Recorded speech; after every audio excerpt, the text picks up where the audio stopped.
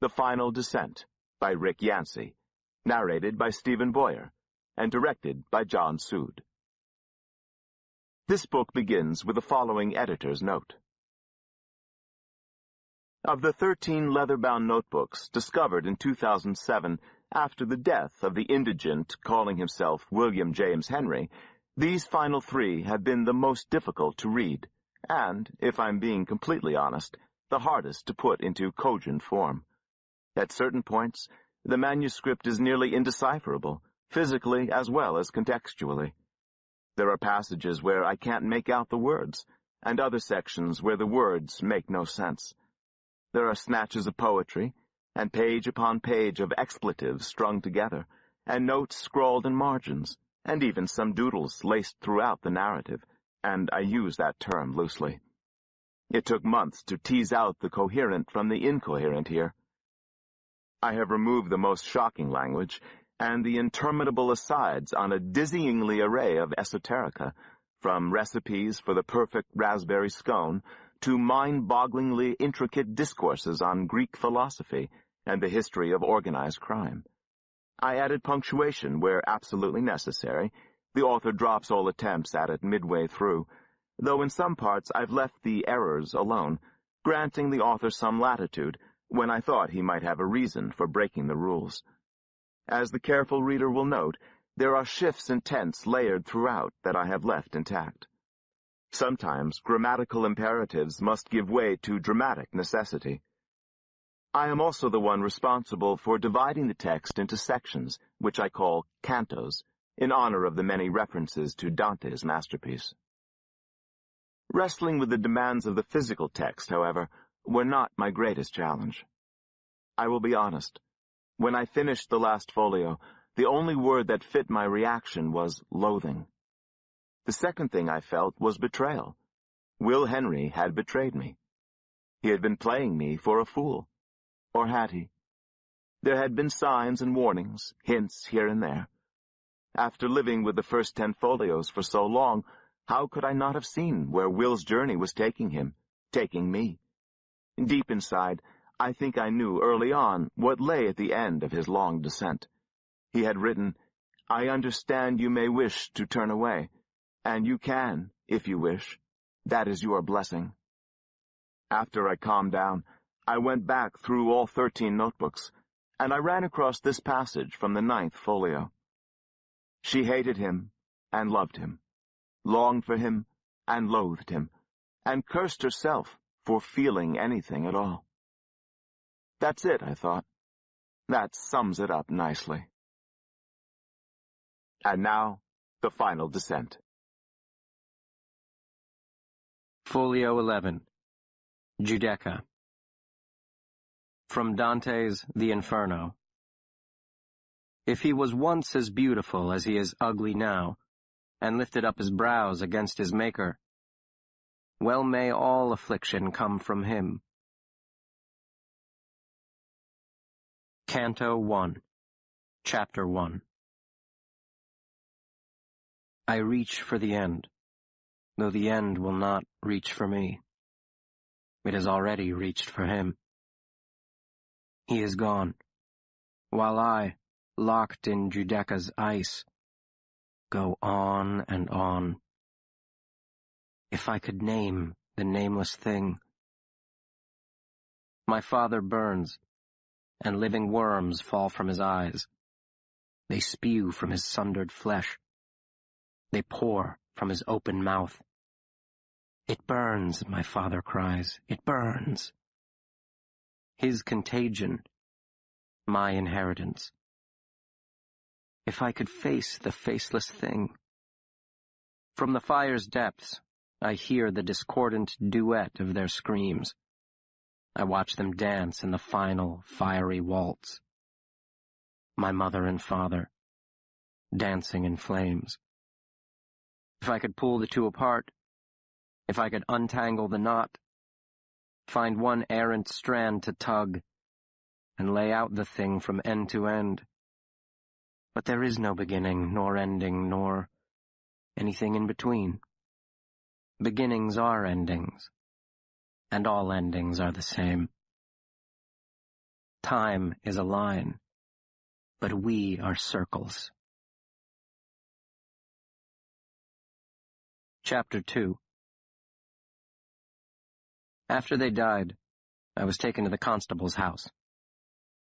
Clutching my father's gift to me, a tiny hat that reeked of wood smoke, and the constable's wife washing my face with a cool cloth, and my voice silenced by the ones who dance in fire and the stench of their burning flesh, and the crunch of ravenous red jaws and the naked stars above me as I ran. Red jaws, white eyes, and the worms that mocked the sacred temple. White worm, pale flesh, red jaws, white eyes. Their end, my beginning. Time in a knot. And the evening and the morning were the first day. I hear his voice before I spy his face. I have come for the boy. And his shadow falling hard upon me, his face a cipher, his voice the manacles clamping down. Do you know who I am? Clenching the little hat to my chest. Nodding. Yes, I know who you are. You are the Monstrumologist. You have no claim to him, Pellinore. And who else might, Robert? His father died in service to me. It is my debt. I did not ask for it, but I shall repay it or perish in the attempt. Forgive me, Pellinore, I do not wish to insult you, but my cat would make a better guardian. The orphanage— I will not see the only child of James Henry consigned to that horrible place. I shall claim the child, as unfortunate circumstances have now claimed his parents. Bending over me, shining a bright light into my eyes, the Monstrumologist, the shadow behind the light. He may be doomed, you're right. In that case, his blood too will be on my hands. Those long, nimble fingers pressing against my abdomen, beneath my jaw. But what shall you do with him, Pellinore? He is only a boy, hardly suited for your work, or whatever you call it. I shall make him suited. You will sleep up here, the Monstrumologist said, where I slept when I was your age. I always found it a cozy little nook. What is your name again? William, yes? Or do you prefer Will? Here, give me that hat. You don't need it at the moment. I'll hang it on the peg here. Well? Why do you stare at me? Did you forget my question? Do I call you William, or Will, or which is it? Speak! What is your name? My name is William James Henry, sir. That could prove rather unwieldy in a pinch. Could we shorten it a bit? I turned my head away. There was a window above the attic bed, and through the window the stars turned in the night sky, the same unblinking eyes that had watched as I ran from the fiery beast that consumed them. William James Henry, I whispered. Will. Nearly choking, something caught in my throat. James. I tasted smoke. Hen. He sighed, long and loud. Well, I don't suppose we must settle on a name tonight. Good night, Will. Henry, I finished. And he took it as a decision, which it was not. And yet it was, for it had been decided. Very well, then, he said, nodding somberly, appreciating something that I could not.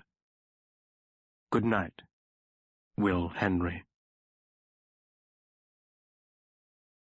And the evening and the morning were the second day. He was a tall man, lean of frame, with dark, deep-set eyes that seemed to burn with their own backlit fire. Careless in appearance, and forever, it seemed, in need of a shave and a trim. Even when still, he seemed to vibrate with hardly contained energy. He did not walk. He strode, He did not speak. He orated. Ordinary conversation, like almost every other ordinary thing, did not come naturally to him. Your father was a steadfast companion, Will Henry, as discreet as he was loyal, so I doubt he spoke much about my work in your presence. The study of aberrant life forms is not something particularly well suited to children, though James said that you are a clever boy, in possession of a quick, if not particularly well-disciplined mind. Well, I don't require genius of you. I require but one thing, now and always, unquestioning, unhesitating, unwavering loyalty. My instructions must be followed to the letter, without fault, immediately. You will come to understand why as time goes along. He drew me to his side. I flinched and tried to pull away as the needle came close.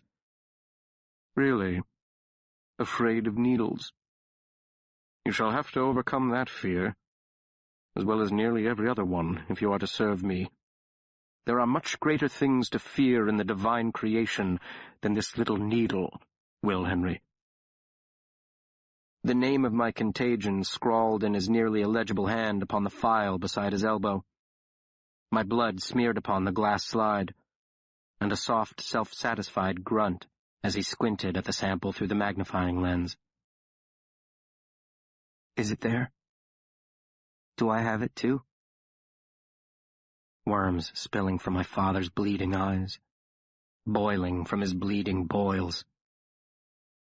No, and yes. Would you like to see? No, and yes. Chapter 3. When he spoke of it, and that was not often, he called it my peculiar blessing. His chief piece of advice was this: never fall in love, Will Henry. Never. Love, marriage, family, all would be disastrous. The organism that lives within you, if the population remains stable and you do not suffer the fate of your father, will grant you unnaturally long life, long enough to see your children's children pass into oblivion. Everyone you come to love is doomed to die before you. They will go, and you will go on. I took his advice to heart, for a little while at least, until my heart betrayed me, as the heart will do. I still carry her picture, the one she gave me when I left her to follow the Monstrumologist to the Isle of Blood. For luck, she had said, and for when you're lonely. It's cracked and faded now, but over the years I've stared at it so many times that her face is indelibly stamped into my memory. I don't need to look at her to see her. 3 years passed between the day she gave it to me and the evening when I saw her again. 3 years, an eternity in the life of a 16-year-old, a blink of an eye for a resident of Judecca, trapped in the infernal ice. I have determined that this will be my last pre-Congress soiree, Worthrop remarked on that night, raising his voice to be heard over the music. The band was not very good, it never was, but the food was abundant, and to add to its irresistibility, for the doctor at least, entirely free. He displayed a truly monstrous appetite when not on a case. Like a wild animal, Worthrop tended to gorge in preparation for leaner times. At the moment, he was polishing off a platter of oysters, melted butter dripping from his freshly shaven, by me, chin. He waited for me to ask why, and when I declined, went on, "A room full of dancing scientists. It would be humorous if it weren't so painful to watch." "I rather enjoy it," I said. "It's the one evening of the year when monstrumologists actually bathe." "Ha! Well, you don't act as if you're enjoying it, glowering in this corner as if you've lost your best friend." Crinoline skirts trailed across the gleaming boards, hiding the delicate toes stepping quickly to avoid being squashed by the clumsy feet of dancing scientists. "Though I beg you to hold your temper in check until 10:40. He checked his pocket watch. Worthrop had not won the pool in more than 16 years, longer than I'd been alive, and clearly hoped his time had come. So desperate was he to win, I think, that cheating was not out of the question. Starting the fight himself would disqualify him from the pool, but there was nothing in the rules to prevent his faithful assistant from throwing the first punch.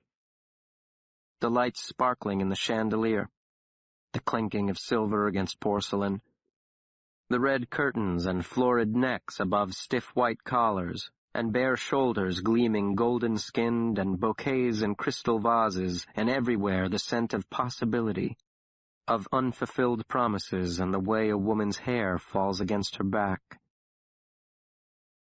"I have no temper to check," I protested. Worthrop would have none of it. "You may be indecipherable to most, but not to me, Mr. Henry. You noticed her from the moment you walked through the door, and haven't taken your eyes off her since." I looked him squarely in the eye and said, "That isn't true." He shrugged. "As you wish." "I was a bit taken aback, that's all. I thought she was in Europe." "I was mistaken. Forgive me." "She's a very annoying person, and I don't like her." "More trouble than she's worth, I agree." He tipped back his head to down another oyster, his sixth. "Writing you long letters while she's been away, each one requiring your response, taking up time better spent on your duties to me. I have nothing against women in general, but they can be quite," searching for the word, "time-consuming." She wore a purple gown with a matching ribbon in her hair, which she had let grow while she was away. It cascaded down her back in a waterfall of corkscrew curls. She was taller, thinner, a chubby little girl no longer. "The sun has risen," I thought, rather incoherently. "It is the ancient call," he murmured beside me, "the overarching imperative. And we alone have the ability to recognize it, and by recognizing it, we can control it." "I have no idea what you're talking about," I said. "I am speaking as a student of biology."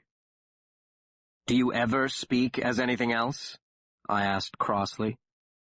I grabbed a glass of champagne from the tray of a passing waiter, my fourth. Worthrop shook his head. He never partook of spirits and considered those who did mentally, if not morally, weak. "Not any longer." He smiled wanly. "But I was a poet once, as you may recall. Do you know the difference between science and art, Will?" "I'm not as experienced as you in either," I responded.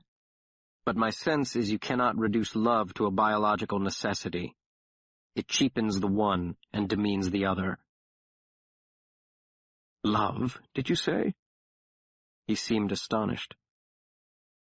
"I'm speaking in the abstract. I do not love Lily Bates." "Well, it would be rather extraordinary if you did." Turning, under the glittering chandeliers. "He isn't a bad dancer, her partner.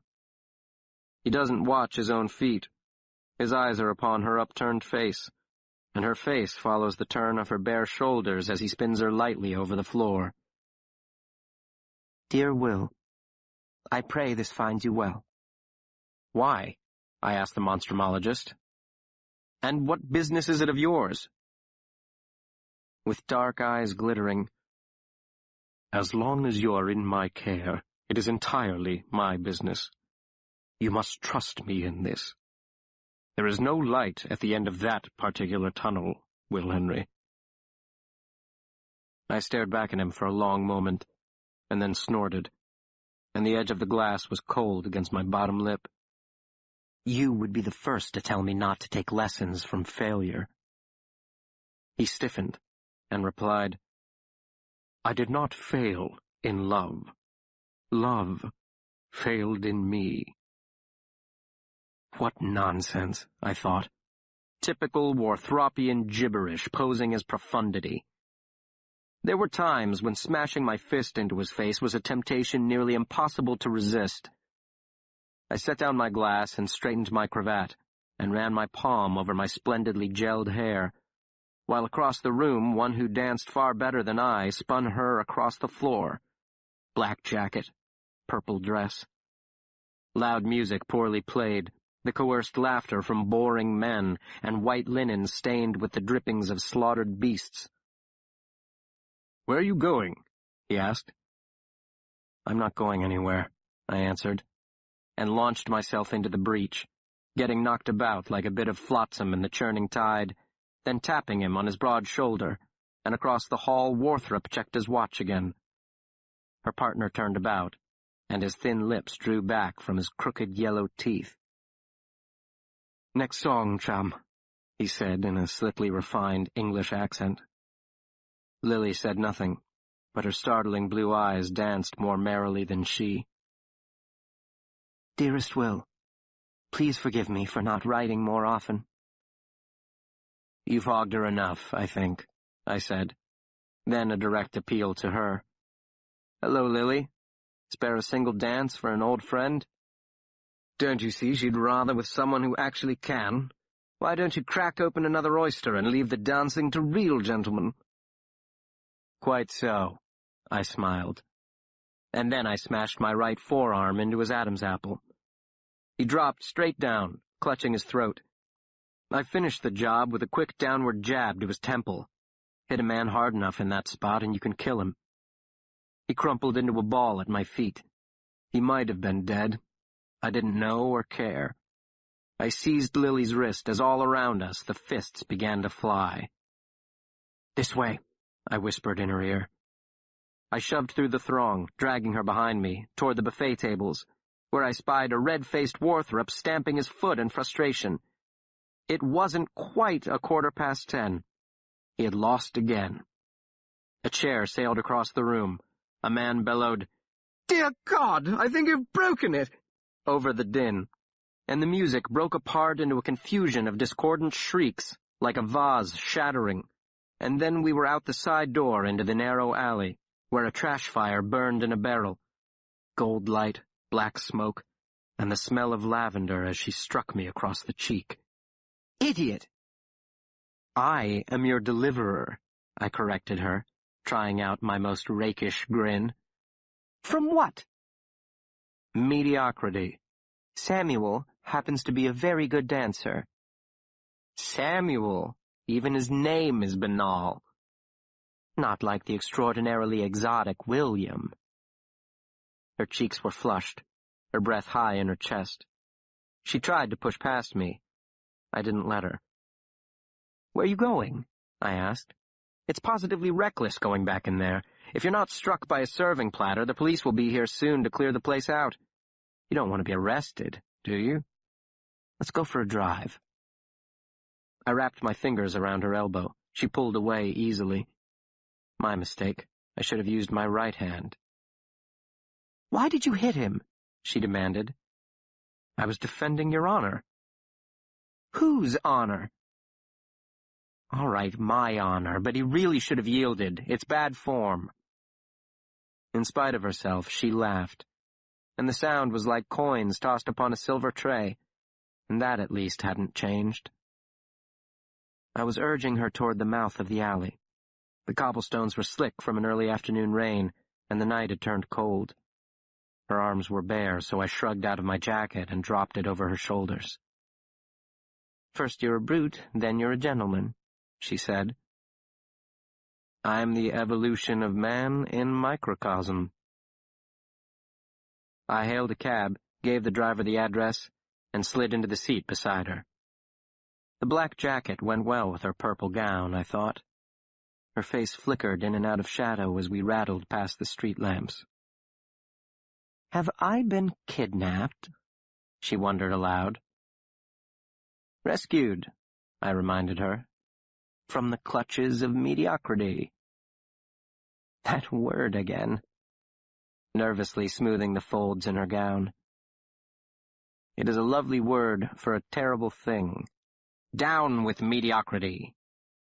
Who is Samuel? You mean you don't know him? You failed to introduce us. He's Dr. Walker's apprentice. Sir Hiram? Imagine that. Well, it isn't too hard to imagine. Like attracts like, they say. I thought the saying was quite the opposite. I waved my hand. The gesture came from the Monstrumologist. The disdain was wholly my own. Clichés are mediocrities. I strive to be wholly original, Miss Bates. Then I shall alert you the moment it happens. I laughed and said, I have been drinking champagne, and I wouldn't mind another taste. We were close to the river. I could smell the brine and the faint tartness of decaying fish common to all waterfronts. The cold wind toyed with the ends of her hair. You've taken to alcohol? She asked. How do you hide it from your doctor? For as long as I've known you, Lillian, you've called him that, and I really wish you'd stop. Why? Because he isn't my doctor. He doesn't mind that you drink? It's none of his business. When I return to our rooms tonight, he'll ask, Where have you been, Will Henry? Lowering my voice to the appropriate register. And I will say, From walking up and down the earth, and to and fro in it. Or I may say, It's none of your damn business, you old mossback. He's become quite the fuss budget lately. But I don't want to talk about him. You've grown out your hair. I like it. Something had been loosed within me. Perhaps the alcohol was to blame, perhaps not. Perhaps it was something much harder to define. Upon her face, light warred with shadow, but within me, there was no such conflict.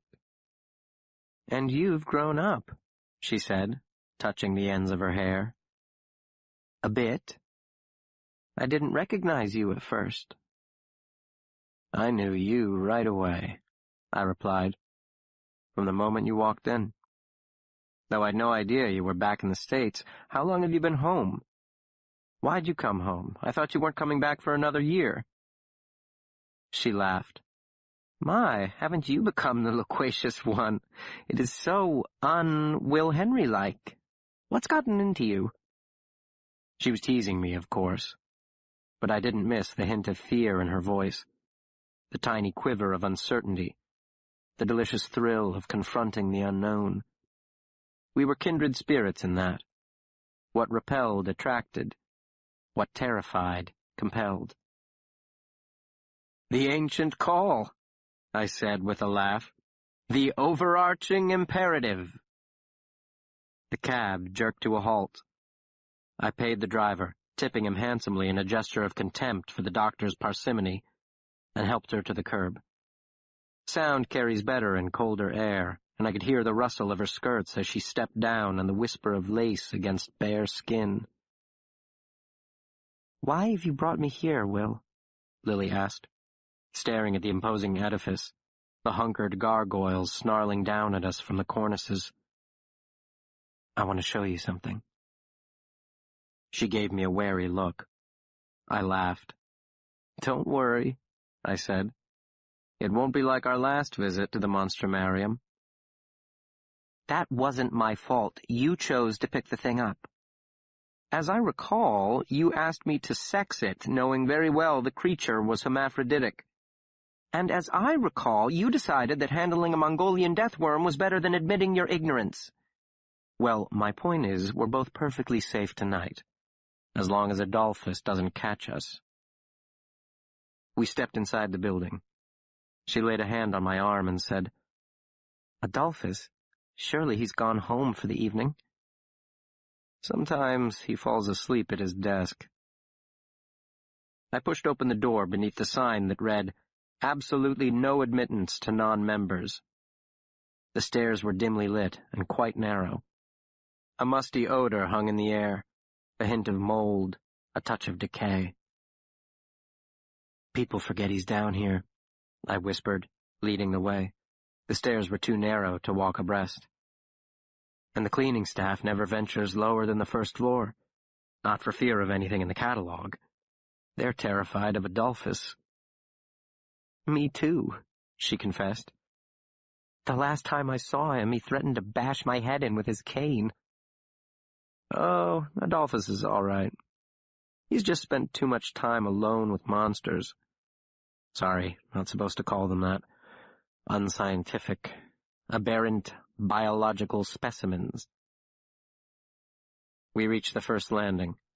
Stronger now, the smell of preserving chemicals flimsily covering the sickly sweet tincture of death that hung in the monstrumarium like an ever-present fog. One more flight and we would be steps away from the old Welshman's office.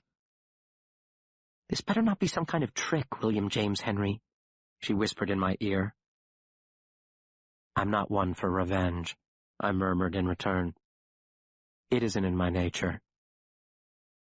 I wonder what Dr. John Kearns would say to that. I turned back to her. She recoiled, startled by my angry expression. "I confess that to you in confidence," I said. "And I've kept it," she retorted, defiantly jutting out her chin at me, a gesture echoing her childhood. "That isn't the sort of confidence I meant, and you know it. I didn't kill Kearns to avenge." "No." Her eyes seemed very large in the dim lighting. "No. Now, may we proceed? You're the one who stopped." I took her hand and drew her down the remaining steps. Peered around the corner into the curator's office. The door was open, the light on. Adolphus was slumped behind his desk, head thrown back, mouth agape. Behind me, Lily whispered, "I won't go another step until you tell me." I turned back. "Very well. I wanted it to be a surprise. But I am your faithful servant, Miss Bates, as I am his, as I am everyone's, something I've proven time and again, even in Kearns's death, especially in Kearns's death. It's something unique, an extraordinary, one-of-a-kind something, precious beyond pearls, to a monstrumologist at least, and Worthrop's greatest prize to date. He's presenting it at a special assembly of this year's Congress. After that, only God knows what he will do with it." "What is it?" Breathless, scarlet-cheeked, rising to the balls of her feet. Never more lovely than in that moment. She knew, like me, and like you, the terrible longing, the hopeless revulsion, the pull of the faceless, nameless thing. The thing I call das Ungeheuer. The thing we desire and deny. The thing that is you and not you. The thing that was before you were and will be long after you are gone. I held out my hand. "Come and see."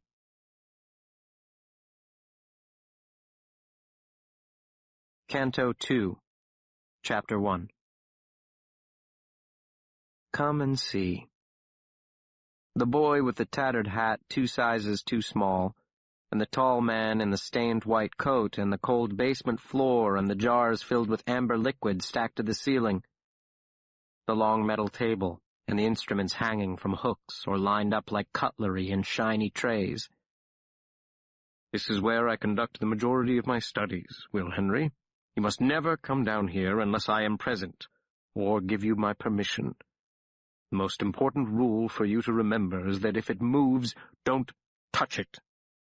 Ask first. Always ask first. Here, I have something for you. It's your father's work apron, a bit battle-stained, as you can see. Careful now, or you'll trip over it. Well, you'll grow into it. On the work table, something squirms inside one of the larger jars, bulbous-eyed, gape-mouthed, sharp-clawed, and the claws scratch against the thick glass. "What is it that you do here?" "What do I—" He is astonished. What did your father say? I have been so many places, Will. I have seen wonders only poets can imagine. In the glass jar, the nameless thing staring back at me, scratching against the glass. And the tall man in the dingy white smock holding forth in a dry, lecturing tone, as one speaking to a vast assemblage of like-minded men in dingy white smocks. I am a scientist, a student in a rather peculiar backwater of the natural philosophies called aberrant biology. Monstrumology is the common term. I'm surprised your father never told you. Dr. Worthrop is a great man engaged in great business, and I shall never turn my back upon him, though the fires of hell itself arise to contend against me. You're a monster hunter, I said. You're not listening to me. I am a scientist. Who hunts monsters? Who studies certain rare and, yes, dangerous species that are in general malevolent toward human beings. Monsters. Scratch, the thing in the jar. That is a relative term, often misapplied. I am an explorer. I carry a lamp into lightless places. I strive against the dark that others may live in the light. And the thing inside the jar, hopelessly clawing against the thick glass. Scratch.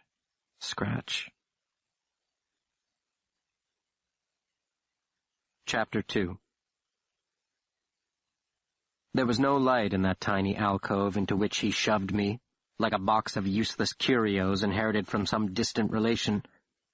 I'd begged my father to take me with him on one of his grand adventures with the great Pellinore Worthrop, so I might share in the great business and see with my own eyes wonders only poets can imagine. What I saw in those first few months was neither great nor wonderful. I did, however, get a taste of those fires of hell itself. It always came just as I was finally falling into a fitful slumber. After hours of my wailing in the utter dark, knowing that when I did fall asleep, exhausted from my inexhaustible grief, I would watch once more my parents dance in the flames, always in that moment as if he knew somehow, and sometimes I was sure he did. The cry would come, high and shrill and filled with terror. Will Henry! Will Henry! And down I would climb into the darkened hall and stumble bleary-eyed to his room. There you are! A match sparked. He lit the lamp beside the bed. What? Why are you staring at me like that? Didn't your parents teach you it was impolite? Is there something you want, sir? Why, no. I don't want anything. Why do you ask? He flicked his finger at the chair by the bed. I sank into it, my head pounding, loose upon my shoulders. What is the matter with you? You look terrible. Are you sick? James never mentioned that you were a sickly child. Are you sickly? Not that I know of, sir. Not that you know of? Wouldn't that be something even a simpleton would know? How old are you, anyway? I'm almost 11, sir. He grunted, sizing me up. Small for your age. I'm very fast. I'm the fastest player on my team. Team? What sort of team? Baseball, sir. Baseball? Do you like sports? Yes, sir. What else do you like? Do you hunt? No, sir. Why not? Father keeps promising he'll take me. I paused, slamming head-on into another promise that would never be kept. Worthrop's eyes bored into mine, glittering with that strange, unnerving, backlit glow. He'd wondered if I was sick, but he was the one who looked sick. Dark circles beneath his eyes, hollow-cheeked and unshaven. Why do you cry, Will Henry? Do you think your tears will bring them back? They coursed down my cheeks. Empty Stygian vessels, useless. It took everything in me not to throw my body across his and beg for comfort. Beg for it. The simplest of human gestures. I did not understand him then. I do not understand him still. "You must harden yourself," he told me sternly. "Monstrumology is not butterfly collecting. If you are to stay with me, you must become accustomed to such things. And worse." "Am I to stay with you, sir?" His gaze cut down to my bones. I wanted to look away. I could not look away. "What is your desire?" My bottom lip quivered. "I have nowhere else to go." "Do not pity yourself, Will Henry," he said, the man whose own self-pity rose to operatic heights. "There is no room in science for pity or grief or any sentimental thing." And the child answered, "I'm not a scientist." To which the man replied, "And I am not a nursemaid. What do you desire?" To sit at my mother's table, to smell the warm pie cooling on the rack, to watch her tuck a strand of her hair behind her ear, to hear her say, "It isn't time, Willie, you must wait for it to cool, it isn't time," and the whole world, down to the last inch of it, to smell like apples. "I could send you away," he went on, an offer, a threat. "There is probably not a person in all of North America more poorly constituted to raise a child. Why, I find most people unbearable, and children hardly rise to that level. You may expect the worst kind of cruelty from me, Will Henry, cruelty of the unintended kind. I'm not a hateful man. I am merely the opposite. And the opposite of hate is not love, you know." He smiled grimly at my puzzled expression. He knew that the heartbroken waif before him had no capacity to understand what he was saying. He, the patient gardener, was planting seeds that would take years to germinate. But the roots would dig deep, and the crop would be impervious to drought or pestilence or flood. And in the fullness of time, the harvest would be abundant. For bitterness does not envy pleasure. Bitterness finds pleasure in the spot from which bitterness springs. Younger than I when he lost his mother, banished by a cold and unforgiving father, the monstrumologist understood what I had lost. He had lost it too. In me, himself. And in himself, me. Time is a line, but we are circles.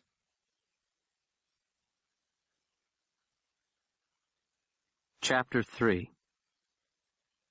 September 19th, 1911. Dear Will, I would not write to you if the welfare of your former employer had not become a matter of some concern.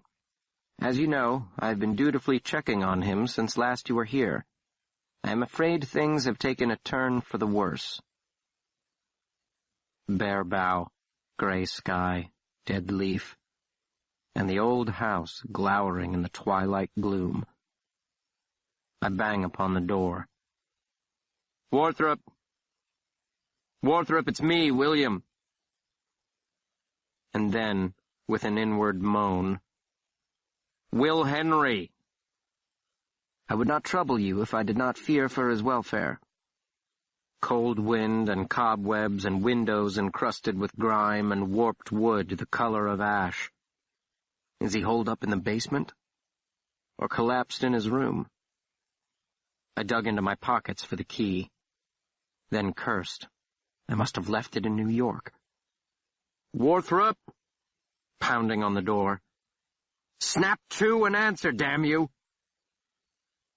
The door flew open with a high-pitched screech of its rusted hinges, like the cry of a wounded animal. And there he was, or what was left of him. Face the ash gray of the weathered siding, eyes vacant as the twilight sky. He'd lost more weight since I'd last seen him. Skin pulled taut over bone, lips colorless and thin and stretched over the yellowed teeth that seemed overly large in his emaciation. In one bony hand he clutched a stained and tattered handkerchief. In the other, his old revolver, which was pointed directly at the center of my forehead. We stared at each other for a long moment, saying nothing, from either side of the threshold, and either side of the universe. He will not answer my calls. He will not come to the door. Before I notify the authorities, I thought I should inform you. You are, in the most liberal sense, the only family he has. Warthrop, I said. What the devil are you doing? His mouth came open, and he said, Looking at him. And then he fell. I carried him upstairs, across a sea of dust so thick it eddied and swirled in my wake. The Monstrumologist seemed to weigh no more than an 11-year-old boy. To his room, where I laid him on the bed, pulled off his shoes, covered him with a blanket. Collapsed in the chair, the same chair in which I had sat 24 years ago. How many times had I sat in this chair while he railed and whined, lectured and questioned and sliced me to my bones like one of his horrid specimens? His breath was uneven and short. His eyes jittered and jerked beneath the charcoal-colored lids, as if he had not slept since I left him, as if he'd been waiting for me to return that he might rest. Are you asleep? I said aloud. My voice hung like fog in the deadened air. He made no reply. Go to hell, I said. You probably put Morgan up to writing that letter. What would you have me do, Warthrop? There is nothing here for me. Nothing for you either, but that isn't my responsibility anymore. Well, it never was. I was a child. What choice did I have? You could have beaten me every day and locked me in a closet at night. I still would have stayed. I shrugged out of my overcoat, bundled it in my lap, shivered, put the coat back on. My breath congealed in the icy air. What do I owe you? Nothing. Whatever I owe, I've repaid the debt 100-fold. I didn't ask for this. I didn't ask for your unintended cruelties. He does not look old in the preternatural gloom. He looks like a child who has been starved, a child who has seen things no child should ever see. I don't think I would have been shocked to see him clutching a tattered hat 2 sizes too small for him. But here I am, in this same damnable chair. Snap to, Will Henry!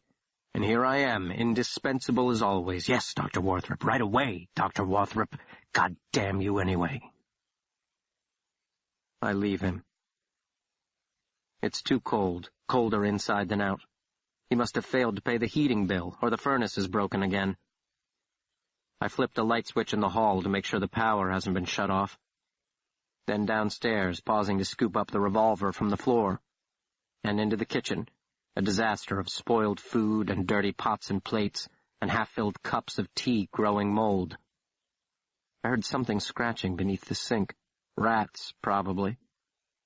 Turned toward the basement door, through which I must pass to inspect the furnace, though the basement is the last place I wish to go. The basement is where I lost the last of my childhood, and left a part of it. He kept it all those years, the finger he chopped off with a butcher knife, floating in a jar of formaldehyde. You kept it? Well, I didn't want to just throw it out with the trash. He did it to save my life. Another unintentional cruelty. The door has been padlocked, recently, The lock looks brand new. I don't remember it being there the last time I visited. Back upstairs. He's moved not an inch. I pull down the blanket and gingerly go through his pockets. Empty. Warthrop, you old conspiracist, where have you hidden the key? And what do you have locked up in the basement? I cover him, return to the chair, turning the old revolver in my hands. I check the chamber. Empty. I laugh softly.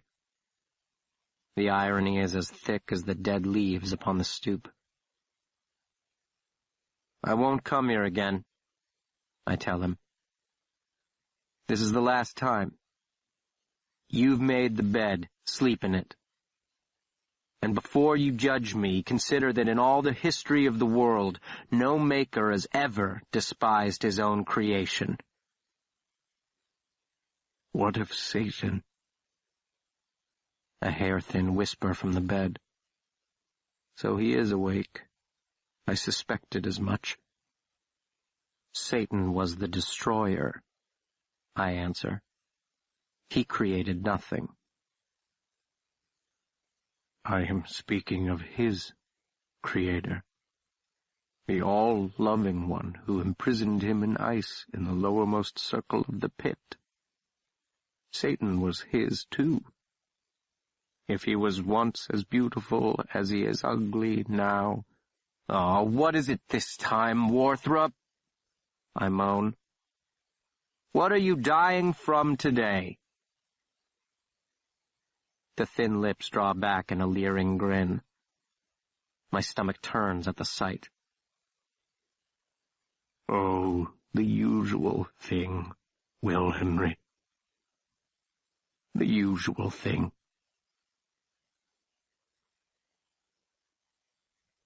Chapter 4. Will Henry! And down I would go in darkness, and he would be curled upon the bed, clutching the covers like a child awakened by an unspeakable nightmare, and the boy in the chair, yawning, dry-mouthed, hardly acknowledged most of the time. It wasn't the boy's company he desired. It was an audience. Any audience would do.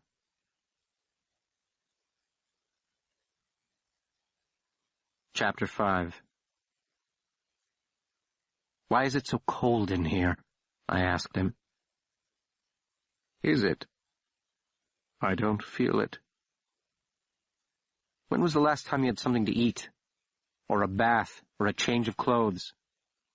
Do you think it makes one iota of difference to me, Warthrop? Do you think I waste a single moment wondering what you're doing to yourself in this mausoleum you call a house? Well, don't just lie there grinning at me like some battlefield corpse. Answer! I've found it, Will Henry. Found what? The thing itself. What? What thing have you found? Speak plainly. I haven't the time for riddles. His eyes burn bright.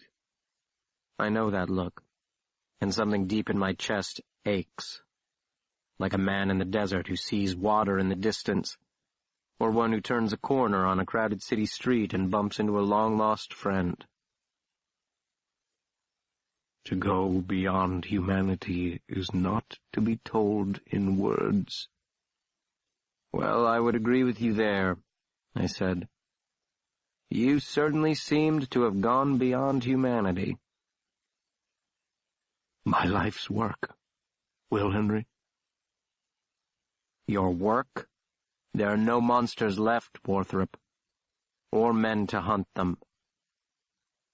He shook his head, and then he nodded. There will always be monsters, but it is true, I am the last of my kind. I suppose I'm to blame for that. Oh, you would have been terrible at it. Better that it ends with me than with mediocrity. I laughed at the insult. What else could I do?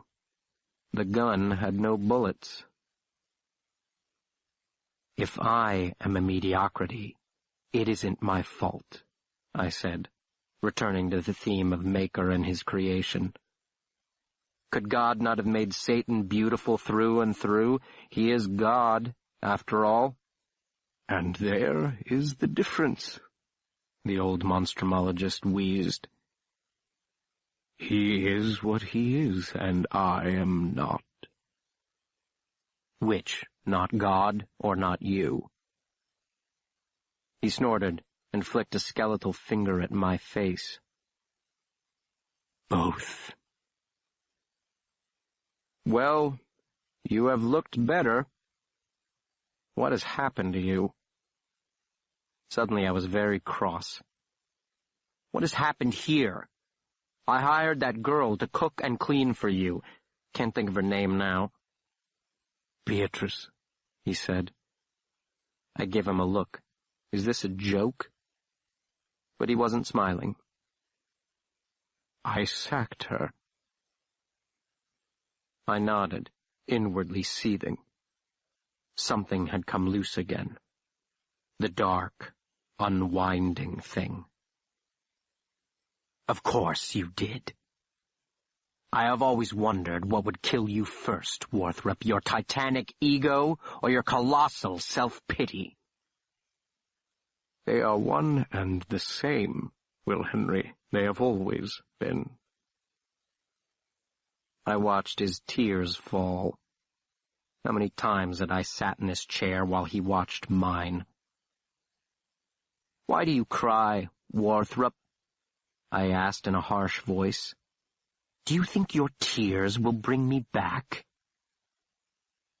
And the thing in me unwinding, his gift to me, his curse. "What do you desire? Will Henry is gone. He is no more. You must harden yourself to that fact." His lips drew back. It was not a smile. It was a mockery of a smile. "I have." "Why haven't you?" We regarded each other across the vast space that separated us. Himself in me, and me in him. In the gloom he might have passed as a victim of one of his horrid specimens. The deathlier grin, the wide, unblinking eyes, the pale, wasted flesh. In a sense, perhaps he was. "Please do not leave me," he had begged me once. "You are the one thing that keeps me human." Chapter 6. I went into the bathroom. In the mirror I saw a boy in a man's mask, wearing a fashionable suit, hair neatly trimmed, beard neatly shaved. Only the eyes gave him away. They were still his eyes, the boy Will Henry's, regarding the world as if in mid-flinch, waiting for the whatever it was to jump from the shadows. Eyes that had seen too much too soon and for too long, unable to look away. "Look away," the man whispers to the boy in the mask. "Look away." I filled the tub and rinsed out the cleanest cloth I could find. There were none in the closet. Returned to his room. "What are you doing?" he asked, voice quivering with fear as I came toward the bed. "You stink. I'm going to bathe you." "I am quite capable of bathing myself, Mr. Henry." "Really? So what has stopped you?" "I am too tired at the present. Let me rest a bit." I grasped his wrist and pulled him from the bed. He struck me lightly on the shoulder. I drew his arm around my neck and helped him into the bathroom. "There is the soap, there is the washcloth, there is the towel. Call when you're finished." "I'm finished!" he shouted in my face, and then cackled like a madman. and after you're done washing yourself, I will give you a shave and find you something to eat." "You are not my creation, you know," he said. "No, Warthrop," I answered. "I'm not anything. I'm not anything at all." It wasn't in his study. At least I couldn't find it in any of the drawers or on the dusty shelves or tucked in any of the usual hiding places. The room, like the rest of the house, was thick with dust and the desiccated remains of insects and the sepia-colored pall of memory. Here he had written all his important papers, his letters, his many lectures to the society. Here had sat the luminaries of the day, scientists, explorers, writers, inventors, even a celebrity and a president or two. Warthrop was renowned in his own way, even famous in some select circles. All had fallen from his orbit as his star faded, as the lamp he bore into the darkness exhausted its fuel and the darkness pressed in around him. The unanswered letter, the unreturned call, the ignored summons, and Pellinore Warthrop had faded into the background of memory, a towering figure shrinking into the horizon. Warthrop? Yes, of course I remember Warthrop. Was it Warthrop, though, or Winthrop? Warthrop? Well, anyway, whatever happened to him, do you know? Did his luck finally catch up to him? An old map hung on the wall behind his desk. Someone, I assumed it was him, for it had not been me, had stuck pins in it to mark the places where his studies had taken him. I knew those places, or most of them. I had been there with him. Canada, Mexico, England, Italy, Spain, Africa, Indonesia, China. Wherever the darkness drew him. I stood for a long while, staring at this map. How many lives had he saved where these little pins lay, facing terrors that no other man but he could face? Impossible to say. Hundreds. Perhaps thousands. Perhaps more. T. Magnificum had had the potential to wipe out the entire race, and he'd defeated it. He, Pellinore Warthrop, whose name lesser men now struggled to remember. Well, anyway. "Will Henry?" His voice, strangely far and wee, floated down the stairs. I closed my eyes. "In a moment. Soak a little longer." I'd been going about it all wrong. I should have started at the closest point and worked my way outward. That was the Warthropian way. "Nature progresses from the simple to the complex, and as her students, so should we. When presented with a problem, look for the simplest solution first. That is always the route nature takes." If it wasn't on his person, the simplest place to hide it would be in the vicinity of the lock, where he could fetch it quickly. If, that is, he had locked the basement to keep something in, as opposed to someone out. "I have found it, Will Henry. The thing itself. My life's work." I slapped myself lightly on the forehead. Of course! It made sense now, his ghoulish appearance, the all-too-familiar gleam in his eye, the air of frenzied stillness. The Monstrumologist wasn't falling apart because his life's work, and thus all its meaning, was done. I had walked into the middle of a case. What do you have locked up in your basement, Warthrop? What is the thing itself? And will you refuse to share it with me?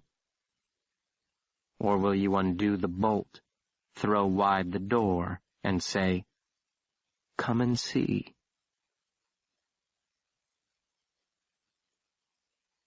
Canto 3, Chapter 1.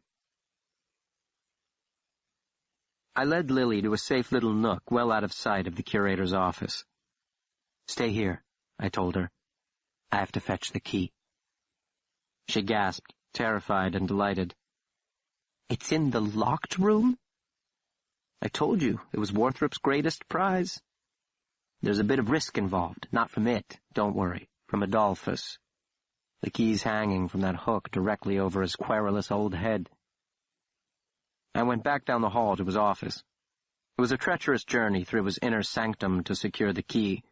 The path was narrow and tortuous, snaking through listing shipping crates stacked 4 boxes high and chest-high stacks of papers and journals. The slightest nudge would bring one of these fragile towers down with a raucous crash. I eased past his chair.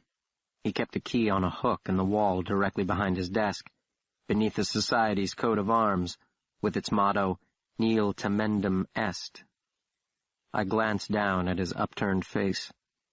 The upper plate of his false teeth, fashioned from those of his dead son, martyred on the bloody fields of Antietam, had come loose. Adolphus slept mouth open, teeth together, a decidedly odd and disconcerting visual effect. But I didn't tarry at the sight. Despite his exceedingly advanced years, Adolphus was a light sleeper, and always had his heavy cane by his side. One well-placed blow would be enough to land me in a premature grave. And I was not ready to die, not on that night anyway, while Lily Bates, in a resplendent gown of silk and lace, waited for me, and the night, like the unopened crates in the curator's crowded office, hid promises of mysteries yet to be unpacked. "What's the matter?" Lily asked when I rejoined her. She noticed at once the look of consternation upon my face. "The key's gone," I answered. "Someone's taken it from the hook." "Perhaps Adolphus put it in his pocket for safekeeping." "It's a possibility. Not about to frisk him, though." I rubbed the back of my 4-fingered hand across my lips. "Let's leave," she said. She had picked up on my nerves, I think. "You can always show me another time." I nodded, and then seized her hand and drew her down the hall, away from the stairs, deeper into the belly of the beastie bin. "Will," she cried softly, "where are we?" "Let's just have a look at the room itself, just to be sure." "Just to be sure of what?" "That it's locked. That his special prize is still safe and sound."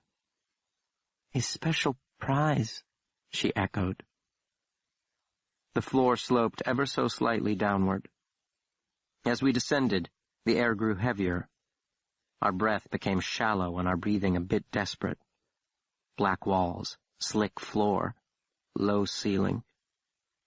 Past darkened doorways through which the meager light could not leach, down a path that ended at the sole locked door in all the monstrumarium, the door to the Kodesh HaKodeshim, the Holy of Holies, in which nature's most perverted jests resided, those compelling arguments against our desperate conceit that the universe is ruled by divine love and an unblemished intelligence. "William James Henry?" Lily growled through gritted teeth. She stopped dead in her tracks, refusing to take another step. The locked room was just around the next corner. She pulled her hand from mine and crossed her arms across her bosom. "I will not move from this spot until you tell me what is in that room." "What?" "Don't tell me the unconquerable Lillian Bates is afraid," I teased her. "The girl who proudly informed me she would be the first lady monstrumologist? I am shocked." "The first rule of monstrumology is caution," she replied archly. "I would think the apprentice to the greatest philosopher of aberrant biology the world has ever seen would know that." "Apprentice?" I laughed. "I'm no apprentice, and never was." "Oh, if you're not, then what are you?" I looked deeply into her eyes, the blue so dark and so richly depthless in the flimsy light. "I am the infinite nothing out of which everything flows." She laughed and nervously rubbed her bare arms. "You're drunk." "Too esoteric? Very well, how about this? I am the answer to humanity's unspoken prayer, the sanest person alive, for nothing human taints my sight. The wholly objective narrator of the story. She became very serious and said in a level voice, "What is inside the locked room, Will?" "The end of the long road, Lily. The terminus of the journey, for those who have the eyes to see." Chapter 2. It had begun months earlier, with the arrival of an unexpected caller. "I am seeking a man by the name of Pellinor Warthrup," the man told me at the door. "I was told that I might find him here." A vaguely continental accent, hard to place. Traveling cloak, dusty from a journey of many miles, draped over a tailored suit. Tall, well-apportioned. Eyes glittering wise as a bird's beneath a finely sculpted brow. The unmistakable air of royalty about him. A thinly veiled haughtiness. And behind him, the shadows gathering upon Harrington Lane. "This is the house of Dr. Warthrup," I answered. "What is your business?" "That is between me and Dr. Warthrup." "And you are?" "I would rather not give my name." "The doctor is not in the habit of entertaining nameless visitors on clandestine missions, sir," I said easily and untruthfully. "But thank you for calling." I closed the door in his face. Waited. The knock came, and I opened the door. "May I help you?" "I demand to speak to Dr. Warthrup immediately." Nostrils flaring. Cheeky youngster. "Who demands?" "Do you see anyone else here?" "I would gladly inform the doctor, but I am under strict orders not to disturb him under any circumstances that do not include a national emergency." "Is this a national emergency?" "Let us just say it has that potential," he replied cryptically, glancing about in the gloom. "Well, in that case, I shall be happy to inform him that you are here. And your name, sir?" "Dear God!" he cried. "Tell him Metterlink is here. Yes, Metterlink. That will do." As if he had other names available to him. "Tell him Metterlink has urgent news from Serahon. Tell him that." Of course. And I closed the door a second time. "Will Henry?" I turned. The monstrumologist was standing just outside the study door. "Who is calling?" he asked. "He says his name is Metterlink. That will do. And that he has urgent news from Serahon, wherever that is, that has the potential to be a national emergency." His face drained of color, and he said, "Serahon? Are you certain? Well, what are you doing? Snap to and show him in at once. Then put on a pot of tea and meet us in the study." He whirled away. "Serahon," I heard him exclaim softly. "Serahon." They were sitting by the fireplace, deep in conversation, when I returned with the tea. The man, calling himself Metterlink, glowered at me from underneath his heavy eyebrows, a look that did not escape Warthrup's notice. "It is quite all right, Metterlink. Will can be trusted." "Forgive me, Dr. Warthrup, but the fewer involved, the better, for all involved." "I trust the boy with my very life. He can be trusted in this." Metterlink scowled. "Very well, but I do not like it. He hasn't much manners." "What 16-year-old does? Come, have some tea. 1 sugar or 2? I sat on the divan across from them and did the thing I did best, the tactic I had adopted since coming to live with him, out of self-preservation, blending into the woodwork. In a few moments, I don't think either of them remembered I was there. "Of course," the monstrumologist said, You must understand that your story strikes me as extraordinarily far-fetched, sir. There has not been a sighting in nearly 100 years. For a good reason, Maeterlinck countered. I don't pretend to be an expert in your field, Dr. Warthrop. I am no philosopher of natural history. I am a businessman. My client referred you to me. He said, go to Warthrop. He will authenticate the find. There is none better. Very true, the doctor said, nodding gravely. There is no one better, and nothing would delight me more than to authenticate it. The only hindrance is that you have failed to produce it. Maeterlinck shooed aside the objection with a patrician wave. It would not be wise to carry it about like a traveling salesman. It is quite close by, quite safe, and quite taken care of, in the manner prescribed by my client in order to preserve its fragile, shall we say, potential. If we can reach an agreement, I can have it to you within the half-hour. Warthrop's eyes narrowed.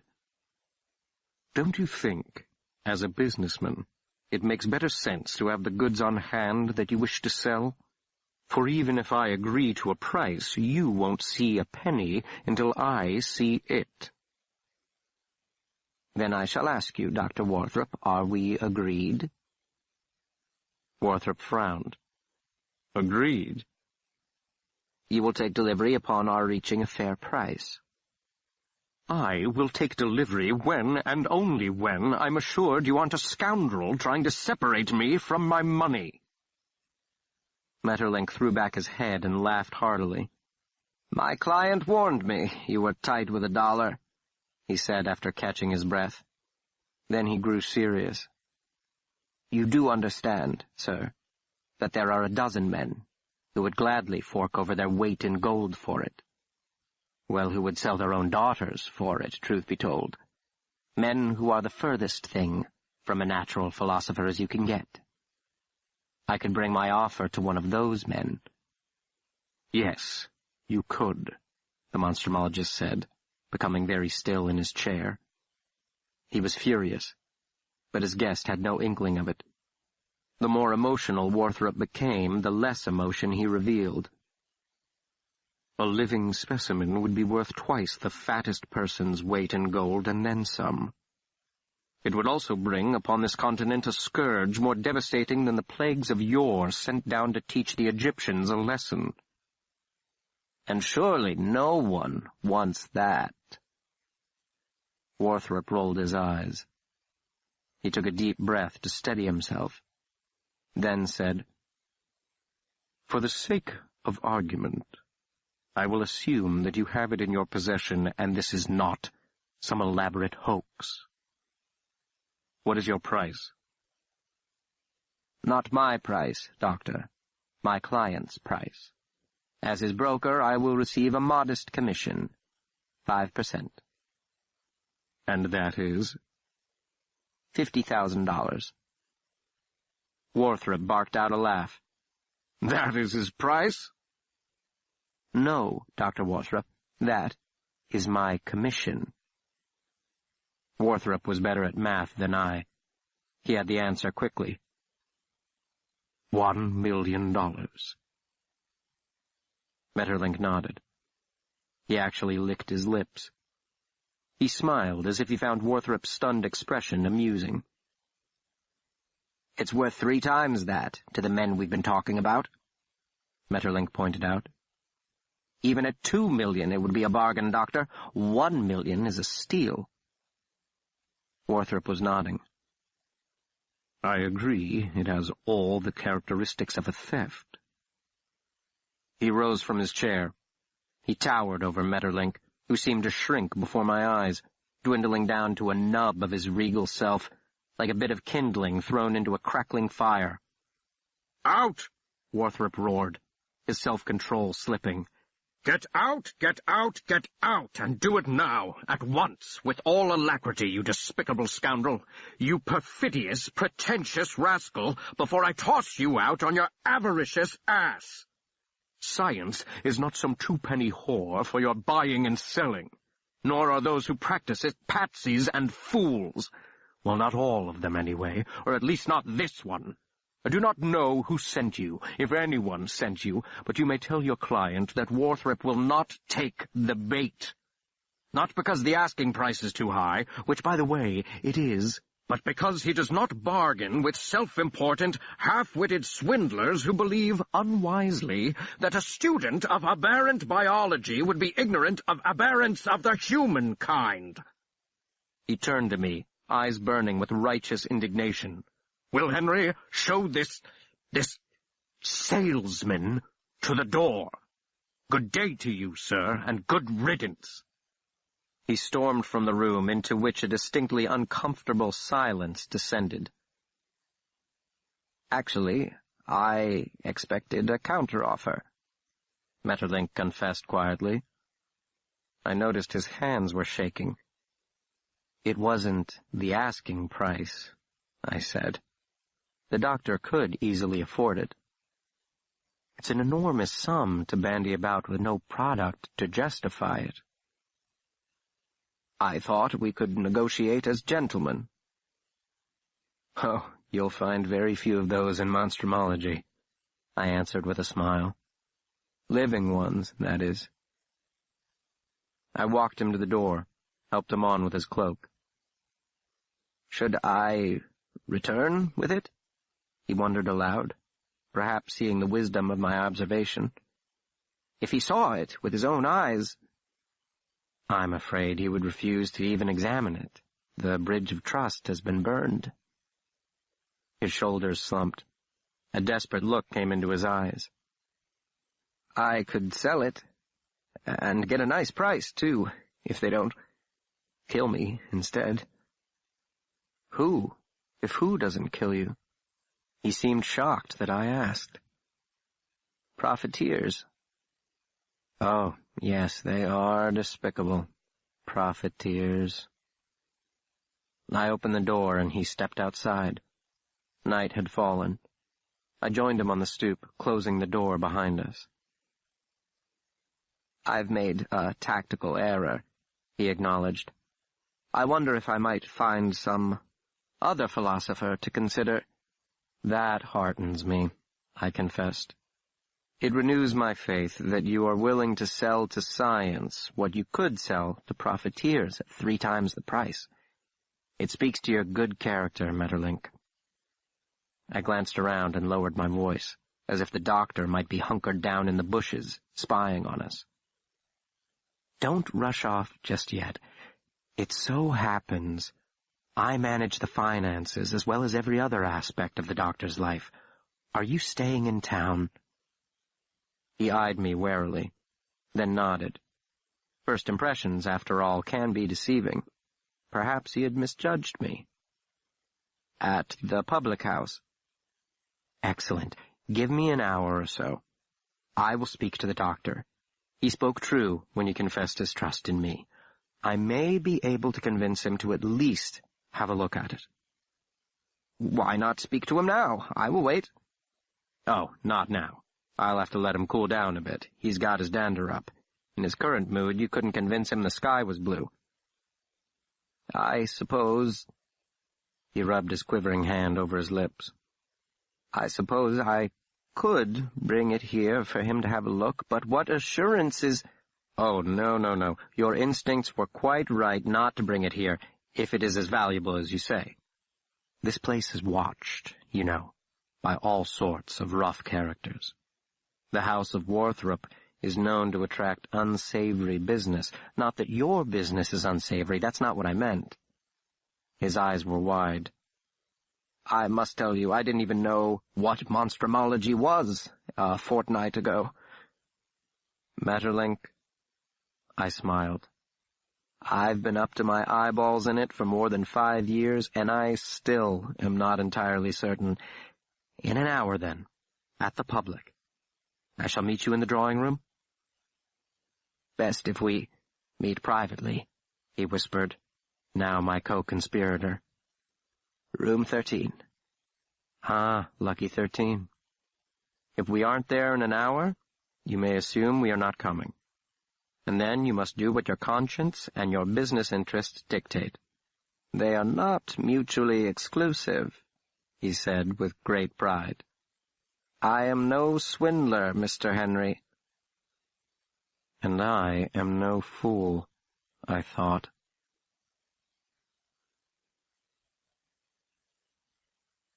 Chapter 3.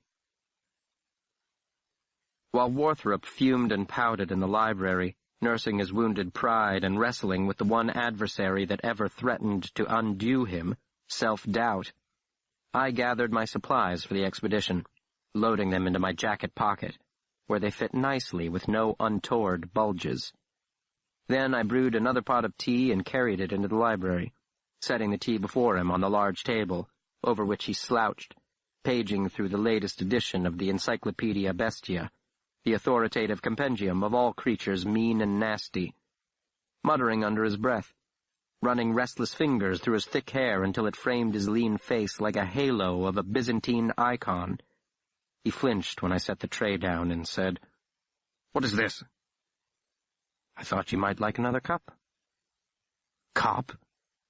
"Of tea." Tea. Will Henry, the last known specimen of T. cerahonensis, was killed by a coal miner in 1801. The species is extinct. "A charlatan who let his avarice get the better of him. You were right to throw him out, sir." I dropped 2 sugars into his tea and gave it a swirl. Do you know I once paid $6,000 for the phalanges of an immundus matertora? He asked. There was an uncharacteristic pleading tone in his voice. It isn't as if I'm above paying for the furtherance of human knowledge. "I'm not familiar with the species," I confessed. "Say he actually did have a living specimen.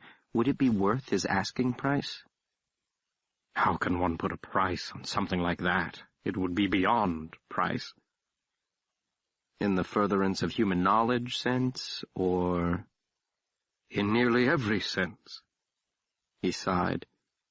There is a reason it was hunted to extinction, Will Henry. Ah. What does that mean, ah? Why do you say ah like that? I take it to mean a reason beyond the usual one of eradicating a threat to life and limb. He shook his head at me. Where did I fail?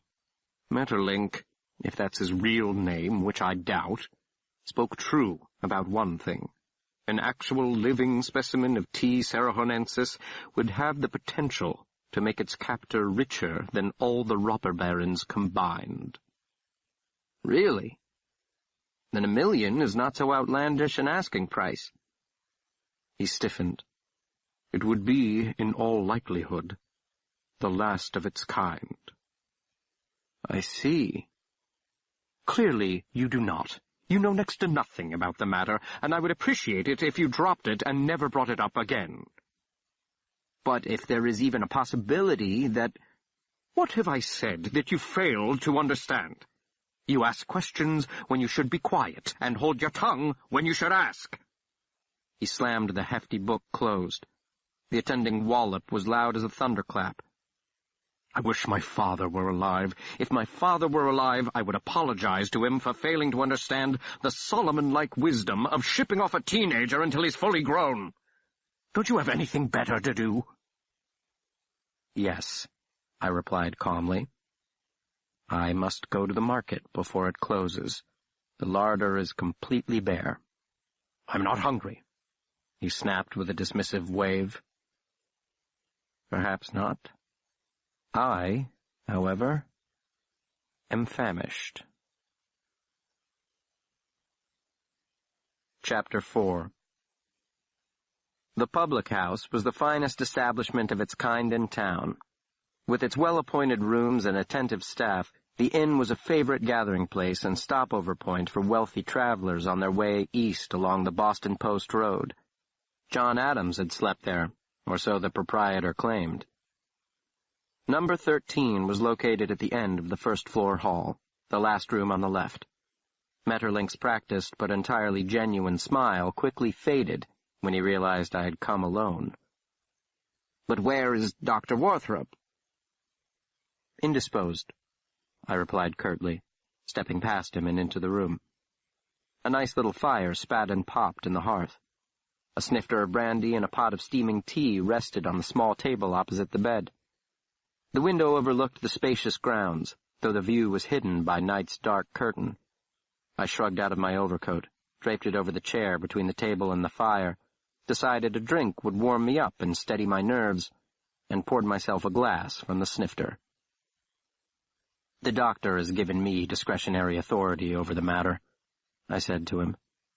"The issue for him, as I guessed, is not the price of the thing, but the thing's authenticity. You must understand you are not the first so-called broker who has appeared at his door wanting to sell certain oddities of the natural world." I smiled. Warmly, I hoped. When I was younger, I used to think of the doctor's subjects as mistakes of nature, but I've come to understand they are precisely the opposite. These things he studies, they are nature perfected. Not mistakes, but masterpieces, the pure form beyond the shadow on Plato's metaphorical wall. This is excellent brandy, by the way. Maeterlinck was frowning. He wasn't following me at all. "So Warthrop is willing to reconsider my offer?" "He is willing to give you the benefit of the doubt." "Then let us go to him at once," he cried. "There is something altogether unnerving about this whole business, and I'm beginning to think I shouldn't have taken it on. The sooner I get rid of this masterpiece, as you call it, the better." I nodded, downed the rest of the brandy in a single swallow, and said, "There's no need to go to him. I have full discretion in the transaction. I believe I explained that, Maeterlinck. All that remains is for me to authenticate the find. Where is it?" His eyes cut away. "Not far from here." I laughed, poured another glass for myself and one for him. He accepted it without comment, and I said, "I will wait here while you fetch it, then." His eyes narrowed. He sipped the brandy nervously. "There is no need," he said finally. "I thought not," I countered, falling into the chair and stretching out my legs. "So let's pull it out and have done with it. The doctor is expecting me." He nodded, but moved not a muscle. I pulled a blank check from my shirt pocket and laid it on the table beside the snifter. He finished his drink, set the empty glass beside the check. He stepped over to the bed, knelt, pulled out from beneath it a crate constructed of slatted boards, and set it carefully upon the mattress. The color was high in his cheek. I rose and handed him his glass, which I had filled while his back was to me, then addressed the crate. The top was hinged. I undid the heavy clasp on the opposite side and pulled up the lid. Nestled in a bower of straw was an egg, dull gray and leathery in appearance, roughly the size and shape of an ostrich egg. The shell, though it more resembled human flesh cracked and brown from too much sun, was slightly translucent. I could see something dark moving beneath the surface, a black pulsing something, and my heart quickened. Behind me, Maeterlinck said, "You've no idea the trouble it is. New England is not the tropics, and keeping it warm is a constant worry and obstacle. I'm up all night tending to it, putting it by the fire so it doesn't get cold, putting it away so it doesn't get too hot. I am exhausted in mind and body." I nodded absently. I could not tear my eyes away from the object in the box. It would be beyond price. Maeterlinck's voice rose in consternation. "Well then, are you satisfied? I'm willing to let you take delivery immediately upon receipt of payment. I usually only accept cash, but in this case, I'm willing—" "You should have brought it, Maeterlinck," I murmured. It took every ounce of my willpower not to touch the egg, to feel the warmth of its life beneath my hand. If he had seen it, he would have lost all self-control and forgotten to be stingy. I closed the lid carefully. Some men lust for gold, others for power. The monstrumologist is that rare man who covets what others would destroy. But it's not too late. I think we can come to an agreement, you and I. I swung away from the bed and returned to the chair between the table and the fireplace. He remained standing for a moment, then sank into the chair across from me with a sigh. He rubbed his eyes. I filled his glass a third time. $1 million, he said, though I could tell from his tone that the price was not firm. He was willing to negotiate and be done with this unnerving business. I picked up the check. Too much, and you know it. He was losing patience with me. Then tell me what you're willing to offer, boy. He sneered the word. It offended his dignity, being forced to bargain with someone far less than half his age. I played with the check, turning it over and over in my hands, my heart pounding furiously.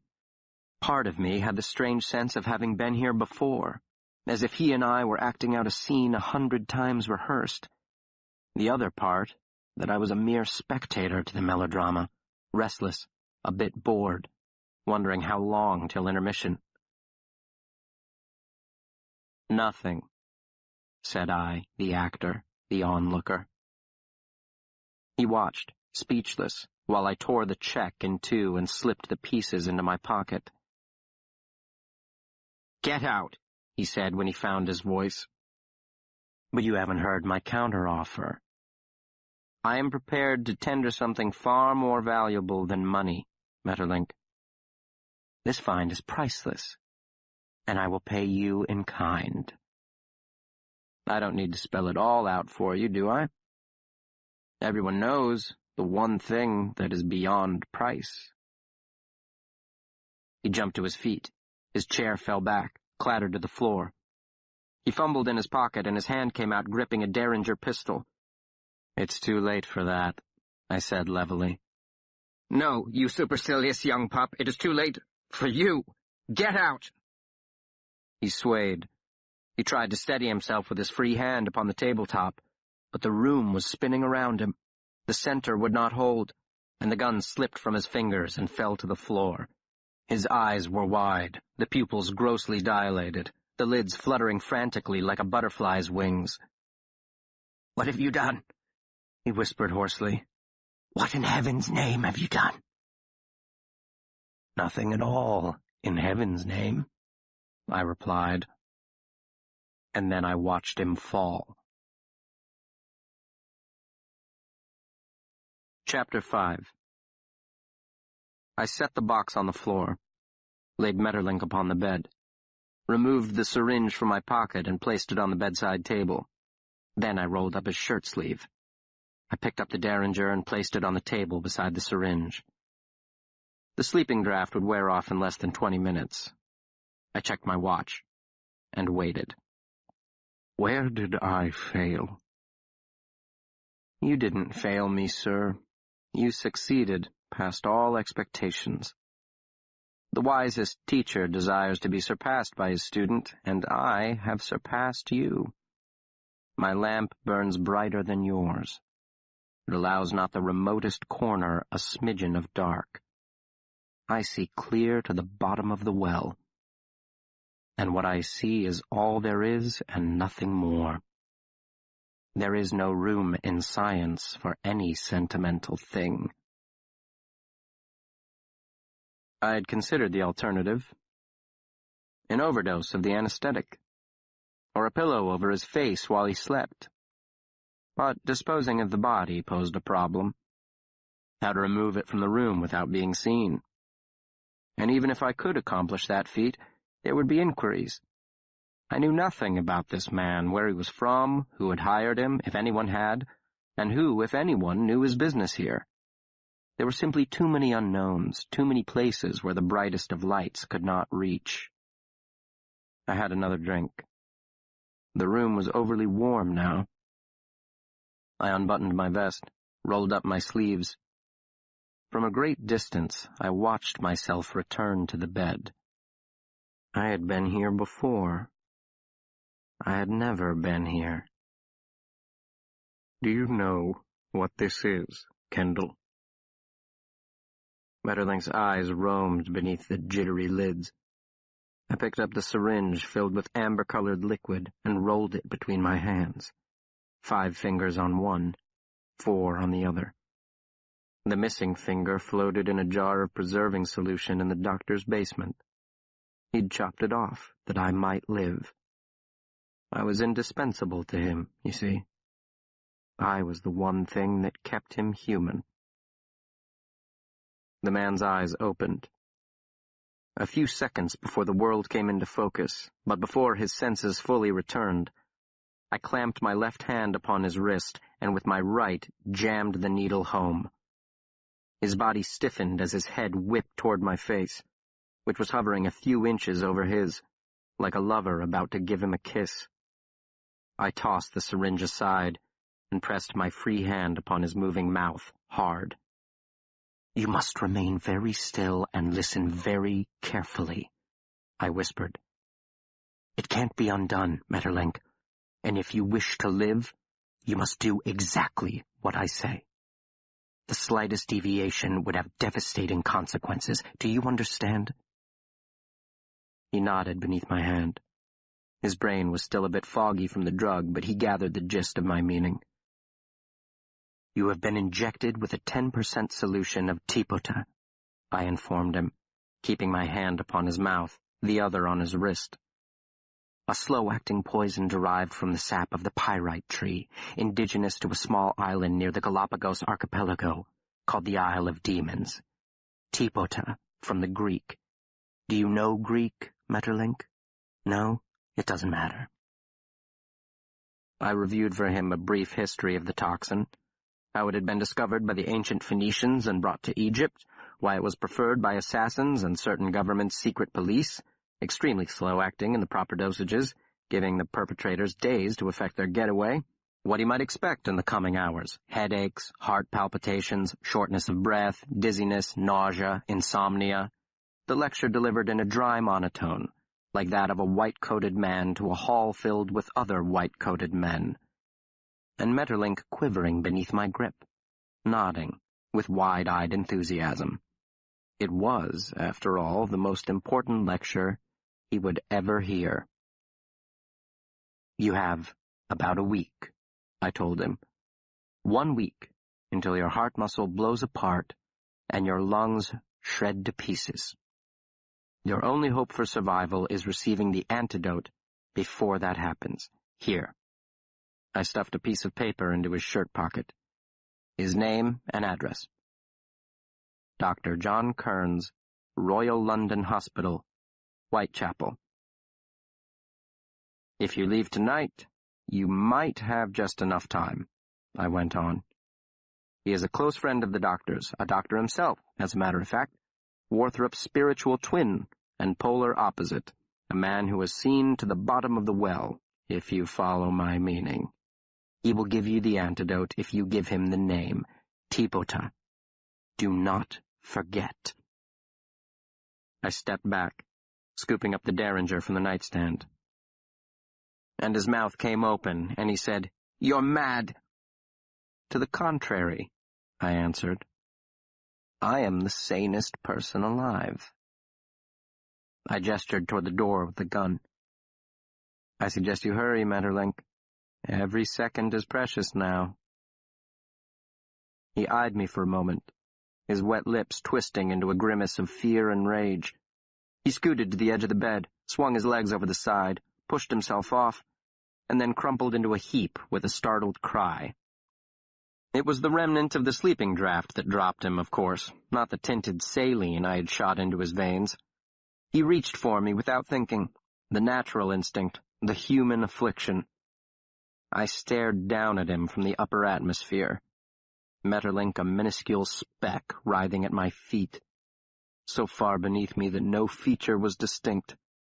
So close, I could see down to the marrow of his bones. I could have killed him. It was within my power. But I stayed my hand. And so am I not merciful?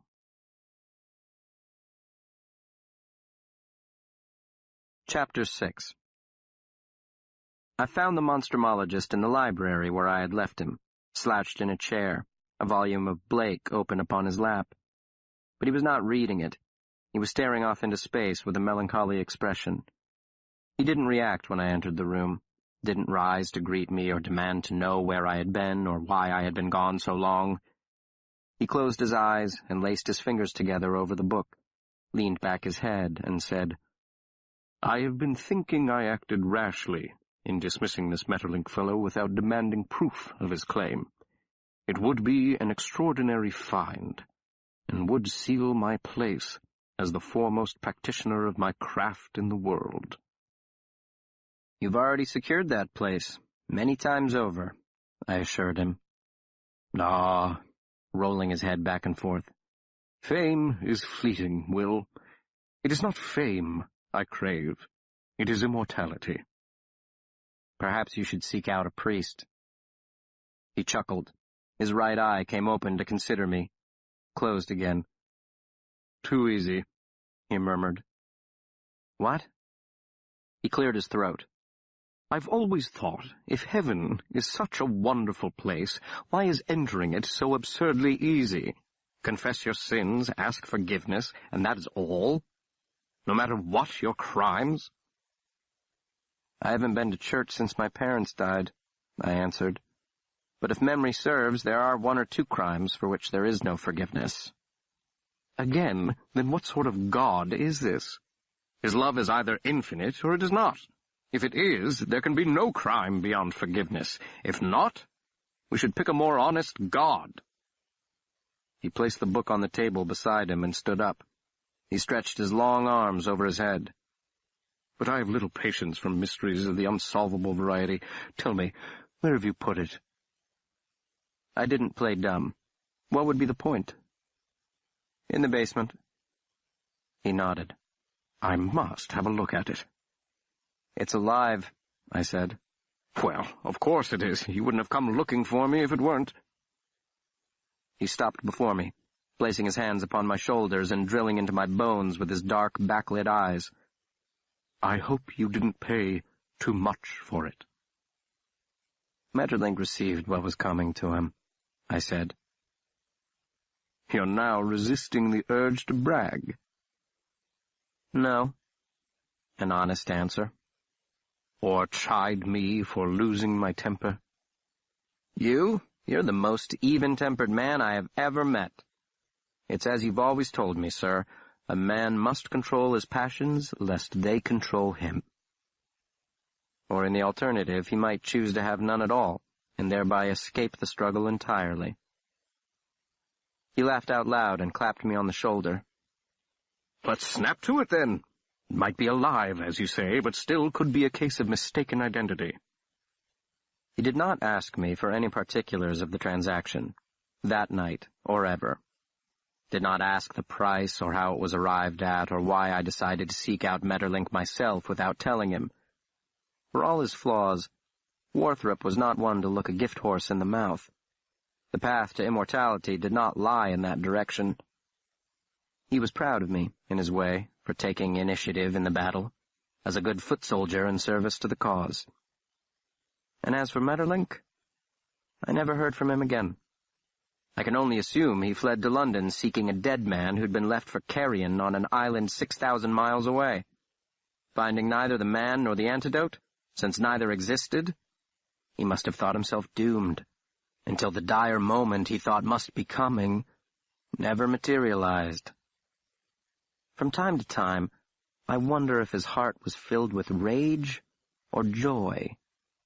Rage for having been tricked in so cruel a manner, joy for having survived when death was all but certain.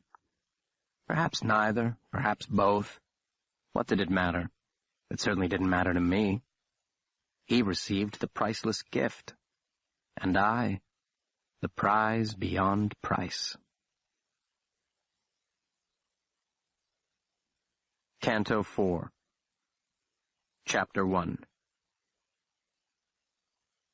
"T. Sarahonensis," Lily whispered after hearing some, but not all, of the tale. "It can't be, Will." "It is," I said. "They've been extinct for nearly 100 years. in a lavender gown, holding my wrist, looking into my face with depthless blue eyes. Or so everyone assumed, I said. In my morning suit, with carefully gelled hair, fashionably long, smiling down into those eyes. Are you satisfied? I whispered. Shall we go on? Or do you wish to turn back? The dance is over, but I know this little club on the east side. She pursed her lips impatiently and shook her curls, and her luminous eyes glittered with a fire too bright for such dingy surroundings, and I might have kissed her then, before that final turn, that last juncture, in her lavender dress with lace that whispered against her bare skin. But a man must control his passions lest they control him, if he has them. And that is the rub, the central question, the paramount if. Of course, she scolded me. Don't be a fool. I'm no fool, I assured her, and clasping her hand firmly in mine, drew her around the last corner, the final turn, the terminus of the labyrinth, where the locked room waited for us. I held up immediately, pushing her behind me with one hand while fumbling in my pocket for the doctor's revolver with the other. The door hung open. The locked room was not. And outside it a man lay face down in a pool of blood that shimmered black in the amber light. Behind me, Lily gasped. I eased forward, stepped carefully over the body, and stuck my head inside the room. "Will," she called softly, edging closer. "Stay back." I took in the scene within the room quickly, and then stepped back into the hall. "Is it—" I nodded. "Gone." I knelt by the man in the hall. Body warm, blood cool but tacky. He hadn't been dead long. The fatal wound was not hard to discern, a high-caliber bullet administered to the back of the head at close range. I looked up at her. She stared down at us, at me and the dead man beside me.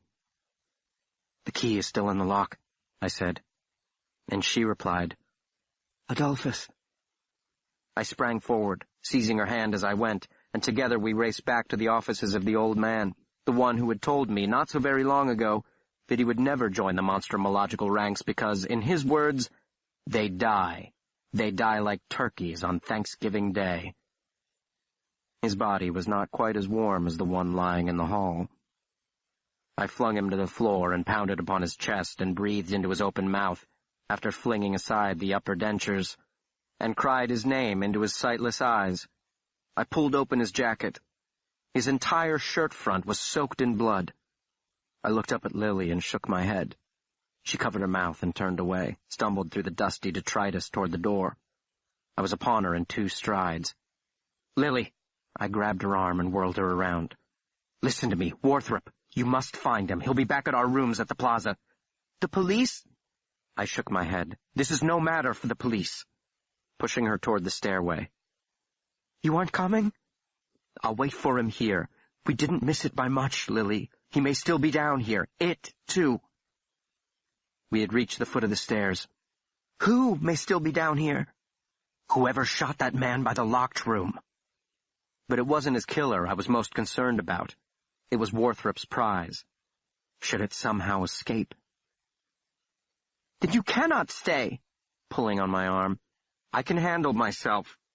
On impulse, I grabbed her bare shoulders and kissed her hard on the mouth. "For how long, I cannot say, so hurry. Hurry." She clattered up the stairs, and the darkness swallowed her quickly. Then the resounding clang of the door slamming closed, then silence. I was alone. Or was I? Warthrop's prize was down here in the pit with me, if someone hadn't carted it off, or more terrible still, slain it. "Its sense of smell is exquisite," he had told me, making it a marvelous nocturnal hunter. It can sniff out its prey for miles. I could huddle at the top of the stairs with my back to the door and wait for the doctor to arrive. That would give the creature but one way to reach me, and myself a fair chance of killing it before it could kill me. It would be the prudent thing to do. but it was the last of its kind. If cornered, I would have no choice but to defend myself, and Warthrop would never forgive me. I took a deep breath and plunged back into the labyrinth. The way is dark. The path is not straight. Easy to get lost if you don't know the way. Easy to go in circles. Easy to find yourself at the place from which you began.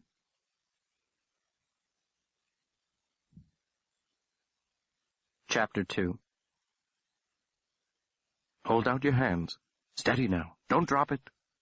Carry it over to my work table and set it there. Careful, it's slippery. And the boy, with the tattered hat to keep his head warm in the icy basement, presses the ropey bundle to his chest, shuffling across the floor slick with blood.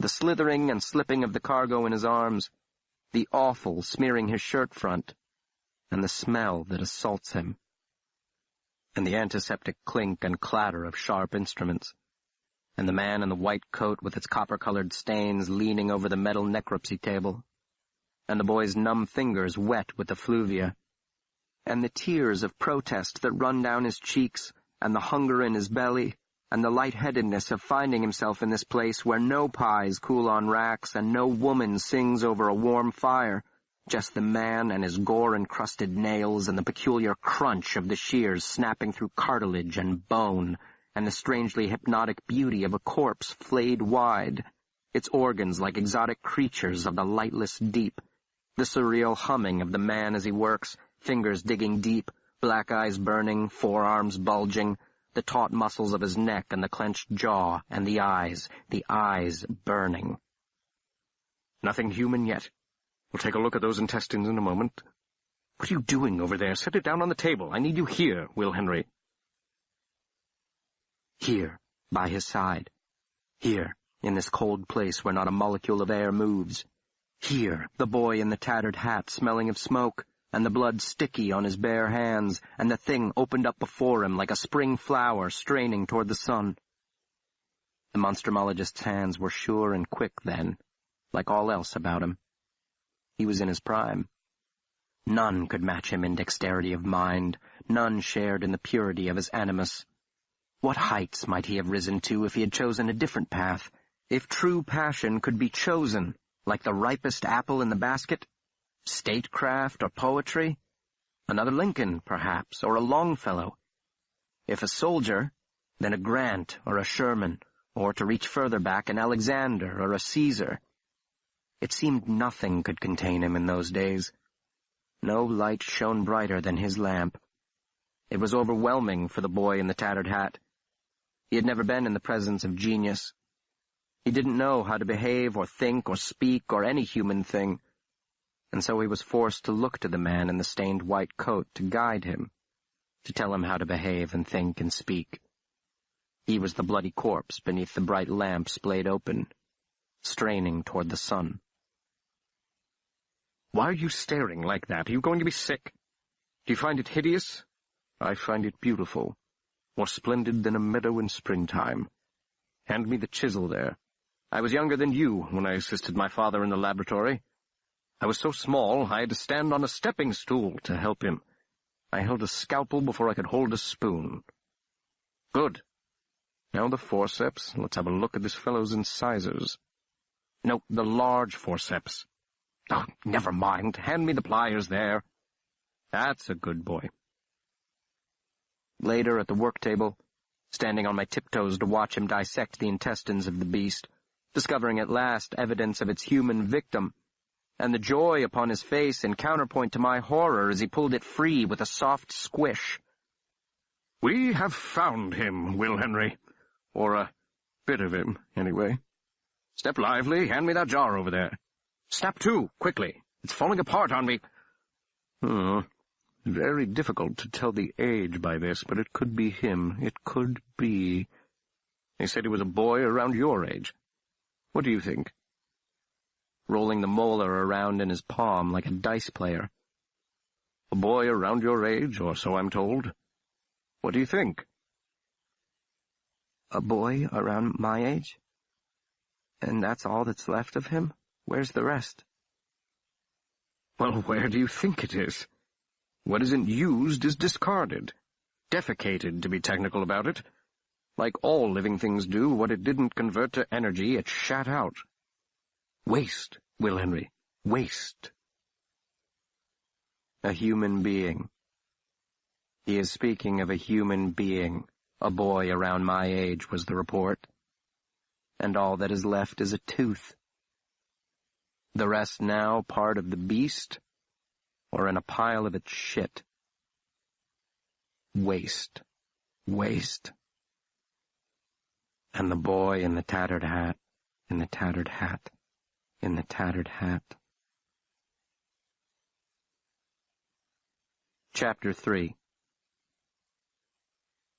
He must have heard them that night, the howls and shrieks of the boy's soul tearing in half, the cry of damnation's desire, the rage against the beast that had refused to consume him, the beast that had left behind the black smoldering casings of his parents. For what it did not use for fuel, it shat out as dust and ash. He must have heard. Every board and window and shingle and nail must have rattled with the force of his anger and grief. The man must have heard. And he did nothing. In fact, in those early days, the more I cried, always alone in my little attic room, the harsher, colder, and more merciless he became. Perhaps he told himself it was for my own good. And after all, this was at a time when children were not coddled. Perhaps his harshness was meant to make me harsh, his coldness to make me cold, his mercilessness to make me merciless. It was the best and only answer to the brutal question as he understood it. What sort of God is this? But now I don't think he was being harsh or cold or merciless. He was not the harsh, cold, merciless one.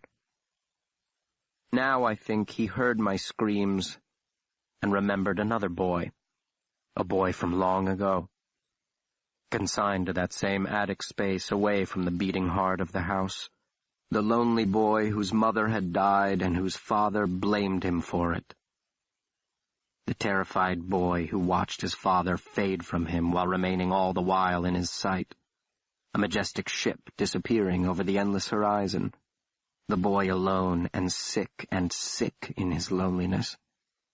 The kind of loneliness you never completely leave behind, no matter how crowded your life becomes. He was helpless to save that boy.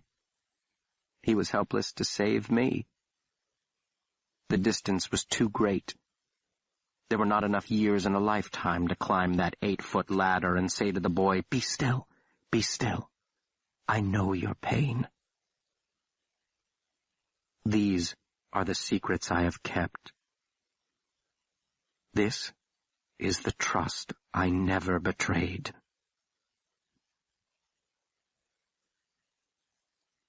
Canto 5, Chapter 1.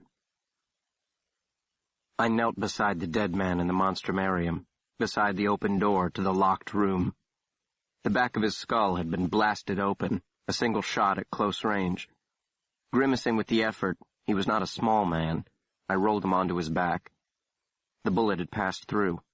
He had no face. I patted his pockets. A pearl-handled switchblade knife, a pouch of tobacco and a weathered pipe, a pair of brass knuckles. His coat was thin, the elbows worn threadbare. His pants were tied with a bit of frayed rope. His hands were heavily calloused, his knuckles scraped raw. In the puddle where his head had been lay his teeth, blown free from his mandible by the impact of the round. Waste, Will Henry.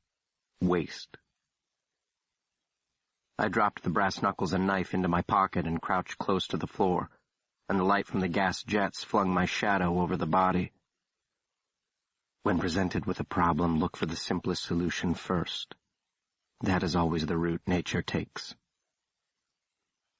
He had not expected the blow, obviously. His back had been turned. His killer had crept up unawares or betrayed him, either a competitor or a mutinous cohort, or perhaps more than one. The find was, as Metterlink said, a prize for which wealthy men might sacrifice their fortunes, and desperate men their very souls.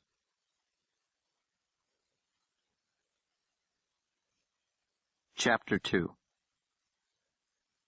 Von Hellrung understood that too. "Congratulations are in order, of course, mein guter Freund," he gruffed, clipping off the tip of his Havana cigar. It was the evening before his niece and I would flee the dance. "Any other natural philosopher who presented a living specimen of T. Sarahonensis, even if he was a distinguished member of our society, would be tossed out of the assembly as a charlatan and profiteer." "How fortunate, then, that I am not any other, or either," Warthrop replied dryly. We were lounging in the well-appointed sitting room of the Zeno Club, where gentlemen of like-minded philosophical outlooks gathered to share a glass of port over quiet conversation, or simply to enjoy the languid atmosphere of a vanishing age, the age of reasoned discourse by serious men. We were but 2 decades away from a worldwide conflagration that would claim 37 million lives. The fire was warm, the chairs comfortable, the carpet lush, the waiters obsequiously attentive. Warthrop had his tea and scones, Von Hellrung his sherry and cigar, and I my Coca-Cola and cookies. It was like the old days, except I was no longer a boy, and Von Hellrung no longer old but tending toward ancient. Hair thinner, face paler, stubby fingers not quite as steady. But his eyes still gleamed bird-bright, and he had lost none of his acumen or his humanity. The same could not be said of me. "He's going to die soon," I decided, as I sat silently listening to their conversation. "He won't live out the year." When he spoke or took the smallest breath, you could hear the death rattle deep in his barrel chest. I could feel it when he wrapped his short arms around my waist and pressed his snowy white mane against me. The life force fading. The heat leaching through his vest like the earth's heat fading into the desert sunset. "Dear Will, how you have grown, and in the passing of but a year!" he exclaimed when he saw me. He looked up into my face intently. "Pellinore must have finally decided to feed you." He chuckled at his own joke, and then grew very serious. "But what is it, Will? I can see that your heart is troubled." "There's nothing troubling me, Meister Abram." "No?" He was frowning. Something in my expression, or perhaps lack thereof, seemed to bother him. "No, of course not," snapped the Monstrumologist. "Why should anything be troubling Will Henry?" "I worry, though," the old Austrian said now, after rolling the tip of the cigar upon his flattened tongue, "on the matter of security." "I have placed it in the locked room," Warthrop answered. He sipped his tea. "I suppose we could station an armed guard at the door." Von Hellrung lit his cigar and waved away the plume of bluish smoke. "I speak of your presentation to the colloquium. The less who know of the find for now, the better. A private gathering of our most trusted colleagues." Warthrop stared at him from over his cup. "The General Assembly is closed to the public, Meister Abram." "Pellinore, you know there is none dearer to me than you. Unless it is young Will here, such a fine young man, such a tribute to your, may I say, paternal guidance and affection." I nearly choked on my cola. Paternal guidance and affection.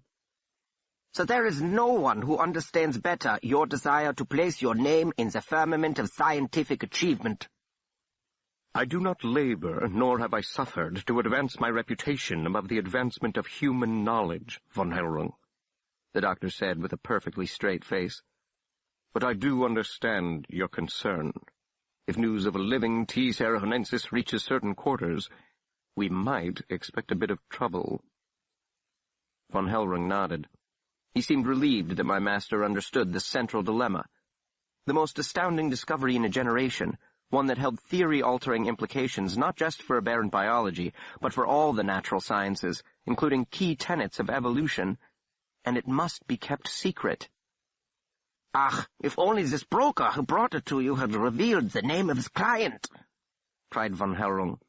For this mysterious personage knows you, knows as well as Mettelink that the prize now rests in the possession of a certain Eleanor Warthrop of 425 Harrington Lane.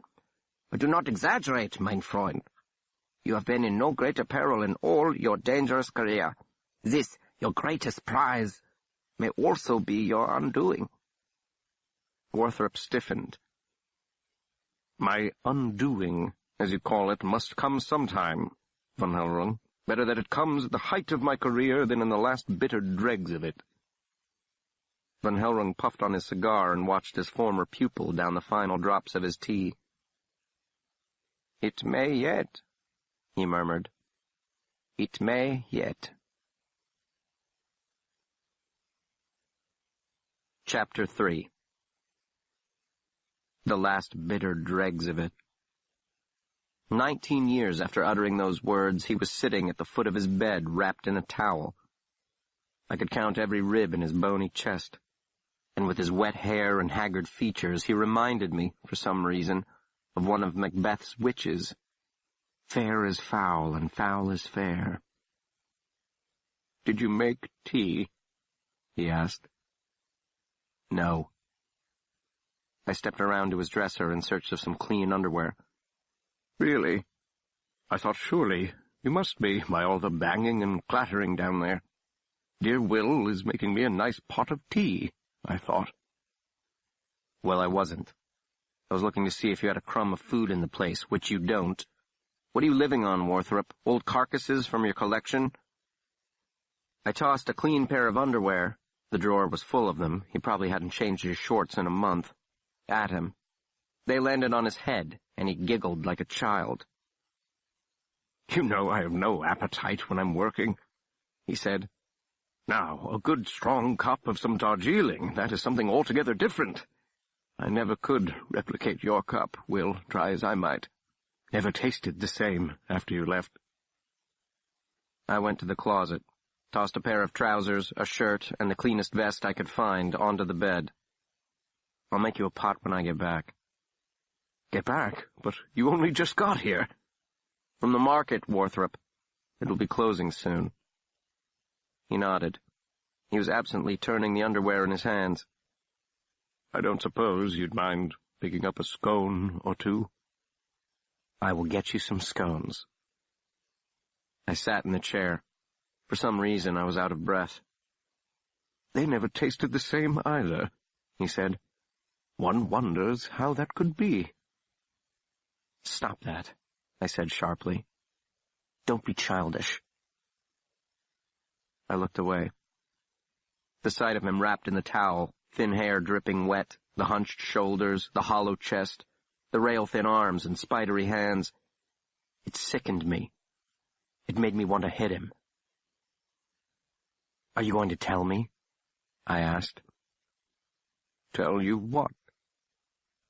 "This thing you're working on, this thing that's slowly killing you, this thing that will kill you, I suppose, if I let it." His dark eyes glittered with that familiar infernal glow. "I believe I am in charge of my own death." "It doesn't appear that way. In fact, it appears that it is in total charge of you." The fire went out. He dropped his head. "I must die sometime," he whispered. It was too much. I leapt from the chair with a guttural roar and bore down upon him. He shrank at my advance, flinched as if expecting a blow.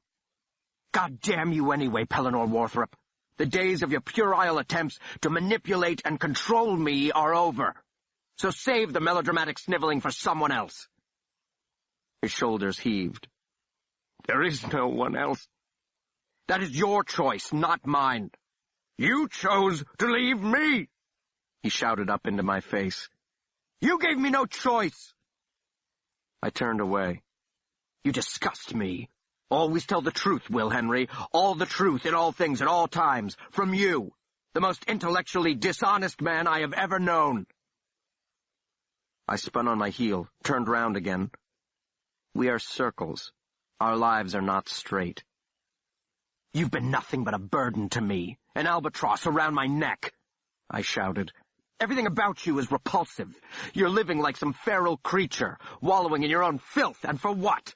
For what? I cannot. Shaking uncontrollably, hugging his nakedness, dank hair falling over his face in a stringy curtain. Cannot what? Say what I cannot.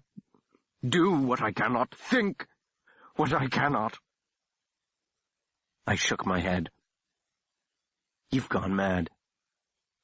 With wonder in my voice, the unconquerable Pellinore Warthrop, the singular man, had crossed that razor-thin fissure onto the other side. No, Will. No.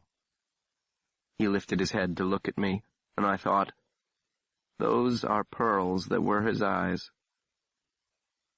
Nothing has changed since the beginning. It is not I who has gone blind. It is you whose eyes have been opened.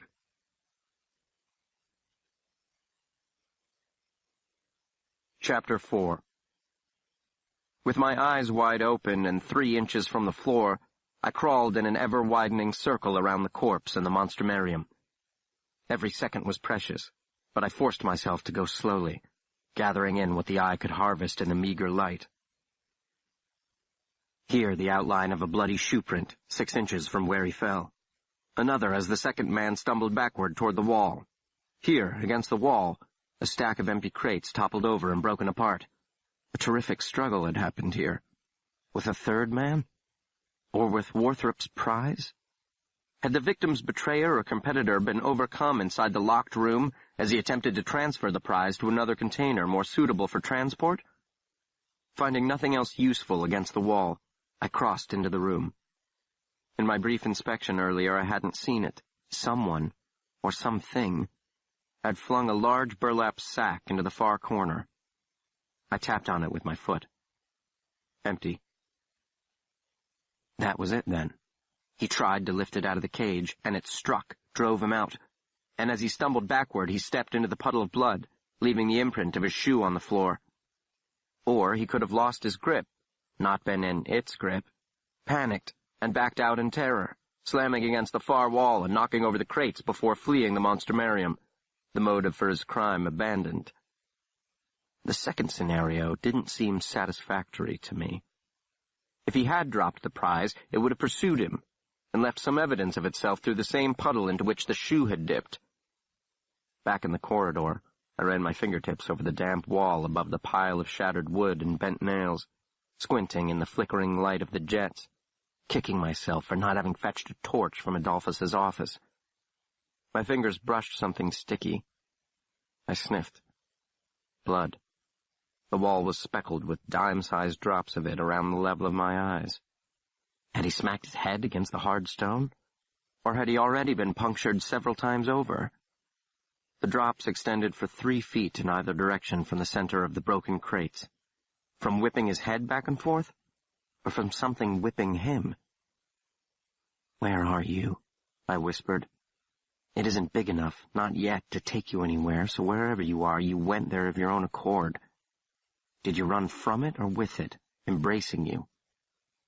Did you make it back to the surface, or are you still here?" Silence answered. The monstrumarium spanned the length and breadth of the building above it, which occupied an entire city block. A sprawl of ill-lit, interlocking tunnels and hundreds of storage rooms of various sizes, some stuffed so full that only the hardiest dared navigate them without Adolphus there to guide him.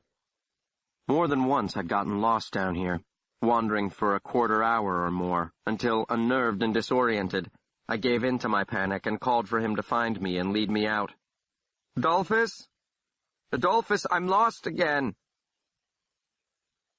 The would-be thief could have escaped the encounter with the beast, only to find himself wandering down here like I had done, desperate and lost, and hunted.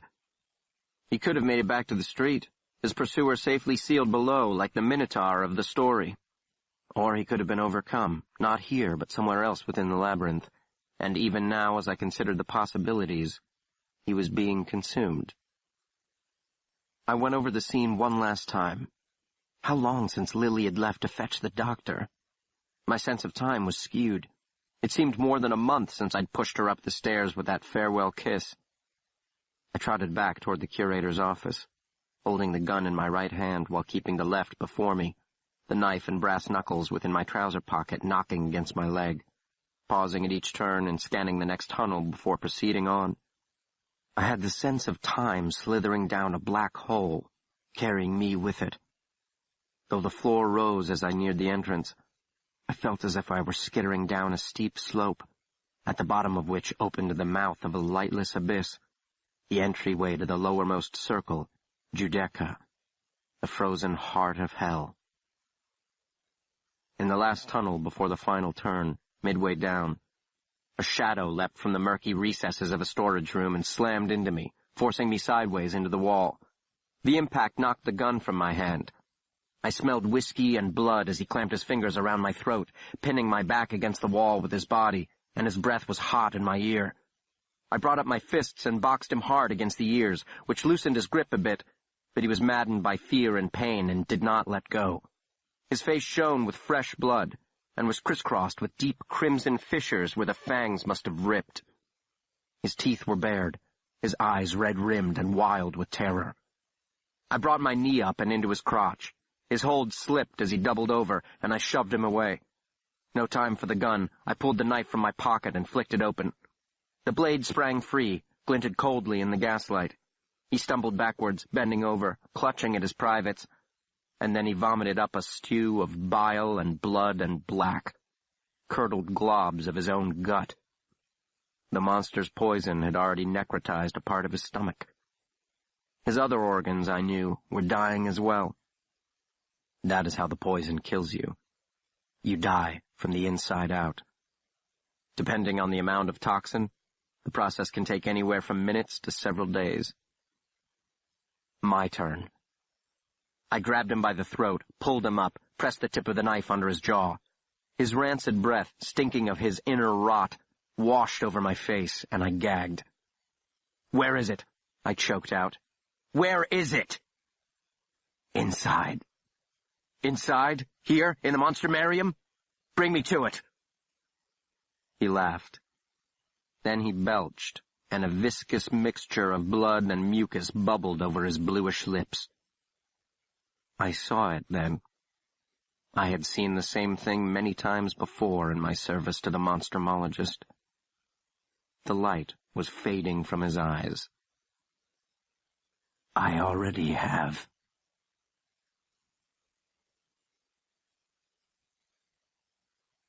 Chapter 5. Nearly 7,000 days after that night, I stepped out the back door into the little alleyway behind 425 Harrington Lane. The Monstrumologist was crying for his supper. Perhaps my unexpected appearance had reminded him that he, like every other human, needed to eat once in a while. But I refused to cook in the sty he called a kitchen before scrubbing down what could be sanitized and tossing out what couldn't. I set to work upon returning from the market and hiding the scones, though he cursed me for it.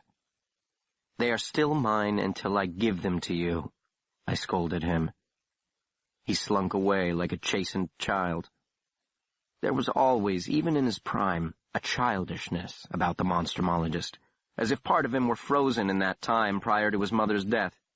The little boy who simply stopped, who couldn't free himself from the ice, who lived on in the man, forgotten and alone, but whose cries broke free from time to time, like those of the boy he inherited, the boy he tucked away in the attic room, all three of them, the boy, the man, and the boy inside the man, trapped in the Judecan ice.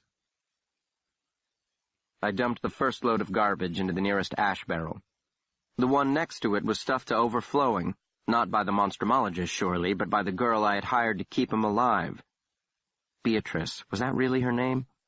I couldn't remember, though I could recall the face very well. I'm good with faces.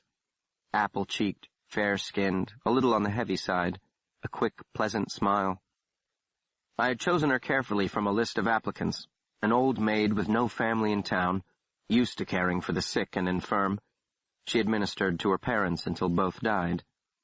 A God-fearing woman who disdained gossip and had few close ties, and, most importantly, whose patience was deep as the Atlantic, and whose hide was thick as a tortoise's. No wonder he'd sacked her. I filled up the barrel quickly, but the first stars were appearing and the temperature was dropping rapidly, and I thought a fire would be nice. I would have to burn the refuse before I left anyway. So I trooped into the old shed and fetched the kerosene. "You've put me in a tight spot once again," I thought. "If I leave you with no caretaker, you will succumb to your demons. But your demons prevent anyone from caring for you." Such is the nature of demons, I suppose. I doused both barrels with the kerosene. An errant breeze blew out the first match, and suddenly I was 13 again, up to my ankles in the freezing snow, warming my blood-stained hands beside this same barrel by the immolation of a corpse I had helped dismember. "You must harden yourself. If you are to stay with me, you must become accustomed to such things." Must I, Warthrop, must I become accustomed to such things? And if I had failed, if you had failed to make me accustomed to them, what then? Would there have been room then for sentimentality, for the absurdities of love and pity and hope and every other human thing? But you didn't fail. You succeeded, beyond your wildest expectations, and I, William James Henry, am your crowning achievement, the most aberrant of aberrant life forms, without love, without pity, without hope, harsh, cold, merciless leviathan of the lightless, heatless deep. I lit the second match and dropped it into one barrel. Smoke boiled, fire leapt.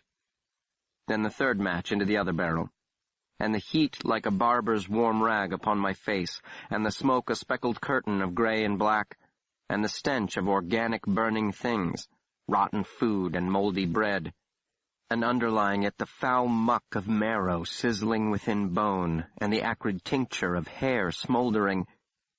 And I knew before I looked, before I kicked the first barrel over, spilling the contents of its gullet onto the damp, hard-packed earth. I knew what I would find.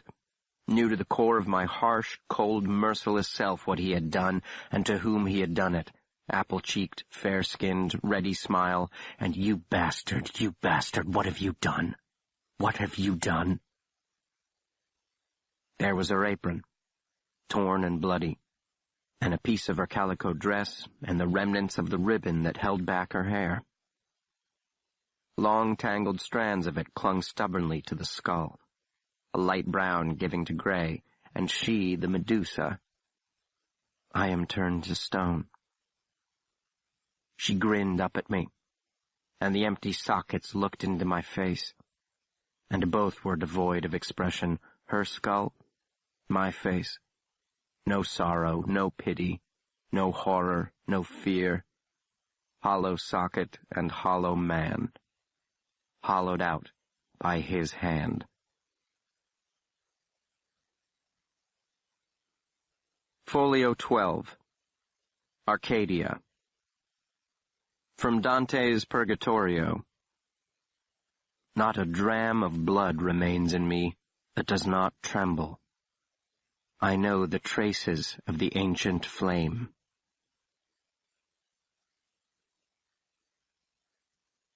Canto 1, Chapter 1. I cannot say to you, this is where it began. A circle has no starting point. There are secrets I have kept. He encircles me. There is no beginning or end, and time is the lie the mirror tells us. These are the secrets. The child in the tattered hat, and the boy in the labyrinth, and the man beside the ash barrel circle without beginning, without end. It is hard, he told me once. Hard to think about those things we do not think about.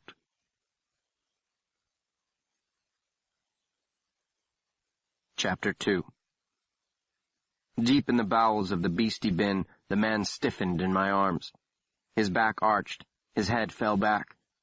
Bright red arterial blood boiled from his mouth, blended with stringy globs of black dead tissue, The remnants of his esophagus, I think. And then he died. I lowered his body to the floor, dropped the blade into my pocket, ran a bloody hand through my hair, still gelled, though no longer so stylishly. "Bring me to it." "I already have." I knew what he meant, knew where the creature lay hidden. I'd transcribed Worthrop's notes on the creature. Disaster had been averted, all was not lost, but I would need something to put it in. I returned to the locked room and grabbed the burlap sack. The monster wasn't going anywhere soon. There might be more thieves scurrying about the beastie bin, well-armed, desperate thieves at that, but I felt no anxiety, no sense of urgency. I didn't even bother to pick up the revolver before I went to fetch the sack. I strolled back to the corridor where I'd left him, turned the corner, and pulled up short. A man was kneeling beside the body. A few feet beyond, an indistinct figure hovered in the shadows. Now, what was the reason I hadn't picked up that damned revolver? The man rose. The gun I had abandoned came up. I raised my hands and said, "It's me, Worthrop." The figure standing beside him rushed out of the shadows. Lily. She drew up suddenly, seeing my blood-spattered face. "Will, are you hurt?" Worthrop brushed her aside and yanked the empty sack from my hand. "Where is it?" he growled. "Right here," I answered. I pulled the switchblade from my pocket and offered it to him. "I'll trade you," I said. He understood at once. With a curt nod, he took the knife, handed me the bag, and returned to the body. I squatted down beside him. Lily watched us, puzzled, arms folded over her chest. "Adolphus is dead," I told the monstrumologist as he ripped open the man's shirt to expose his torso. "So I understand," Worthrop grunted. He flicked open the knife, pressed the tip just beneath the sternum, squared his shoulders. "Are you ready?" I edged closer, pulling wide the mouth of the sack. "Ready." Lily gasped. Couldn't help herself, I guessed. Though she had always bragged she would be the first female monstrumologist, she'd never been this close to actual practice of the craft. The doctor rammed the knife in and drew the blade down, the muscles in his neck bulging from the effort. When he reached the navel, he tossed the knife to the floor and slid his hands, palms pressed together, into the body. "Careful," I murmured, and he nodded sharply, muttering, "Slippery." He was sweating in the cool air, brows knotted in concentration, eyes closed, because he didn't need them for this. Just quick, sure hands and the iron-hard will to guide them. "Hold steady now," he murmured to me, to the thing curled up inside the man's chest cavity. "Now, Will Henry."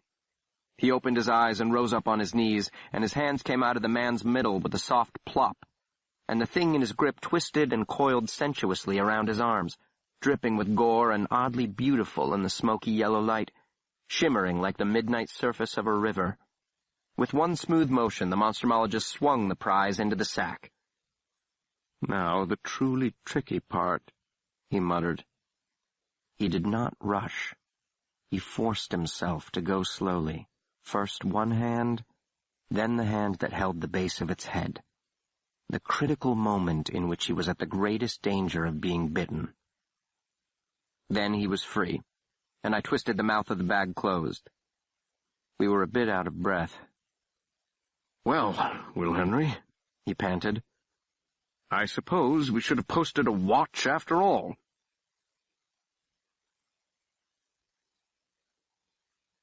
Chapter 3. After examining the two victims and inspecting the scene of the crime, or crimes, since both murder and burglary were involved, the monstrumologist concurred with my assessment of the sequence of events. "They were not rivals or enemies," he said. "They were companions. Too much risk for one man to take on alone. One was to act as lookout while the other transferred the treasure from crate to sack. But one carried the seed of perfidy in his heart, the lookout, I think, since he also carried the gun, which he used once the locked room was open." We had found the weapon in the eviscerated thief's coat pocket. Worthrop sniffed the barrel. It had been recently fired. He goes into the room. It fools him, the apparent lassitude of his quarry. Perhaps he even assumes that it sleeps. Bag in one hand, he pops open the cage door, and it strikes. Worthrop smacked a fist into his open palm. The fangs sink deep. In his panic, he flings aside the bag to use that hand to pull off the mouth, though the jaws are locked in a grip too tight for 3 strong men to break. He stumbles backward out of the room, stepping into his victim's blood as he goes, hits the far wall, upending the crates. By this point, it is too late. Well, it was too late the moment he was struck. His instinct is to run, and so he does, but he doesn't get far. The poison has already reached his brain. He is disoriented, dizzy. The world spins. The center will not hold. He careens into this storage room, where he collapses, and his pounding heart speeds the toxin into every muscle and organ. "But how did it get inside him?" Lily blurted out. She was visibly shaken by this, her first real exposure to aberrant biology. You may study it in 1,000 books and hear about it in 1,000 lectures and discuss it with 1,000 learned philosophers, but you can never know it until you've seen it. And what she had seen was but a glimpse. Worthrop seemed perplexed by her question. Well, the number of available orifices is quite small. I think it is safe to assume it entered through the largest one. But why did it crawl inside him? The monstrumologist blinked several times. The answer was obvious, to him and, to his mind, anyone who had one. But his tone was patient with her, more so than it had ever been with me. To eat, Miss Bates, and to hide from anything that might eat him. He clapped his hands softly. Well, I must have a look at Adolphus now, I suppose. Hang on to that revolver, Mr. Henry. I shall help myself to this fellow's Colt and meet you back here. Stay in this room and do not venture out until I return, or unless your life depends upon it. Miss Bates, after you. Lily slipped her arm through mine. I'll stay here, if you don't mind. It may be a little much to ask of him, Worthrop replied. He nodded to the bag in my hand. I wouldn't want for him to find himself in the unfortunate position of having to choose between you. I laughed. Lily failed to see the humor, though. She said, I can manage myself. The doctor started to say something, shook his head, shrugged his shoulders, and then without a word darted out the door. We were alone, Lily and the monster and me. I sank to the floor and rested my back against a shipping crate emblazoned with the Society's coat of arms, Nil Temendum Est. With the squirming sack between my legs, I looked up at Lily, who seemed very tall and nearly goddess-like from my inferior position, haughtily regal in her purple dress, though it suffered now from a smudge or two. May I say how striking you look right now? I asked. I can't decide if it's the angle or the lighting. Perhaps both.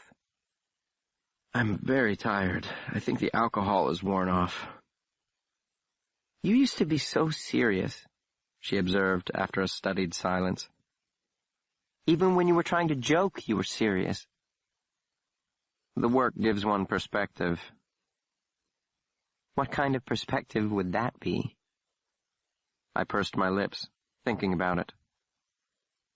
The loftiest humanly possible. Or just possible, period. She shook her head. Where's the gun? In my pocket. Why? She squatted beside me and fished into my pocket. Don't take my firearm, Miss Bates, I cautioned her. Your hands are full. If you take my firearm, I shall be forced to shoot you. The more you try to be funny, the less funny you become. She held the gun with both hands against her stomach, she with the gun, I with the bag. It isn't my fault you don't have a sense of humor, I said. Please don't worry it. You're making me nervous. She sat down beside me, her eyes upon the lump beneath the burlap. I thought they grew to 5 times that size. More like 10, It's just a baby, Lily. What are you going to do with it? Well, I wasn't thinking about taking it out for a cuddle. She let go of the gun with one hand, long enough to punch me in the arm. I mean after this is done. He's going to present it to a group of like-minded men who will nod with admiration and approval and pat him on the back and vote him a medal or perhaps commission a statue in his honor. Some boys grow up, she observed, and some grow backward. I shall have to ponder that a while before I can offer an opinion on it. What will he do with it after the Congress has adjourned? That's what I meant. Ah, I see. The cat, as it were, is out of the bag now, so it can't stay here. I assume that was his original plan. Perhaps he'll bring it back to New Jerusalem, build a special pit for it, and feed it goats. I don't think he has any plans to release it back into the wild. Wouldn't that be the best thing to do? Not for the wild, and not for Warthrop. One is much more important than the other, you know. I would set it free. It's the last of its kind, Lily. Doomed either way you go. Then why not just kill it? Looking at the undulating burlap. He could stuff it like a trophy. Well, that's an idea, I said curtly. The topic had become tiresome. Tell me something. Have you kissed him? Kissed Dr. Warthrop? I smiled, picturing that. Warthrop hasn't kissed anyone since 1876.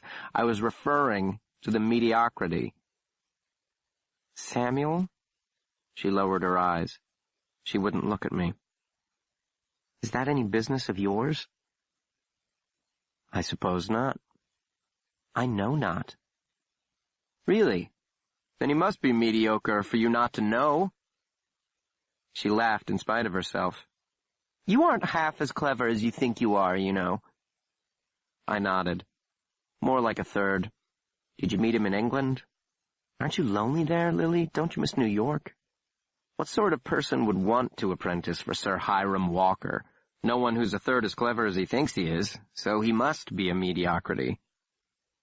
He's a friend, she said. A friend? A very good friend. Oh, very good is certainly not mediocre. She smiled. Not by a third. I should very much like to kiss you now. That is a lie. Still smiling. And I, now frowning. Why would someone lie about that? If you really wanted to kiss me, you would have kissed me, not... I kissed her. Dear Will, I pray this finds you well. Her eyes were closed, her lips slightly parted. Will, she whispered, I should very much like for you to kiss me again. And I did.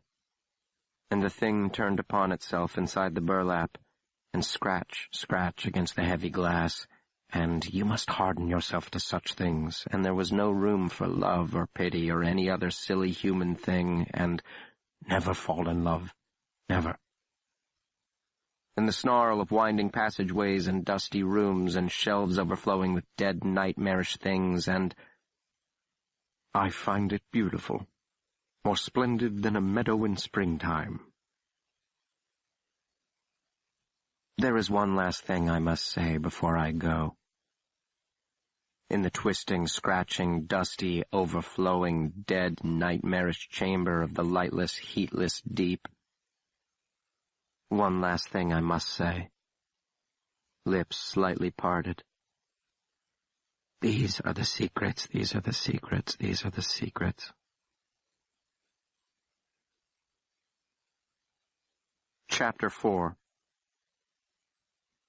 The light of the monstrumologist's lamp kissed the rough surface of the egg. He leaned over it, bringing the lens of the loupe close, and his breath was but a whisper of wind through that beautiful meadow at springtime.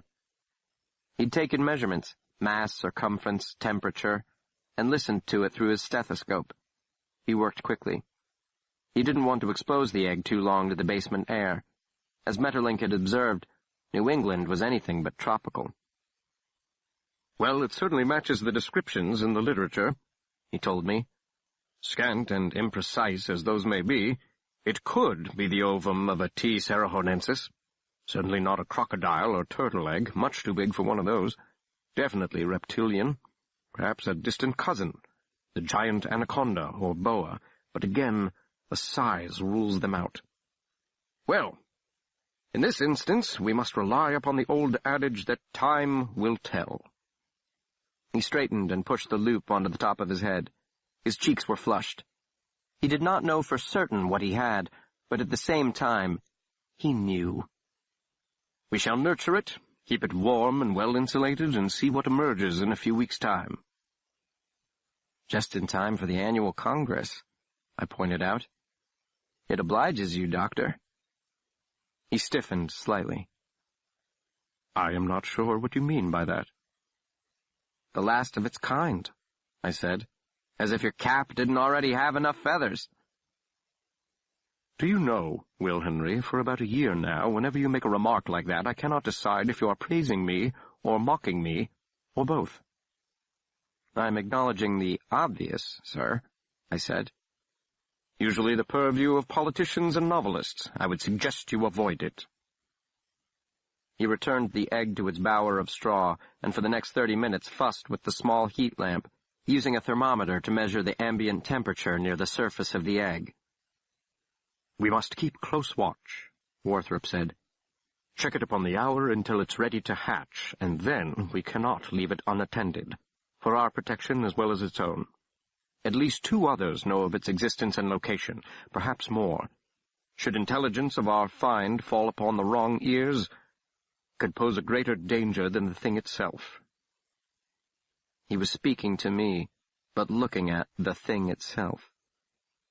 Its venom is the most toxic on record, 5 times as potent as that of Hydrophis belcheri.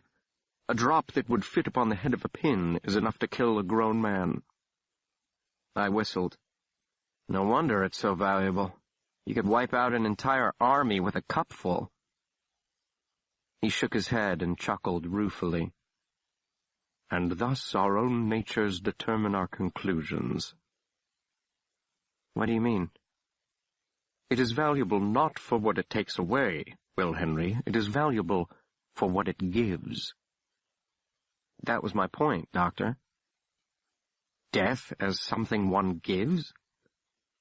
And receives. It's both. Still smiling. I really have failed, haven't I? He looked back at the egg. Take that same pinhead-sized drop, dilute it in a 10% solution. It may be injected directly into the vein, or some prefer to soak tobacco in it and ingest it through a pipe. The effect, I hear, is indescribably euphoric, orgasmic, for lack of a better word. 1 dose, 1 puff, is sufficient to leave the user more hopelessly ensnared than the most hopeless opium addict. It is irrevocable, like the fruit from Eden's tree. Once it's tasted, there is no going back. More begets the desire for more, and more, and more, until the brain has rewired itself. The body needs it as the lungs need air, or the cells glucose. I saw it immediately. A supplier of this uber opium would become very rich very quickly. Richer than all the richest robber barons combined, Warthrop had said. Maeterlinck had not been lying. His client's asking price was ridiculously low, suspiciously so, to my mind. There is something foul here, I said. If this client of Maeterlinck's was willing to practically give it away— Very astute of you, Will Henry. Perhaps I am premature in my assessment. Yes, the price was much too low if he understood what he had, and much too high if he didn't. Unless Maeterlinck never intended to let you have it. You were to be used to verify its authenticity. And what purpose would that serve? All he had to do was wait for it to hatch, harvest the venom, and, if you'll pardon the expression, give it a shot. Whoever hired him knows you, or knows of you. He crossed his arms and threw back his head, considering me down the length of his patrician nose. And? What does that tell you? There is a motive here beyond profit. Excellent, Mr. Henry. It's true. I must reevaluate the last premise, my conclusions about your acumen. But what could that motive be? He held up his hand as my mouth came open. I have a few thoughts along those lines, which I will hold in abeyance for now. Far too many serve the cakes before they're fully baked. I frowned. Is that a quote from somewhere? He laughed. It is now. The vigil lasted nearly a month. As the big day approached, his anxiety grew, along with his beard and hair, and his appetite withered. He hovered over the egg for hours, fiddling with the lamp, rearranging the straw, listening to the developing life inside its leathery cocoon through the stethoscope. My major duties, excluding the usual ones of cooking, cleaning, washing, shopping, answering letters, and the like, included keeping watch by the basement door, the doctor's loaded revolver always by my side. He started at every little noise, slept no more than 30 minutes at a stretch, and generally developed from philosopher of aberrant biology into a surrogate mother. More than once, when I dragged myself down the stairs to check on him, I would find Warthrop perched upon his stool in a semi-stupor, resting his chin on his palm, half-shut eyes fixed upon the thing in the straw. "Go to bed," I said to him once. "I'll watch it." And if you fall asleep? I said nothing. He let it go. "May I ask you something?" His eyebrow rose.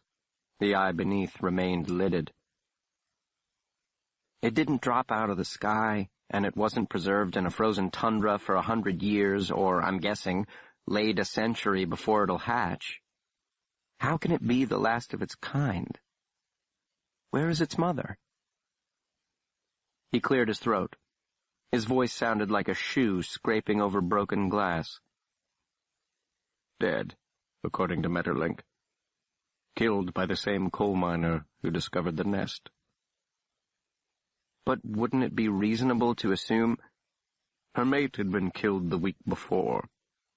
Reasonable to assume it was her mate, a big male, nearly 45 feet from tail to snout. That's my point. Where there is one, but especially where there are two...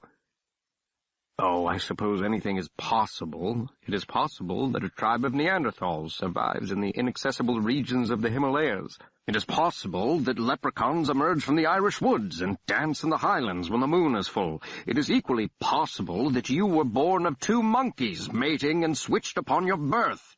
It is also possible that this entire conversation, no, your entire existence, is but a dream. And you will wake up to find that you're an old man in your farmhouse next to your stout but practical wife and marvel at the power of your dreams while you sleepily milk the family cow. I pondered his argument for a moment and then said, "Must I be a farmer?" On 1 or 2 occasions he gave in to the human imperative and allowed me to help him upstairs and into his bed. "Well, why are you hovering about like some ghoulish angel of death?"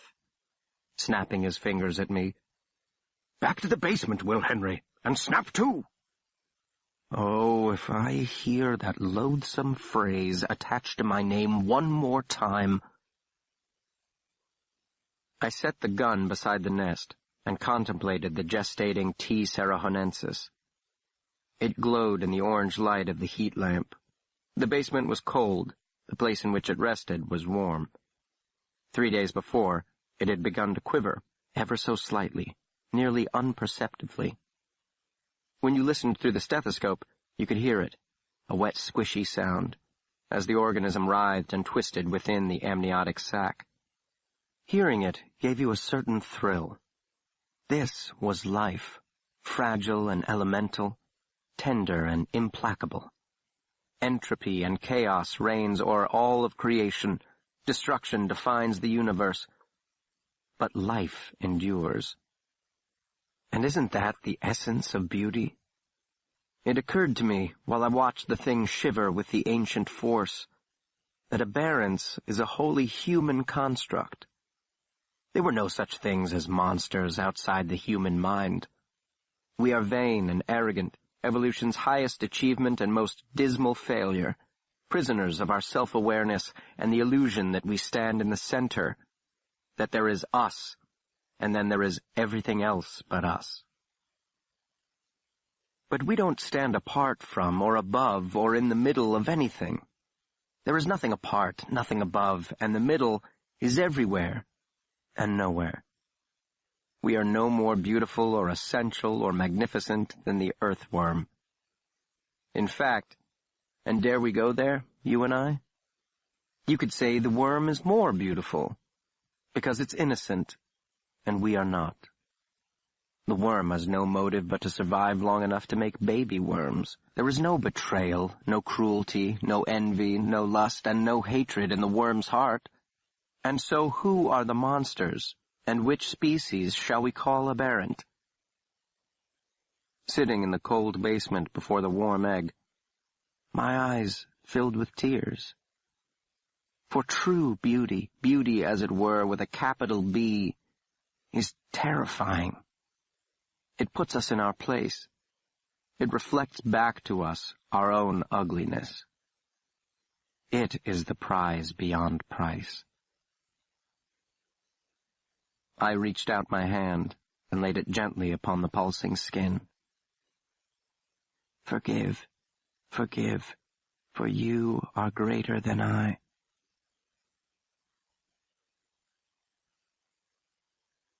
Canto 2, Chapter 1. Forgive. The empty eye and the tangled strands of hair still clinging to the skull beside the ash barrel. And what might Dr. Pellinor Warthrop be needing, Mr. Henry? Oh, the usual things.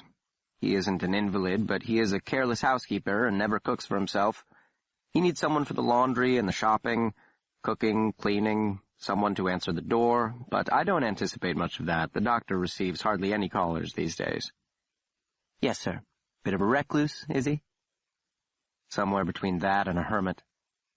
So he doesn't practice medicine anymore? He never did. He isn't that kind of doctor. Oh, no? Oh, no. He is a doctor of philosophy, and I wouldn't recommend you broach that topic with him. Or any other topic, for that matter. If he wants to talk, he will. If he doesn't, he won't. You can expect to be ignored for a great deal of the time. Well, nearly all the time. And the rest of the time, Mr. Henry, what might I expect then?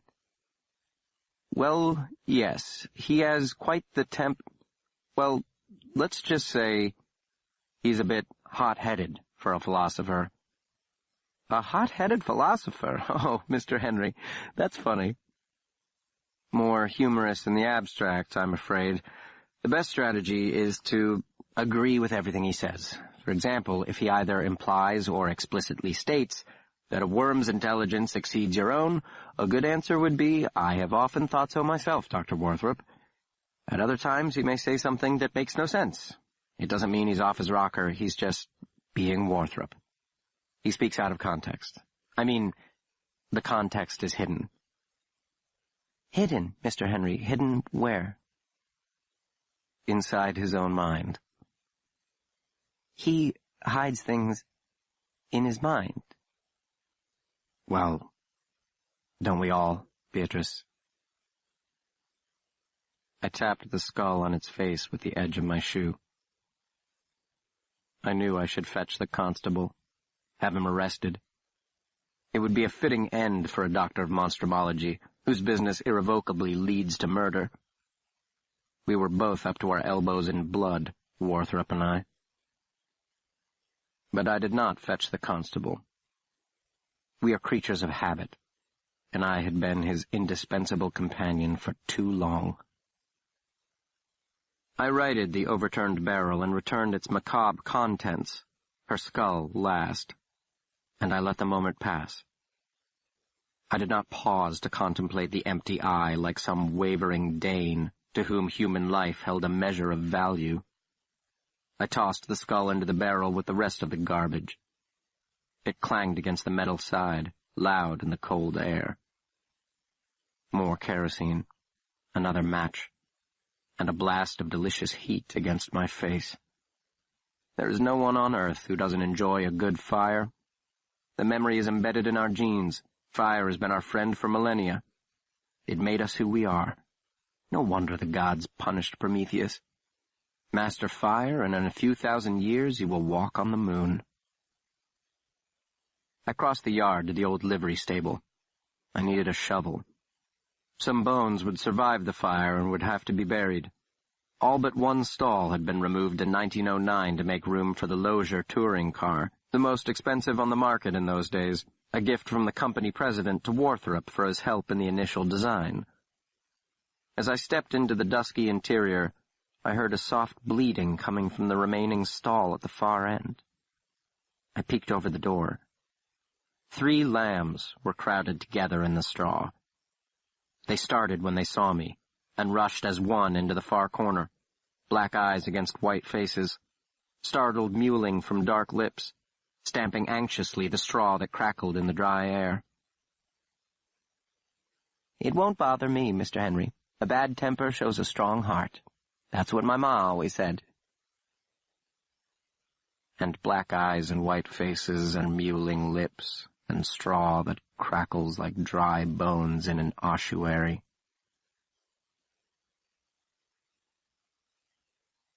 Chapter 2.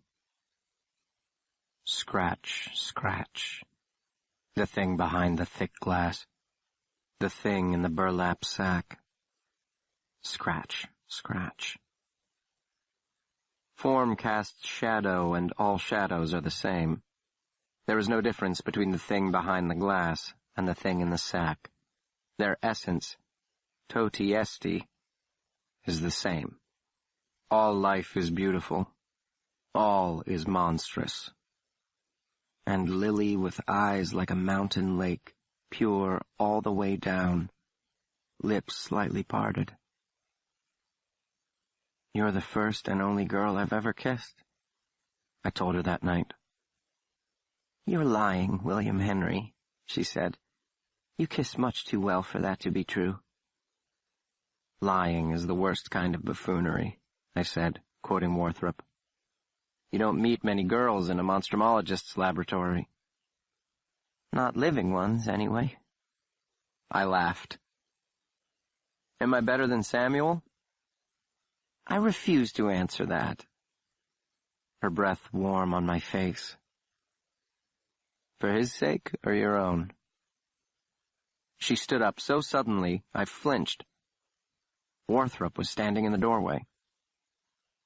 "Will Henry," he said quietly, "where is the revolver?" "I have it," Lily answered, clutching it in both hands. "Place it on the floor in front of you, very slowly now, and step away from it." I rose, keeping a grip on the bag with one hand while dropping the other into my pocket. Warthrop shook his head. He stepped into the room, followed closely by a man wearing a bowler hat pulled low over a face ravaged by smallpox, deeply scarred and cratered.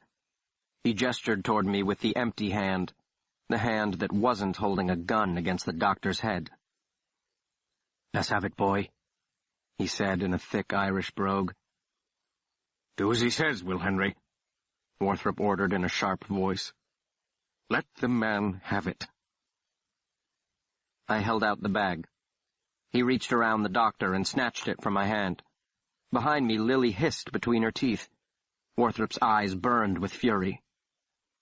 "Thank you very much," the man called, backing away into the corridor. "And here's for your trouble." He fired once, striking the doctor in the leg, before racing away.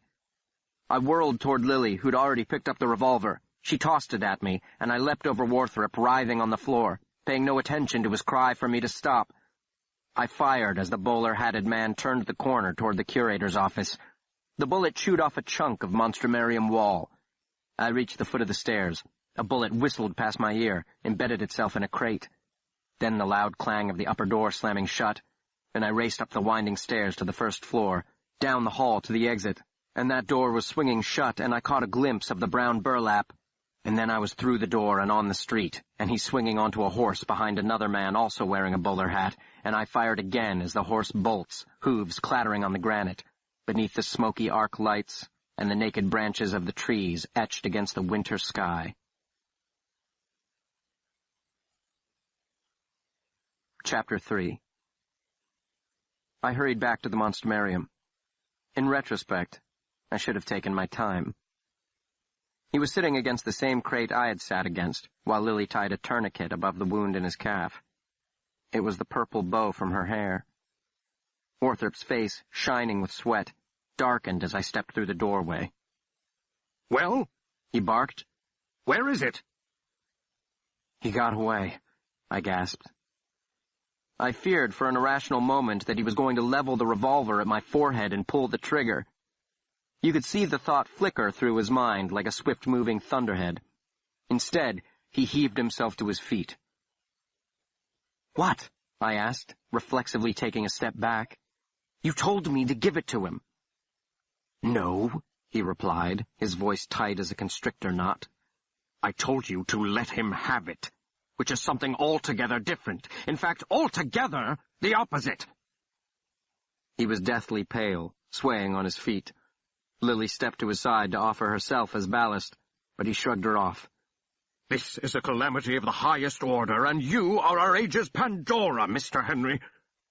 "Well, he did have a gun pointed to your head," I snapped. "What would you have had me do?" "Allow him to blow my brains out before giving up the T. Sarahonensis," he shouted, astonished by my stupidity. "My life means nothing."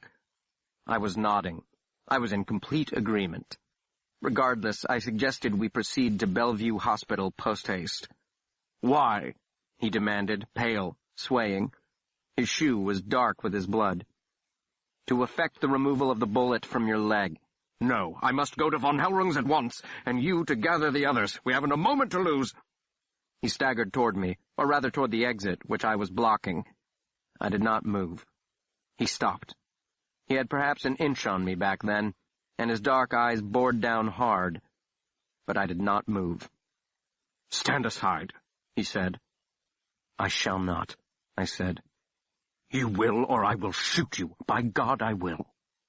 "Then by God you should, but be sure the shot drops me, Dr. Worthrop." "You're no good to the hunt like this," Lily spoke up to break the stalemate, or perhaps to keep me from being shot. "I will take you to the hospital, Dr. Worthrop. Will and Uncle Abram can assemble the search party, and make the report to the police, of course." Then Worthrop and I simultaneously, "No, no police." The monstrumologist gave in to Lily's suggestion, accepting her offer, and her arm, to help him up the stairs. "You have failed me," he said to me. "Once again." I might have pointed out that my failure had resulted in the continuation of his disagreeable existence, but I held my tongue, as I so often did. Such retorts only led to an escalation of counter-retorts and counter-counter-retorts ad nauseum. And lately it had struck me how embarrassingly like an old married couple we had become in our discourse. It also occurred to me that the continuation of his disagreeable existence might be the very failure to which he referred. Pellinore Worthrop had always been a little in love with death. Chapter 4. Plop, thwack, plop, thwack. In the basement, on Harrington Lane. Plop, thwack, plop, thwack. The motion is fluid and quick, the grace of the practiced hand grasping the thin, hairless tail firmly between the thumb and forefinger, lifting the rodent from the cage, plopping it down on the wooden board, and the glint of light off the ball-peen hammer as it rises, and the muffled thwack of the death blow to the rat's head. Plop, thwack, plop, thwack. And the tiny claws scratching at empty air, and the soundlessly moving mouth, and the silkiness of gray fur and the blare of light. "The first few days of life depend on scavenging," he explains, "until it's large and quick enough to hunt living prey." Plop, thwack. Hard enough to kill instantly, but not so hard to produce a drop of blood. A delicate wallop, a gentle smash, and a line of corpses plump bodies, flattened heads. They would hatch before dawn, and like any good mother, the monstrumologist knew his newborn would be hungry. With the proper diet, we should expect exponential growth, he goes on. 1 foot a week. It will be longer than you are tall by the time I present it to the society. And how large at full maturity? His eyes glitter in the glow of the heat lamp. His face shines with perspiration and monstrumological exultation. Well now, that is one of the great unanswered questions of aberrant biology. The largest specimen ever recorded measured 54 feet long and weighed close to 2 tons, and it was determined to be only a year old. There are some who have seriously argued that there is no maximum length to which T. cerahonensis grows, or continues to grow throughout its lifespan, and so, if not for predators and constrictions of habitat and food supply, it could conceivably dwarf every living thing on Earth, including the blue whale. Predators? What preys on something that size? He rolls his eyes. Homo sapiens. Us. Plop. Thwack. Like blowing out a candle with your fist. Thus, if unchecked, our new arrival could grow large enough to consume the world itself? He chuckles. It may come down to that. To who consumes it. Us, or them, or some other species, I mean. That something will consume it one day, I have little doubt. It must have occurred to you by this point that life is a self-defeating proposition. Plop. Thwack. And the monstrumologist, with quick, sure hands, warm in the glow of the artificial sun, quotes from one of his favorite books. Because thou hast done this, thou art cursed above every beast of the field. Upon thy belly shalt thou go, and dust shalt thou eat all the days of thy life. He laughs. Not to mention your fill of mice and men. Chapter 5. And the carapace split apart. A thick yellowish liquid oozed from the crack. Then the ruby-red mouth and the round black head the size of my knuckle emerged. And then teeth, the colorless white of bleached-out bone. Life inexorable and self-defeating. Ends contained in beginnings. And the pungent odor like the fresh-tilled earth, and the amber eye unblinking. Beside me, the monstrumologist let out a long-held breath. Behold, the awful grace of God, from which wisdom comes.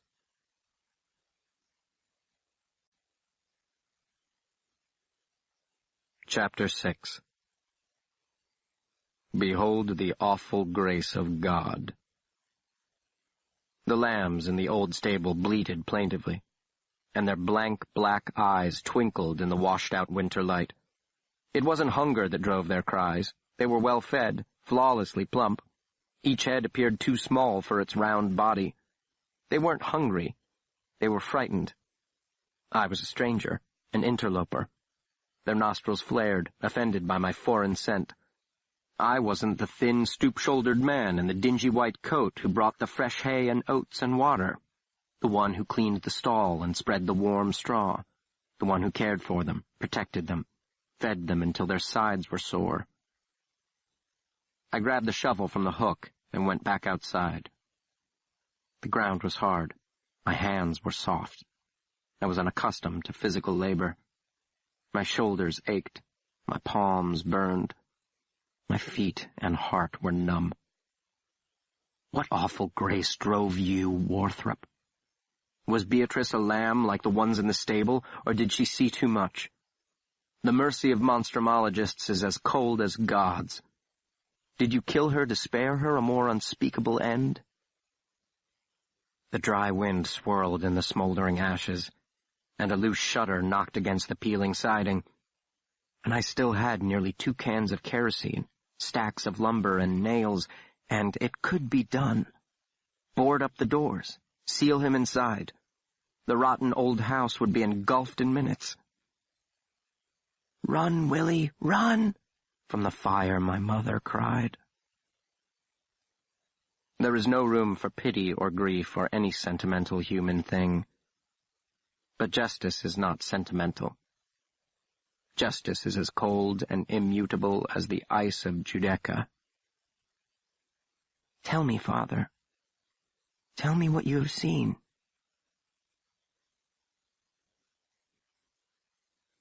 Canto 3, Chapter 1. Abram von Hellrung sighed deeply around his cigar, stocky legs spread wide, pudgy hands worrying behind his back, as he stared out the window of his Fifth Avenue brownstone to the early morning bustle below.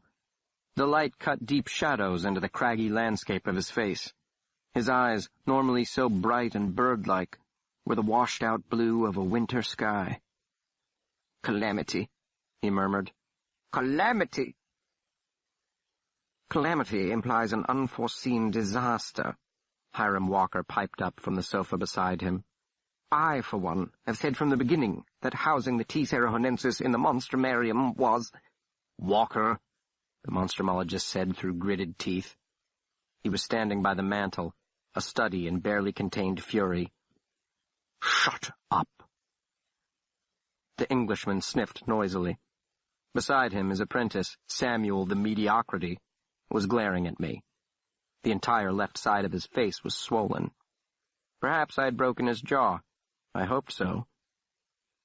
There are some we cannot help but take an instant dislike to.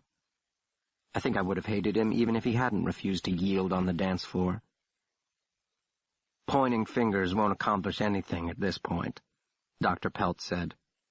He had draped his lanky frame upon a settee and was sipping black coffee from a cup that looked toy-size in his large hand. Brown droplets clung to his enormous handlebar mustache. "True," Sir Hiram allowed. "We can address repercussions at the conclusion of the affair." "Repercussions? What do you mean?" Worthrop demanded. "I did nothing wrong." "You brought it here. You decided to stash it in the Monstrumarium. It is your prize, is it not?" Worthrop's face drained of all color. The doctors who had treated him at Bellevue had cautioned him to avoid strenuous activity, in fact had strongly urged bed rest, or he might have bashed the man's head in with the bust of Darwin by his elbow. "Hiram," he said levelly, "you are a spineless, chinless, mutated sponge of a man, possessing the mental acumen of a sea-slug, but I forgive you for that. A man cannot choose his own mother, after all." Walker's beady eyes grew still beadier, and his mouth moved soundlessly, revealing the upper row of yellow, uneven teeth. Beside me, Lily bit back a laugh. I let mine out. "Mock me while you can, Worthrop. Let's see how far your laughter will carry from Blackwell's Island." "I blame you for this, von Hellrung," said the Monstrumologist, turning to the old Austrian. "Me? But how am I to blame?" "You invited him." "Oh, I thought you meant—" "The man is as useless as—" Worthrop searched for the proper metaphor. Pelt drawled a suggestion. "Teats on a bull." "Gentlemen, gentlemen," von Hellrung admonished gently. "We have not gathered here to discuss Dr. Walker's teats." Lily's shoulders were shaking violently. She was having some trouble controlling herself. I gave her hand a reassuring pat. "What's done is done," said the Argentine monstrumologist seated next to Pelt, whose name, Santiago Luis Moreno Acosta Rojas, seemed longer than the man was tall. He was, according to Worthrop, senselessly argumentative and hopelessly stubborn. But even the doctor acknowledged Acosta Rojas's expertise in all things T. Cerahonensis. Pointing fingers, assigning blame, these are the true teats upon our hypothetical bull. These do not serve to retrieve what has been lost, and retrieve it we must, and quickly. We stare into the abyss of two separate, equally disturbing possibilities. The failure of these blackguards to secure the creature, or their success. If it escapes, many will die. If it does not, many will be ensnared by its potent venom." "You are leaving out the worst possibility of all," Worthrop said, "that someone may kill it." "Well, we know why they took it," Pelt said. The question is who they is, or are, I mean. Elements of the criminal underworld, Walker sniffed, as if the answer were obvious. The dead rabbits, I would say, based on the Irish accents Walthrop described. Ach, von Hellrung snorted. There haven't been rabbits since the 70s. The gophers, Pelt suggested. That's my guess. Eleanor? The monstrumologist stiffened. His face darkened as if Pelt had insulted him. I never guess.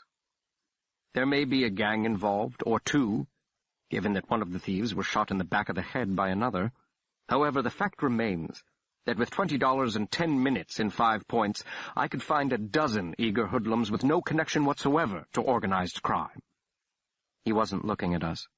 He was staring thoughtfully into the blank eyes of Darwin, running his finger up and down his hero's marble nose. The salient issue is not why or who, but how. How did these ill-educated ruffians know of the hidden treasure in the sanctum sanctorum of the locked room? His question hung heavy in the air. Von Hellrung understood at once, and the barrel chest expanded, straining the buttons of his vest. He pursed his thick lips and held his tongue while Walthrop went on. Dr. von Hellrung will correct me if my count is off, but to my knowledge only 6 men knew of my special presentation to this year's colloquium. 1 is dead. The rest are in this room. Acosta Rojas rocketed to his feet. His chair clattered to the floor. I am deeply offended that you would even suggest such a thing. What is more offensive? Walthrop shot back. The betrayal of a sacred trust, or the suggestion of it? Now, we mustn't leap to conclusions, mein Freund, von Hellrung protested, waving his pudgy hands before him. We are honorable men, scientists all, not profiteers. I am not surprised, Walker announced blandly. Contemplating the worst of nature has perverted his perception of men. Oh, spare us the banalities, Walker, the doctor exclaimed. We are students of the best that nature offers, but that is beside the point. Reason is neither good nor bad. Why do you think so few people are reasonable? I think we can safely rule out Adolphus as the traitor. He had no motive. For 60 years he's had access to treasures great and small, and never once tried to profit by them. To me, the most likely suspect is obvious, Pelt said. This Metterlink fellow, or the mysterious client who commissioned him. Neither could have been very happy about the resolution of his offer. It wouldn't be too difficult to follow you here to New York and ascertain the whereabouts of T. Serranensis. I spoke up. Impossible. Metterlink is in London. And how do you know where he is? Acosta Rojas demanded with narrowed eyes. There is nowhere else he would go, I answered carefully. How odd, Walker said, that Walthrop's apprentice would know the whereabouts of the mysterious Mr. Metterlink. I wonder what other intelligence he may be privy to. Walker, I don't know what I find more offensive, growled Walthrop. The insinuation that Mr. Henry is a turncoat, or the incongruousness of the word intelligence issuing from your lips? Enough, cried von Hellrung, striking his breast in consternation. This bickering, these childish insults, they accomplish nothing. We are all friends here, or at least colleagues, and I, for one, would stake my reputation, indeed my very life, upon the honor of the men gathered in this room. With all due respect, Pellinor, it is not why or who or how, but where that must concern us. The rest can wait until we have recovered what we have lost. And that we'd better get to, and quick, Pelt admonished. The scoundrels could be halfway to Roanoke by now. Roanoke? Walthrop asked. Just an expression. Odd, I've never heard it, Acosta Rojas said. Well, you're from Argentina, I'm not surprised. It struck me as odd, too, Walker said suspiciously. Why Roanoke, of all places? So I picked a random city, Pelt exclaimed. What of it? Expressions are not random, Acosta Rojas said. Otherwise, they would not be expressions. Even Warthrop had had his fill. He realized, I think, the fruitlessness of pointing fingers at this crucial hour. Von Hellrung, I suppose there's no avoiding it, he said briskly, turning to his old master. A few discreet inquiries in the appropriate quarters of New York officialdom are in order. Meister Abram nodded gravely as he rolled the gnawed end of his expired stogie across his lower lip. I know just the man. Discreet, though not overly inquisitive. He recently was promoted to detective. Warthrop barked a laugh. Of course he was. A moment. Acosta Rojas seemed aghast. You intend to bring the matter to the police? The monstrumologist ignored him. He said to von Hellrung, a murder investigation would be awkward. It would, mein Freund, if I were idiotic enough to report one. Chapter 2. The monstrumologist and I returned to the plaza to change out of our evening wear while von Hellrung left for police headquarters, Lily in tow. He was seeing her off to her house on Riverside before heading downtown. Though she hadn't slept in nearly 24 hours, Lily was brimming with energy. Her endurance rivaled Warthrop's when the hunt was on. And now let's send the little female off to bed with a warm pat and a gentle kiss, she grumbled to me at the door. Her dress was stained with the grime of the monstrumarium, her coiffure wilted, the ringlets exhausted loops of raven black. But her eyes burned with an eerily familiar backlit glow. I tapped her gently on the shoulder and kissed her cheek.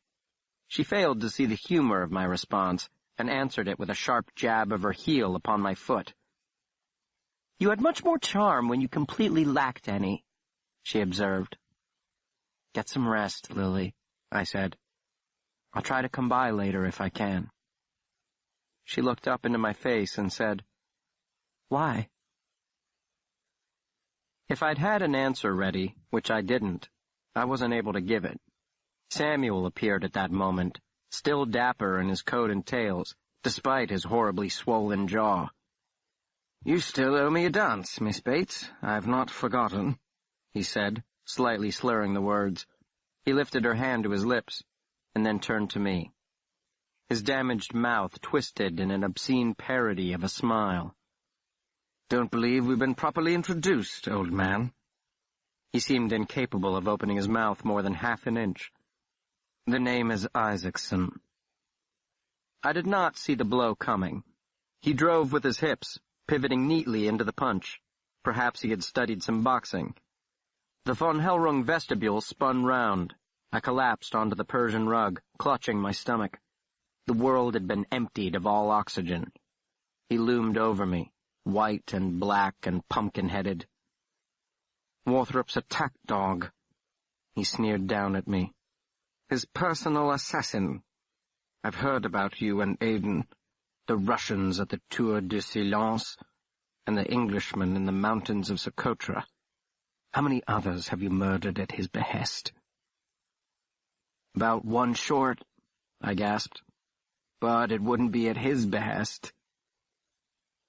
It's exceedingly difficult to laugh heartily without opening your mouth, but somehow Isaacson managed it. I hope you like the beast you've been, Henry. There'll be an exhibit there one day. He stepped lightly over me and swept out the front door to hail a cab. Lily helped me to my feet. I couldn't tell if she was about to laugh or cry. Clearly, she was fighting back something. Do you still think he's a mediocrity? She asked. It's not how he sucker-punched me, I informed her, but how I fell. Oh, you fell splendidly. And now she did laugh. It was the most impressive collapse I think I've ever seen. I don't know why. Perhaps it was her laughter, the pleasing jingle of coins tossed upon a silver tray. But I kissed her, still heaving for air, a pleasant suffocation. I'm a bit troubled, Mr. Henry, she breathed in my ear, by this curious association you have of violence with affection. I was grateful, in a way, that I had no breath with which to answer. Chapter 3. "It's Walker," I told Warthrop on the way to the plaza. "The obvious choice," he acknowledged. "The man's taste for the finer things exceeds his ability to obtain them. One of the reasons why I've always wondered at his choice of profession. Monstrumology is not the shortest route to riches." "Unless one stumbles across a species whose venom is more valuable than diamonds." He nodded and grunted noncommittally. "We cannot count out Acosta Rojas. No one has hunted more diligently for a living T. Sarahonensis." "Precisely the reason we should count him out. He'd have no reason or need to send one to you." "Well, it may be one of them or none at all," he said, growing testy. "Von Hellrung is notorious for running his mouth, and I'm afraid he might not remember to whom he let it slip, or even that he let it slip." He sighed. "Irish gangs, but equally foolish to assume that Metterlink or his client, if one exists at all, is responsible." He was drumming his fingers upon his knee, looking out the window. Carriage dodged automobile, and both dodged the occasional bicycle and wayward pedestrian. The early morning sun glinted off the buildings along Fifth Avenue and burnished the granite pavement a shimmering gold. "Why did you go there?" he asked suddenly. "Why were you and Lily Bates in the Monstrumarium?" My face grew warm. "I wanted to say hello to Adolphus." Then I sighed. Oh, what was the use? To show her T. Sarahonensis. To show her? He clearly didn't believe me. She has a certain fascination for such things. And you? Where do your fascinations lie? I knew what he meant. I thought we had exhausted this topic at the dance. At which point you proceeded to break her dance partner's jaw. For some reason, he found my remark amusing. Anyway, the topic, as I understand it, is nearly inexhaustible. You exhausted it, I reminded him. After it drove me into the Danube. I might have told him it wasn't love that hurled him over that bridge in Vienna, or at least not love for another person. Despair is a wholly selfish response to fortune's slings and arrows. Well, it was a propitious arrival into the monstrumological pit, Warthrop observed dryly. In the nick of time, and yet too late. Not unlike my friend pulling me from the water before the current carried me down. 'Tis better to have loved and lost. His temper flared. And now you're quoting poetry to me? He demanded, the failed poet. What is the purpose? To mock me? Who is more pitiful, Will Henry, the man who loved and lost, or his companion, who must never allow himself to love at all? I turned away, fists clenching spasmodically in my lap. Go to hell, I muttered. You may comfort yourself that it is better to love and lose in the end, but don't forget that even the most chaste of kisses carries an unacceptable risk to your beloved. No one knows how Biminius Arawakis is transmitted from host to host. Your passion carries the seeds of damnation, not deliverance. Don't preach to me about damnation, I cried. I know its face better than anyone, and certainly better than you. And now he quoted from the Satyricon to one-up me, and, I think, to mock me. And then there's the Sibyl. With my own eyes I saw her, at Cumae, hanging up in a jar, and whenever the boys would say to her, Sibyl, Sibyl, what would you? She would answer, I would die. The boy in the tattered hat and the man in the dingy coat and the thing hanging in the jar. Scratch, scratch. I kept my face away from him, but he had turned to speak earnestly to me, close enough that I felt his breath upon my neck. Ignore all other advice I give you, Will, but engrave this upon the avenues of your heart. You cannot choose not to fall in love. But you can choose, for the sake of love, to let love go. Let it go. Resolve never to see this girl again, her or anyone, for the gods are not wise, and nature herself abhors perfection. I laughed bitterly. When I was a boy, I mistook these opaque pronouncements of yours as impenetrable profundities. Now, I'm beginning to think that you're merely full of shit. I tensed, preparing for the explosion. None came. Instead, the monstrumologist laughed. Back in our rooms, the doctor washed off the dried blood and monstrumarial grit, changed his clothes, and then ordered up a hearty breakfast, which he did not touch, but left to the prodigious appetite of his teenage companion. I was famished. "I would suggest getting some sleep if you can," he advised me. "You have a long night ahead of you." "You should rest too," I said, falling into the old habit of his minder. "Your wound—" "It's fairly clean as gunshot wounds go," he carelessly replied. "And I didn't lose much blood, thanks to the ministrations of your paramour." "She isn't my paramour." "Well, whatever she is." "She annoys the hell out of me." "So you've said more than once. And what is this with the expletives lately? Cursing is the crutch of an unimaginative mind." "I like that," I said. "One day I intend to gather all your pithy sayings into a volume for mass consumption, the wit and wisdom of Dr. Pellinore Warthrop, scientist, poet, philosopher." His eyes lit up. He thought I was serious. Perhaps he'd already forgotten my shitty remark in the taxi. "Wouldn't that be extraordinary? You flatter me, Mr. Henry." He left after refusing to tell me where he was going. "The less I knew, the better," he said cryptically. As most of his explanations tended toward the cryptic, I didn't think much of it at the time. I was consumed with the consumption of my breakfast, very tired, and a little on edge thinking about the grisly work that lay ahead. Looking back, I should have recognized that his secretiveness did not bode well. It never did.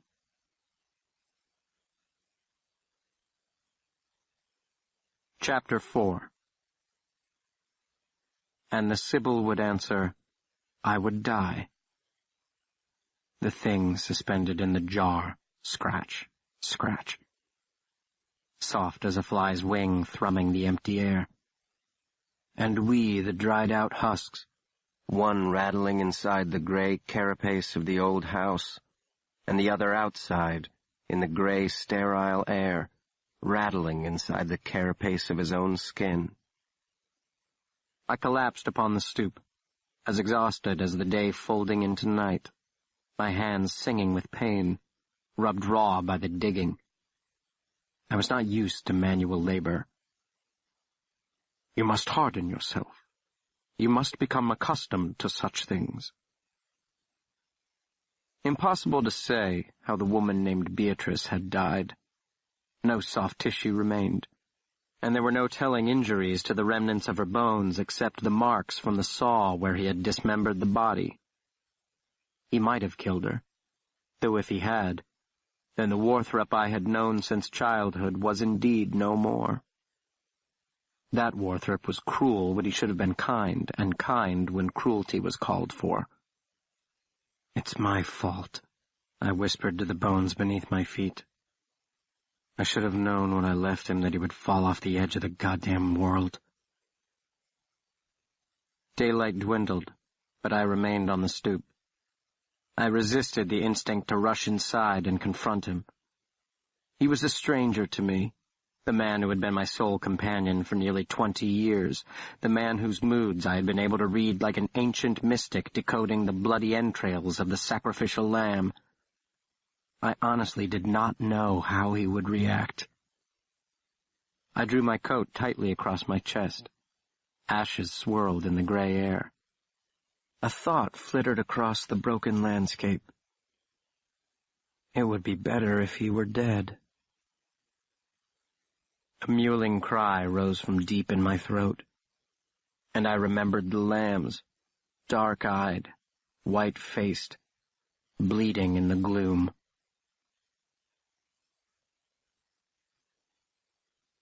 Chapter 5. Riverside Drive at dusk. The mournful hoots of tugboats and the handsome facades facing dark water. The sturdy homes of somber men engaged in serious work. Civic clubs and church and jackets at dinner and the politics of respectable people. Fine crystal and crisp linen. Silk from China, tea from India, manners from England. And the lamps that quash the shadows but illuminate nothing. And the long dresses that trail dustless floors. And genteel voices from another room. Ça ne veut dire rien. Je n'y peux rien. Did I have a card? The butler wanted to know. No, tell Miss Bates that the nine-fingered man is here. And then, perhaps because she heard my voice, the elegant woman swept into the vestibule. The woman whose angelic voice had sung me back to sleep with words I did not understand. The same who had said, the last we met, "It is no accident of circumstance that you've come to me. It is the will of God." "William?" A hand rose to her mouth. "William!" She abandoned any pretense of formality, the glue that bound her petit bourgeois universe together, and crushed me to her breast in the fiercest of maternal hugs. Then a cool hand against either cheek as her eyes sought out mine, which had seen too much and not nearly enough. "My, how you've grown!" she explained. "Lily did not mention how very tall you are now." "How are you, Mrs. Bates?" She would fly down the hall, chasing the startled nightmare cries of her accidental charge, and gather him into her arms, stroking his hair and pressing her lips to his head, and her voice when she sang to him was unlike anything he had ever heard, and sometimes in his confusion and grief he would forget and call her mother. She never corrected him. She slipped her arm through mine and escorted me into the sitting room, where I half expected to find her husband in his reading chair, his patrician nose buried in the afternoon papers. But the room was empty, and unchanged in the 3 years I'd been gone. Here for a time I had been an ordinary boy playing parlor games and listening to music and reading books without even the hint of monsters in them. There were no monsters then except the one that lurked 1/10,000th of an inch outside my range of vision. Had I eaten? Did I want something to drink? And the woman sitting on the edge of her chair with knees demurely pressed together, leaning forward, and the bright von Hellrung eyes shining beacons even here in the gathering shadows.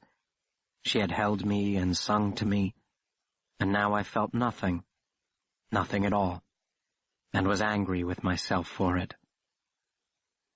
"Is Lily here?" I asked after an awkward silence. She left to fetch her, and I was left with no one but the faces upon the mantel, smiling at me from behind glass, Lily and her brother, and the impassive Mr. Bates, and the woman who was worth more than he by far. I lowered my eyes as if in shame. "Well, you are the last person I expected to see," Lily said from the doorway. Her mother hovered a few steps behind her in the hall, unsure of her place. "Perhaps I should leave you two alone," Mrs. Bates murmured, suddenly timid. "Yes, you should," Lily said curtly. She swept into the room. Her face was free of makeup, and I saw an echo of her there, of the Lily who'd bounded down the stairs at her great-uncle's house with the words, "I know who you are." "Why the last?" I asked her. "I told you I would come by." "I thought you had important scientific work tonight." "I do," I replied. "Later." "And you've come by to invite me?" "I wouldn't want you implicated, Lily." "That presumes you will be caught. Do you think you will be?" I laughed as if she'd made a joke, and changed the subject. Actually, there is something I forgot to ask you last night. Well, you were drunk, and we were attacked and threatened at gunpoint. I suppose I can forgive you. I wasn't drunk. You were well lit, then. Half lit, I corrected her, and that got a laugh. Why did you come back? She understood at once. I know the answer you'd like to hear. She paused. I've been away for more than 2 years, she said finally. I was homesick. And the timing had nothing to do with the annual Congress? And if it did? I cleared my throat. I've never told you this. She laughed. I'm sure there are many things, but there were times your letters were the only... You have never told me. Solace I had. She took a deep breath. Solace? Comfort. Your life is uncomfortable? Unusual. Then receiving a simple letter must be an extraordinary thing. It is, yes. Are you now? Uncomfortable? Yes, I am, a little. That is unusual. Or would it be usual? She frowned as if she were confused, which she was not. I suppose it would bring me some comfort if you pitied me for it. I don't pity you, Will. I'm jealous of you. I envy you. Mine is the most usual, comfortable life imaginable. You wouldn't be jealous if you knew what it was. It? My life. Oh, goodness, so dramatic in your old age. You really should extricate yourself from him, you know. You should ask Mother if her offer is still open. Offer? To adopt you. Her eyes sparkled. She was enjoying herself. I don't wish to be your brother. Then what do you wish to be? Of yours? Of anythings. I don't want to be anythings. Then why don't you leave him? Does he chain you up at night? I intend to leave him when the time is right. I've no interest in becoming what he is. And what is he? Not anything I want to be. That's my question, Will. What is it that you wish to be? I rubbed my hands together, staring at the floor, and her eyes, bird bright, upon my face. You told me once that you were indispensable to him, she said softly. Do you think you may have had that backward? I became very still. When are you leaving? I asked. Soon. When? Sunday? On the Temptation. Why? Perhaps I would like to say goodbye. You could say that now. What have I said to upset you, Lily? Tell me. It's what you haven't said. Tell me what to say, and I will say it. She laughed. You really are the perfect apprentice, aren't you? Always anxious to be of service, ever eager to please. No wonder he binds you to him so. You are the water that holds the shape of his cup. Several hours later, the water in the shape of the human cup was descending the stairs to the monstrumarium, alone. Come with me tonight, I'd said before we parted. I have made plans, she'd answered. Change them. I have no desire to change them, Mr. Henry. I'm a forward-thinking person, I assured her. I believe in full sexual equality, the right to vote, free love, all of that. She grinned. I wish you luck tonight, in the hunt. Not that you need much. He is the greatest that ever was, or will be. Something thrilling and tragic in that, when you think about it. Yes, thrillingly tragic. When will I see you again? I shall be here till Sunday. I thought I told you that. Tomorrow. I can't. Saturday, then. I shall have to check my calendar. Standing in the vestibule, hands clenched at my sides, blood roaring in my ears, and his voice. Even the most chaste of kisses carries an unacceptable risk. You aren't going to kiss me again, are you? She asked, lips slightly parted. I should, I murmured in reply, edging closer to the lips slightly parted. Then why don't you? Not enough wine or not enough blood? It burns, my father had said.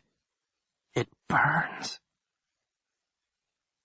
There is something I must tell you, I whispered, my lips a hair's breadth from hers, close enough to feel the heat of them and to smell her warm, sweet breath. Does it have to do with free love? She asked. In a very roundabout way, I answered, the words sticking in my throat. I could see my parents dancing in the blue fire of her eyes. There is something inside of me. Yes? I couldn't go on. My thoughts would not hold still. It burns, and the worms that fell from his eyes, and afraid of needles are you, and what would you do? And Lily, Lily, do not suffer me to live past you, do not suffer me to see you suffer. And the thing in the jar, and the thing in the thief, his chest splitting open like the T. Sarahonensis shell splitting open, and the unblinking amber eye, and the infestation, this is my inheritance, and each kiss the bullet, each kiss the dagger plunging home, and I would die, and never fall in love, Will Henry, never, never. And the insubstantiality of water, and she the cup, Lily, the vessel that bears the uncountable years, do not suffer, do not suffer, do not suffer. Goodbye, William James Henry. Chapter 6. A burly figure stepped from the shadows pooled at the base of the stairs. He wisely spoke up before I blew his misshapen head off his shoulders. "I say, put that gun away, old chum. It's me, Isaacson." "What are you doing in the Monstrumarium?" I snapped. "I thought your master's work here was done." He cocked his head inquisitively, like a crow eyeing a tasty bit of carrion.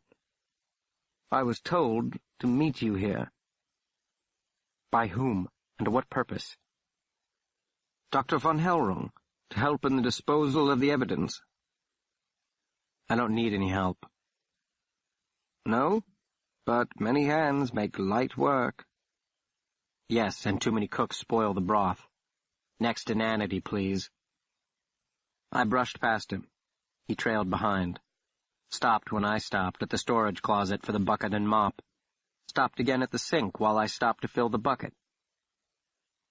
"I can't help but feel that we got off on the wrong foot, Will. I really had no idea you even knew Lily. She never mentioned you, at any rate, in all the time we've spent together in London." "That's odd. I've known her since we were children, and we correspond regularly, and she never mentioned you, either." "Do you think we're being played for fools?" "I doubt it. Lily likes a challenge." He remained several paces behind me as I trudged with bucket and mop to the locked room. I could have found it with my eyes closed. The stench of decay increased with every step. She's a good girl, not like any other girl her age, in my experience. Fierce. Wouldn't you say that's the word for her? Fierce. She is brimming with ferocity. Oh, she's a capital girl, not anything like the girls from my country. So much more, how do I put it, unrestrained. I stopped. He stopped. If I brought the mop handle round against his swollen jaw, The blow would more than merely drop him. It would shatter the bone, embedding the shards in his cheek and gums, perhaps his tongue. Permanent disfigurement would not be unexpected, and the odds of a life-threatening infection would not be out of the question. I could say we'd been waylaid by more thieves, or that I had struck him down in self-defense. In the shadowy outlands of the world in which we lived, few would question my story. Von Hellrung had articulated it. When I was younger, I often wondered if monstrumology brought out the darkness in men's hearts, or if it attracted men with hearts of darkness. "What is it?" Isaacson whispered. I shook my head and murmured, "Das Ungeheuer." "What?" I turned back to him. His face was grotesque in the dim light, monstrous. "Do you know how it kills you, Isaacson? Not the bite, that's to paralyze you, to separate your brain from your muscles. You don't lose consciousness, however. You are fully aware of what's happening as its jaw unhinges to accommodate you whole. You die slowly, by asphyxiation.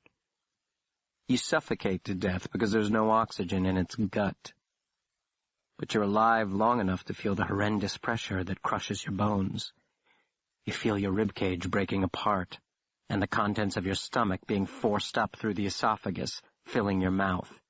You choke on your own vomit, and every inch of your body burns as if you've been dropped into a vat of acid, which in a sense you have been.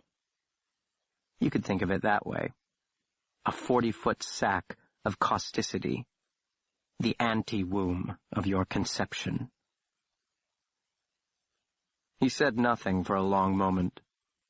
Then he whispered, "You're mad." And I replied, "I don't know what that means. If you define madness as the opposite of sane, you're forced into providing a definition of sanity. Can you define it? Can you tell me what it is to be sane? Is it to hold no beliefs that are contrary to reality? That our thoughts and actions contain no absurd contractions? For example, the hypocrisy of believing that killing is the ultimate sin while we slaughter each other by the thousands. To believe in a just and loving God while suffering that is imaginable only to God goes on and on and on. If that is your criterion, then we're all mad, except for those of us who make no claim to understand the difference.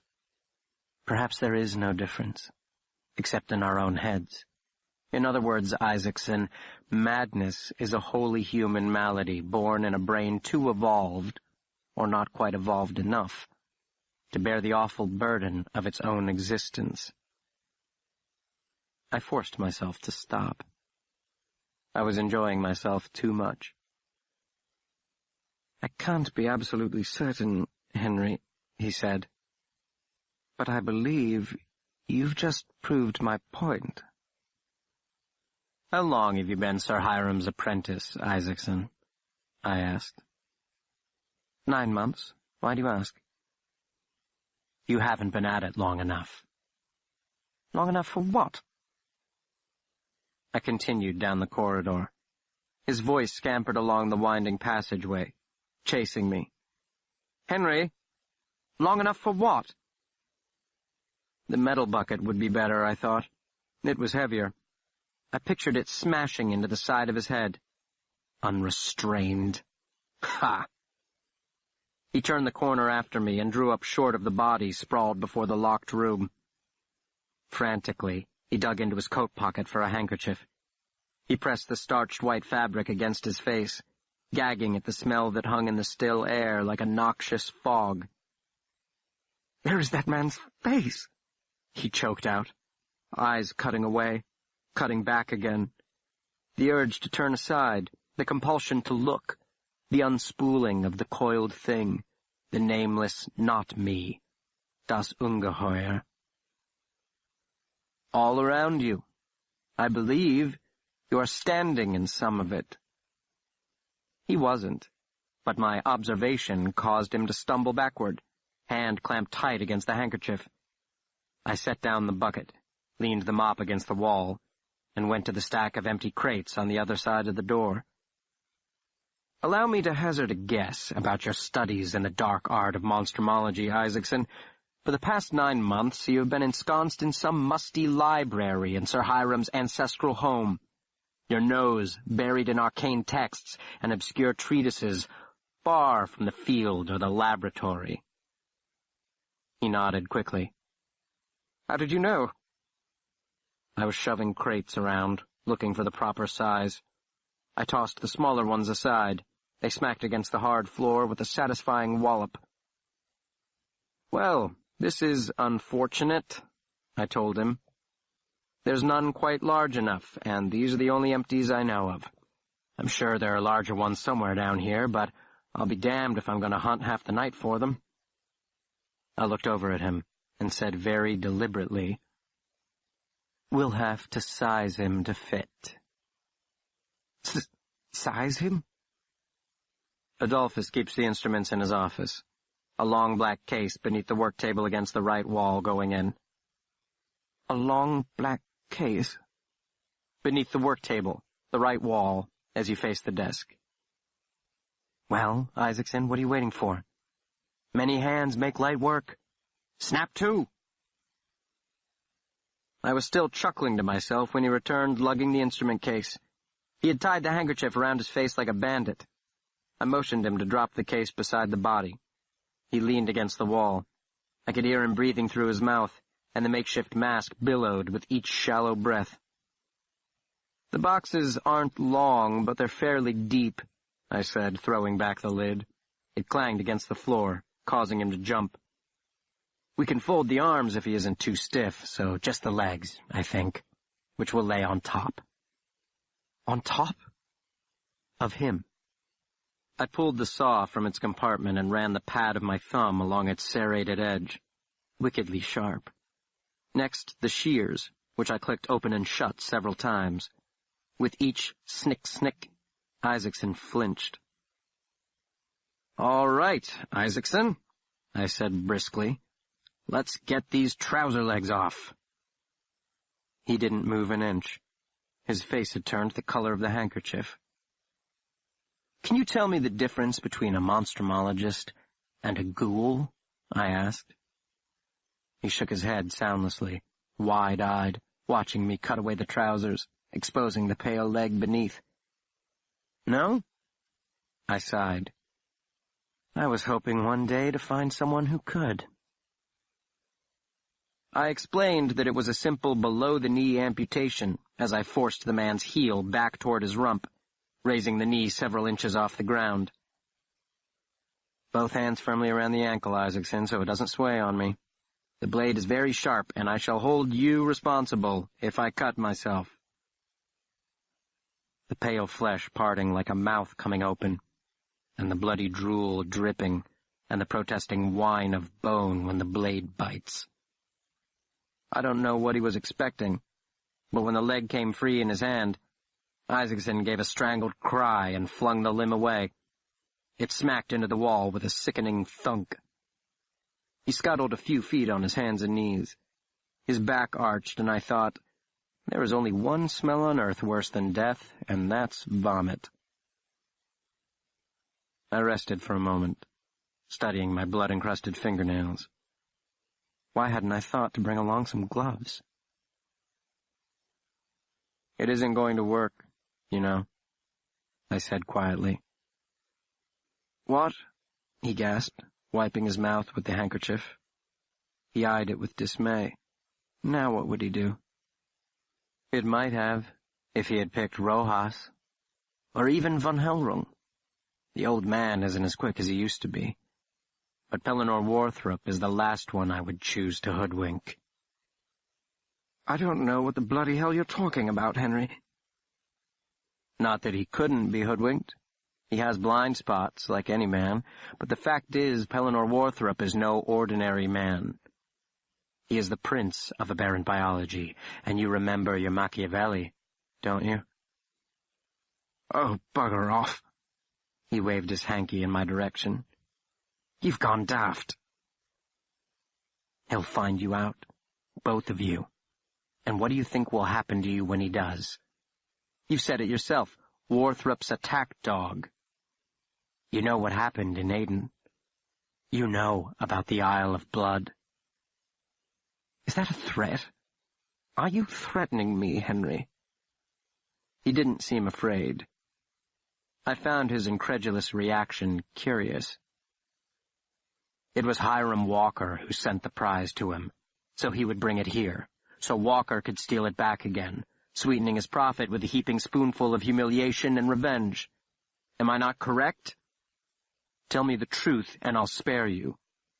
I make no promises regarding your master, but you have my word as a scientist and a gentleman that I won't touch a hair on your slightly misshapen head.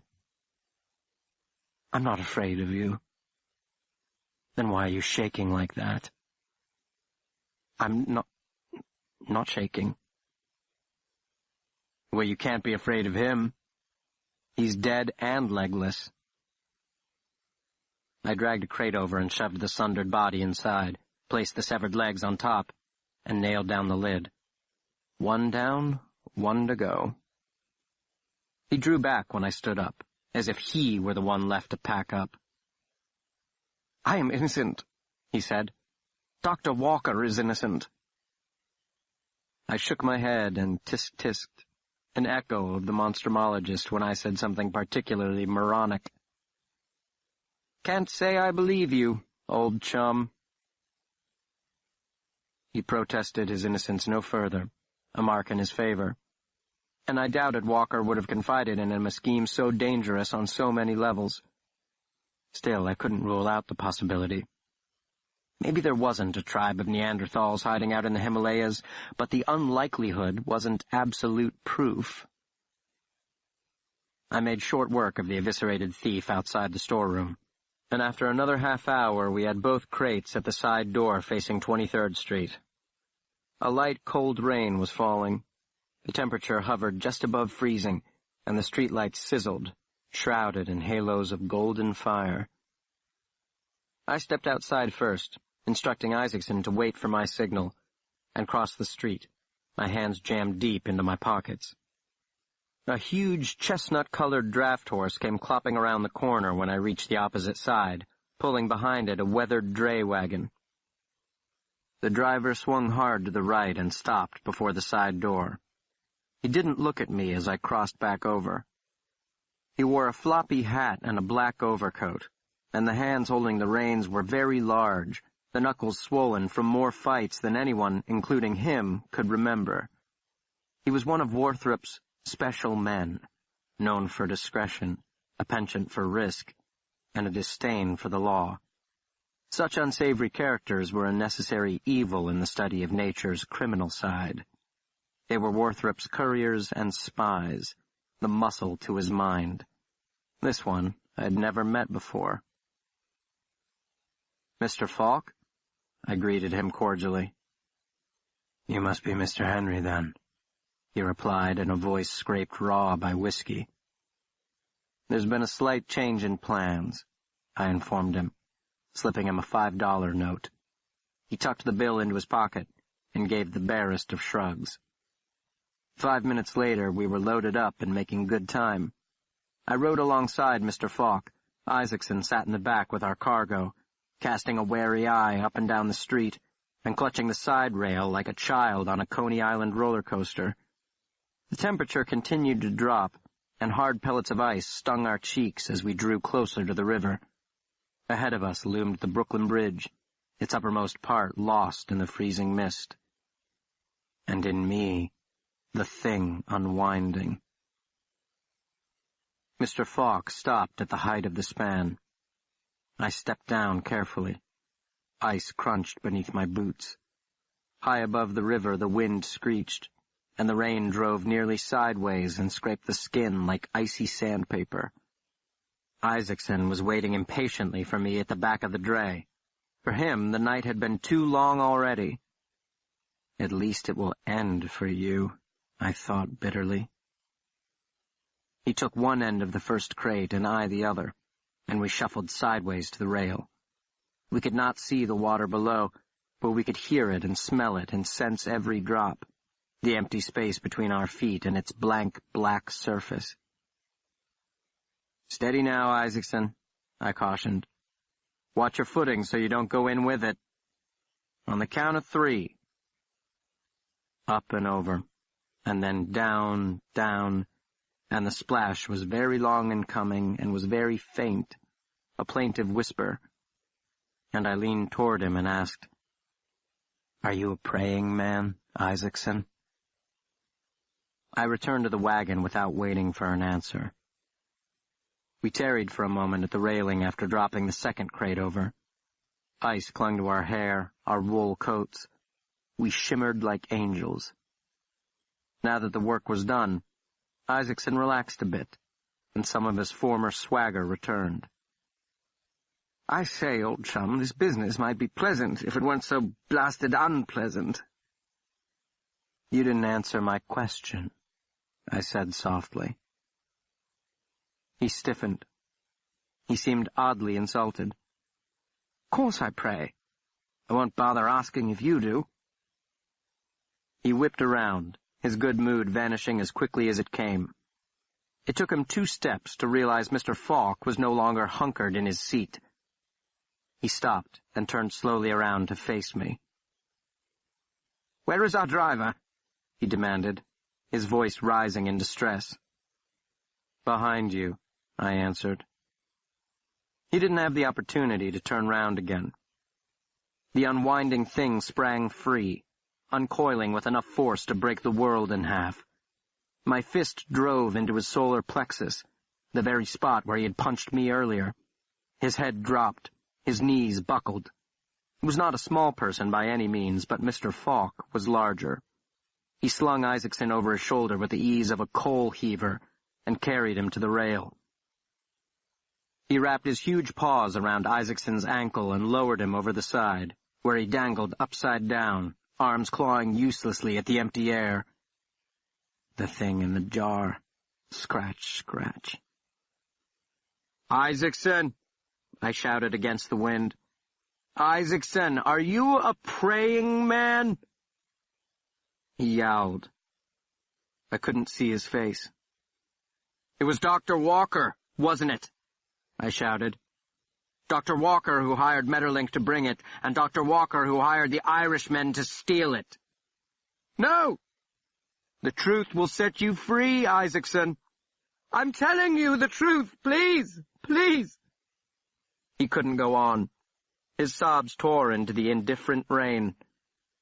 Mr. Falk turned his head toward me slowly, his prominent brow wrinkled by a question. "Let go?" I shook my head. "All right, he didn't hire Metterlink, but he did the Irishman. Tell me yes, Isaacson, and we'll pull you up." "He didn't! I swear upon my mother, he didn't! Please! Please!" I looked at Mr. Falk. "What do you think?" He shrugged. "My arms are getting tired." "Isaacson! One more question. Answer truthfully and we'll pull you up. Did you frigger?" "What? What? Oh, dear God!" "Did you screw Lily Bates?" I waited for his answer. He was obnoxious, but he wasn't stupid. If he had been with her and confessed to it, I might not keep my promise. If he denied it, he risked my not believing him, regardless of the veracity of his denial, which, in turn, made my dilemma no less perplexing than his. He unleashed an unearthly wail, twisting in the wind. "No, no, that never happened. I swear to God, Will, I swear." "You swear to what?" "To God, to God, to God, to God." "It isn't God who holds you now, Samuel."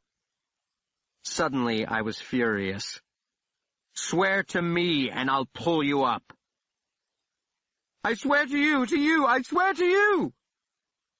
Beside me, Mr. Falk was laughing softly. "He's lying, you know." "No, Mr. Falk.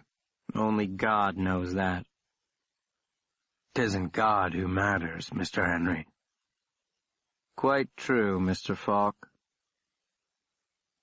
In the basement laboratory, when the chrysalis cracked open, I saw myself reflected in the amber eye. I was the humble conduit to the monster's birth, the imperfect midwife, deliverer, and prey. Forgive, forgive, for you are greater than I. Canto 4, Chapter 1. Full dark had fallen by the time I stepped back inside 425 Harrington Lane. I found the Monstrumologist at the table, gorging himself like a man who hadn't eaten in a week, which very well might have been the case. "You're not hungry," he observed midway through the gorging. I pulled a pewter flask from my coat pocket. The kitchen was uncomfortably cold. Unscrewed the lid and forced down a mouthful of whiskey. The Monstrumologist frowned and clicked his tongue disapprovingly. "No wonder you look terrible," he opined, shoving a hunk of cheese into his mouth, the old rat. Perhaps I have been drinking too much, I admitted. What's your excuse? He ignored the question. "You smell like smoke, and your fingernails are encrusted with dirt." "Ash," I said. "Your trash barrels were overflowing." His bemused expression did not change. "And the palms of your hands are rubbed raw." "Are you accusing me of something?" He smiled humorlessly. "There's several pairs of work gloves in the shed, but you know that." "I do know that." "You must have forgotten then." "My memory is not what it used to be. Just now I was trying to remember the name of that girl I hired to keep you fed and bathed and halfway human." Warthrop picked up a knife and sliced off a piece of apple. His hand was rock steady. He chewed very deliberately. "Beatrice," he said. "I've already reminded you of that." "And you sacked her?" He shrugged. His eyes darted about the table. "Where are the scones?" "Or did she quit?" "I told you I sacked her, didn't I? Where are my scones?" "Why did you sack her?" "I have enough to do without some noisome busybody dogging my every step and stutter." "Where did she go?" "How would I know?" His patience was wearing thin. "She didn't say, and I didn't ask." "It just strikes me as odd." "Odd?" "Leaving without notifying me. I was her official employer, you know. Why didn't she tell me you sacked her and demand the balance of her pay?" "Well, I suppose that's something you will have to ask her." "That might prove difficult, since neither of us knows where she's gone." "Why are you so concerned about the whereabouts of some dime a dozen scullery maids?" he snapped, his self-control giving way. I sipped from my flask deliberately. "I'm not concerned." "Well, good. You shouldn't be. What did you think would happen, anyway? I told you I neither wanted nor needed anyone." "So it's my fault?" "What? What is your fault? What do you mean?" "The fate of Beatrice. I am to blame for forcing her upon you?" "No, you are to blame for making the forcing of her upon me necessary." He smiled, childishly, as if he'd gotten off a cheap joke. "You've been holding out on me long enough, Will Henry. Where are the scones? Give them up, or I shall become quite angry with you." "Well, we wouldn't want that, would we?" I fetched the bag from its hiding place. He snatched it out of my hand with a giggle that made me cringe. My eyes were drawn to the basement door behind him. "Is she the reason you put a lock upon that door?" I asked. "Who? Beatrice? Why do you keep harping upon her?" He poured himself another cup of tea. "I wasn't. I was asking." I live alone now, as you know," he said pointedly. "And my enemies are many, as you also know." "Who, Warthrop? Name them. Name one enemy." He flung the remnants of his pastry upon the table.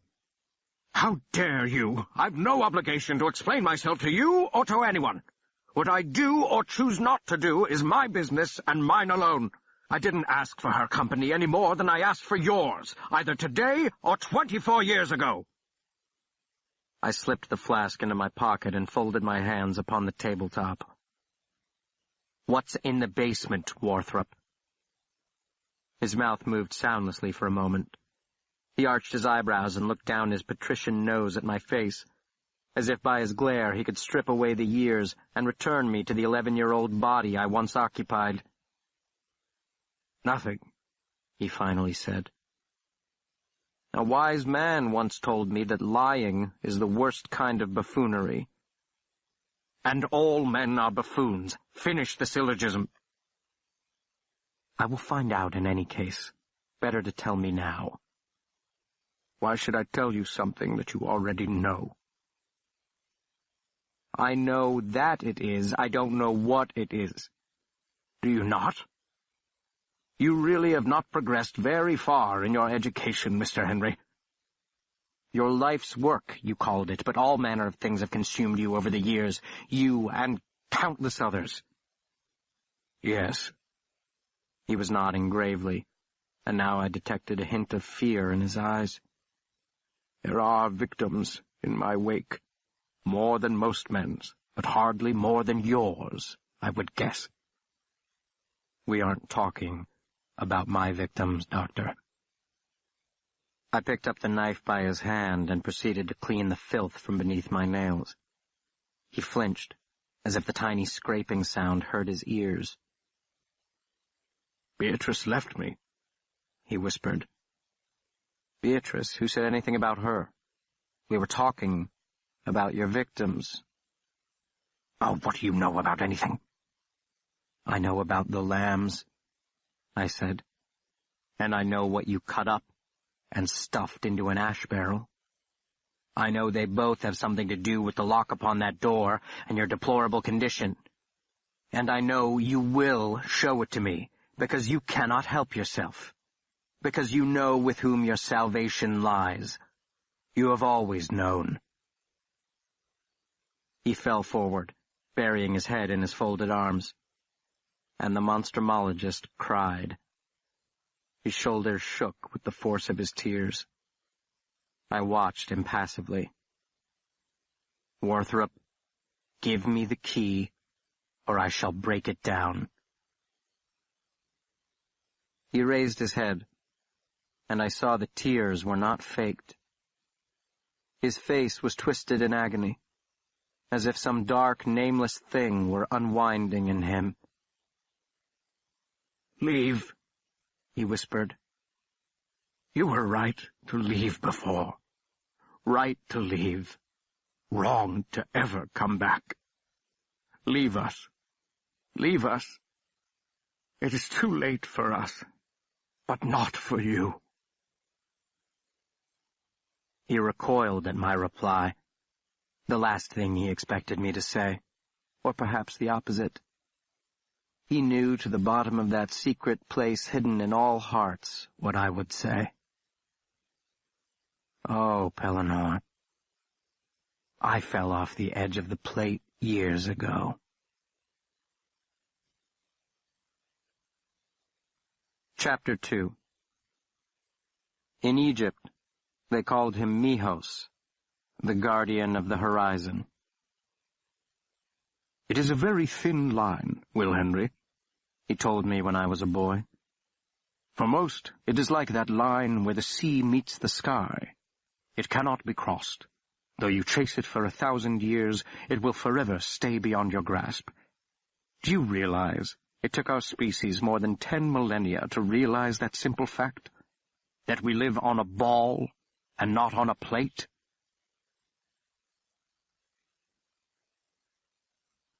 Chapter 3. A letter was waiting for me at the front desk of the plaza when I returned from my evening labors. The envelope was sealed in the old-fashioned way, with a thick glob of red wax. Inside was a crudely printed message on a single sheet of paper that smelled faintly of dead fish.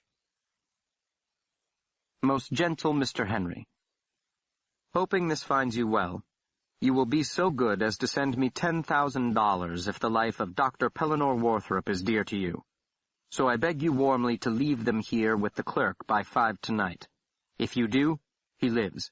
If you don't, he dies. With regards, believe me to be your friends. The letter was not signed. Instead, there was a crude drawing of a human hand colored black, and another of a dagger dripping what I took to be blood. I left the hotel and made straight for the brownstone on Fifth Avenue. The owner of the house received me wearing a purple robe and matching slippers, his cottony white hair amassed in wondrous confusion atop his blocky head. He read the letter with red-rimmed eyes, sighing often and loudly, shooing away the servant who appeared bearing coffee and a plate of Apfelstrudel. "What did the clerk say?" he asked finally.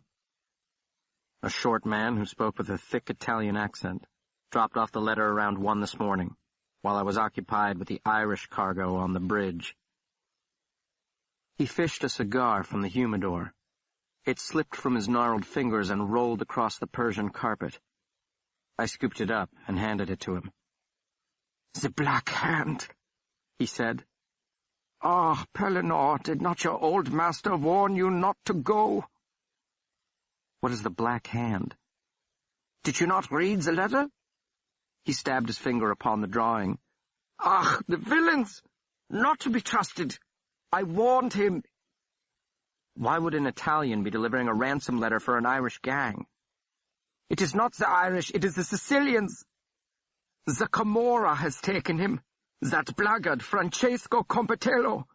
He is a dangerous man, and I told him so."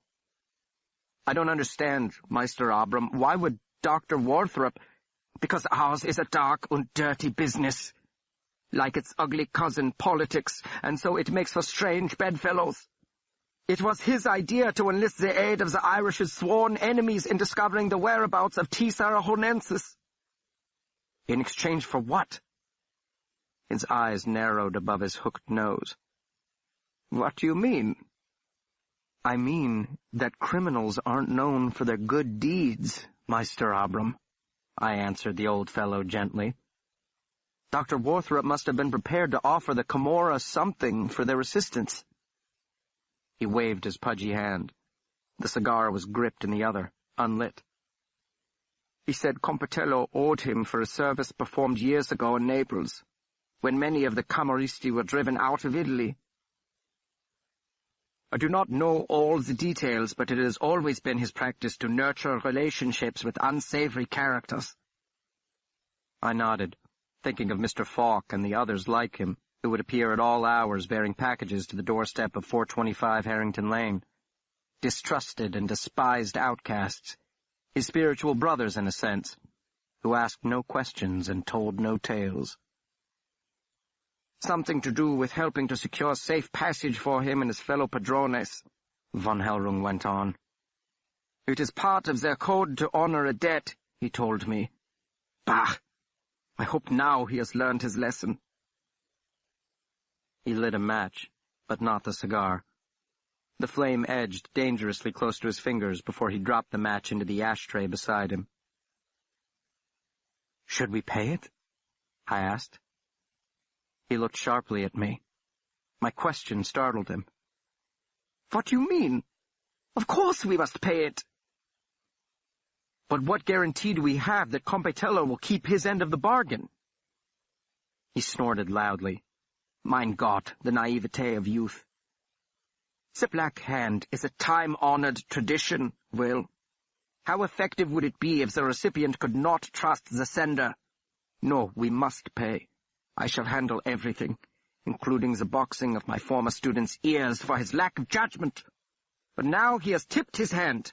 The Camorra knows of our special prize, and even now must be marshalling every illicit resource at its disposal to find it." He rose, shoving the cigar into the breast pocket of the robe monogrammed with his initials, AVH. I love him as my own son, but your master is the most maddening of human conundrums, young Will. At once calculating and headstrong, astute beyond measure, and obtuse without equal. He rang the bell to summon his butler. I said, I'll handle the delivery of payment, Meister Abram. No, you are too young to... And you are too old. He stiffened. His bushy white brows crowded against each other. His chest expanded, parting the fold of the robe to reveal a profusion of curly white hair. The letter was addressed to me, I went on quickly, and for all we know, the clerk at the hotel is in on the deal. He nodded, clearly impressed with my reasoning. Returns this afternoon. I shall have the funds ready. But tell me, there is so much that crowds the weary mind. How did it go last night? Smoothly, I pray. Had to size the refuse to fit the containers, but otherwise no problems. I gave a little laugh. Well, Sir Hiram's assistant nearly took a tumble into the East River. Luckily, Mr. Falk was there to catch him. Von Hellrung was nodding slowly, and his eyes were bird-bright and watchful. You know, he is related to royalty.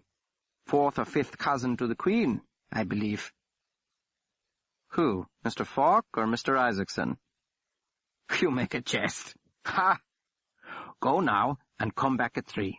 Tell no one else of this, particularly Mr. Falk. I believe that man would sell his own mother for $1 and a dram. Oh, no, you're wrong, Meister Abram. Mr. Falk is a capital fellow, worth twice his weight in T. Sarahonensis venom. Do not say such things, he exclaimed, and then for some reason crossed himself. Chapter 4. I returned to the hotel, intending to catch an hour or two of much-needed sleep, but I was too distracted and anxious about the unexpected kidnapping of my master to snatch more than a few minutes of restless slumber. I gave up finally, and telephoned Lily's house. 3 things are easily cracked and never well mended, I said when she came on the line. China, glass, and what's the third? You're calling me at 6 in the morning to pose a riddle? Reputation, I said, raising my voice to overcome the incessant crackle of the connection. I had a most interesting discussion with the Queen's 5th cousin last night. Who? Samuel. Who? The mediocrity. Oh. Then silence. Lily, are you there? Did you mean to imply a correlation between someone's reputation and a conversation with Mr. Isaacson? I meant to ask you to lunch. But that isn't what you did. I did. I just have. I have a prior engagement. Break it. She may have laughed, or it may have been static. Then I heard, demanding. The doctor has been kidnapped, I shouted. Kidnapped? Was it the Irish? The Sicilians. Sicilians? I'll pick you up at 12. I disconnected the call before she could reply. From across the room, Mr. Falk lowered his copy of the Herald. Yes, that, Lily, I told him. You want for me to come? He asked. I laughed. For her protection or mine? Through the window behind him, I saw Central Park glowing. The rising sun had broken through the clouds, and the park shimmered in a golden autumnal haze. Have you ever been in love, Mr. Falk? Oh, yes. Many times. Well, once or twice. How did you know? Mr. Henry? I mean, did you know in the same way you know that red is red and not, for example, blue? He looked off into the distance, lost in memory or pausing to give my question its proper due. In my experience, you don't know till after the fact. When it's gone. I don't think I love her. If you don't think it, then you don't.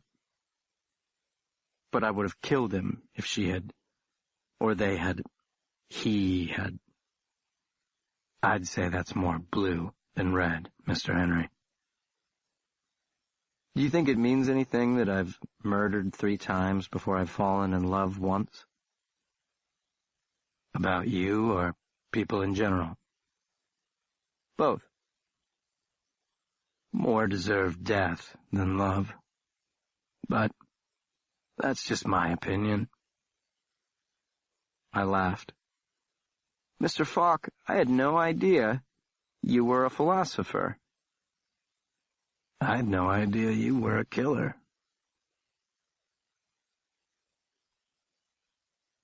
Chapter 5. Lily was not as charmed as I by my new companion. "Who is that brute?" she murmured, slipping her arm through mine as we stepped off the trolley at Delmonico's. Mr. Falk is an old friend of the doctor's, a kind of honorary member of the fraternity. I held the door open for her, and we stepped inside. Mr. Falk remained on the sidewalk, leaning against the building with his hands stuffed deep into the pockets of his peacoat. "What fraternity?" she asked. "The fraternity of indispensable men." "You have a bodyguard now?" The entryway was crowded, forcing us to stand nearly chest to chest, and I could smell her hair, and her hair smelled of lilacs. She wore a dress the color of topaz and carried a small matching purse. The men noticed her almost at once, but the women sooner. That's the way with beauty. "Not exactly," I said. "Too bad your doctor didn't have a not exactly one last night." I shouldered my way to the front and pressed a $20 note into the head waiter's palm. He rolled his eyes disdainfully, so I gave him another, and in 5 minutes we were seated with a nice view of the park. "You're awfully free with his money," she said. "Keeper of the purse strings, among other things." "Among every other thing." Her eyes danced. I shrugged modestly and looked away. High in the mountains of Socotra, there was a lake with water unburdened by any living thing. Bluer than a sky scrubbed clean by a summer rain, yet even that was not as pure as her eyes. Uncorrupted to the bottom, all the way down. "Now what is this about Mr. Isaacson and reputations?" she asked, now that she had me off balance. Actually, I was referring to the doctor's reputation, this latest difficulty with organized crime. Lily was shaking her head. "You always were a terrible liar." Uncle Abram was right about one thing. To these men, honor is everything. Under the circumstances, the Black Hand is an unthinkable breach of etiquette, very bad form, even for a professional criminal. The Camaristi owe Warthrop an enormous debt. She grasped my meaning at once. "A subterfuge? But why? And by whom?" "The why is easy enough. There are 10,000 reasons. The who I hope to discover before it's too late, if it already isn't too late." She gasped. "Kill Warthrop?" And laid the blame squarely upon the Italian's doorstep. Which is why the why may not be so obvious, Lily. What if this isn't about money at all, but about covering up a murder? She was silent throughout the appetizers and most of the main course, thinking of ways to poke holes in my argument, I was sure. "How did the author of the letter know Warthrop was going to the Camorra?" she asked. I nodded approvingly. She had teased out the one crucial fact at the heart of the tangled affair. Red is not blue, I thought in a flash of incoherence. Right.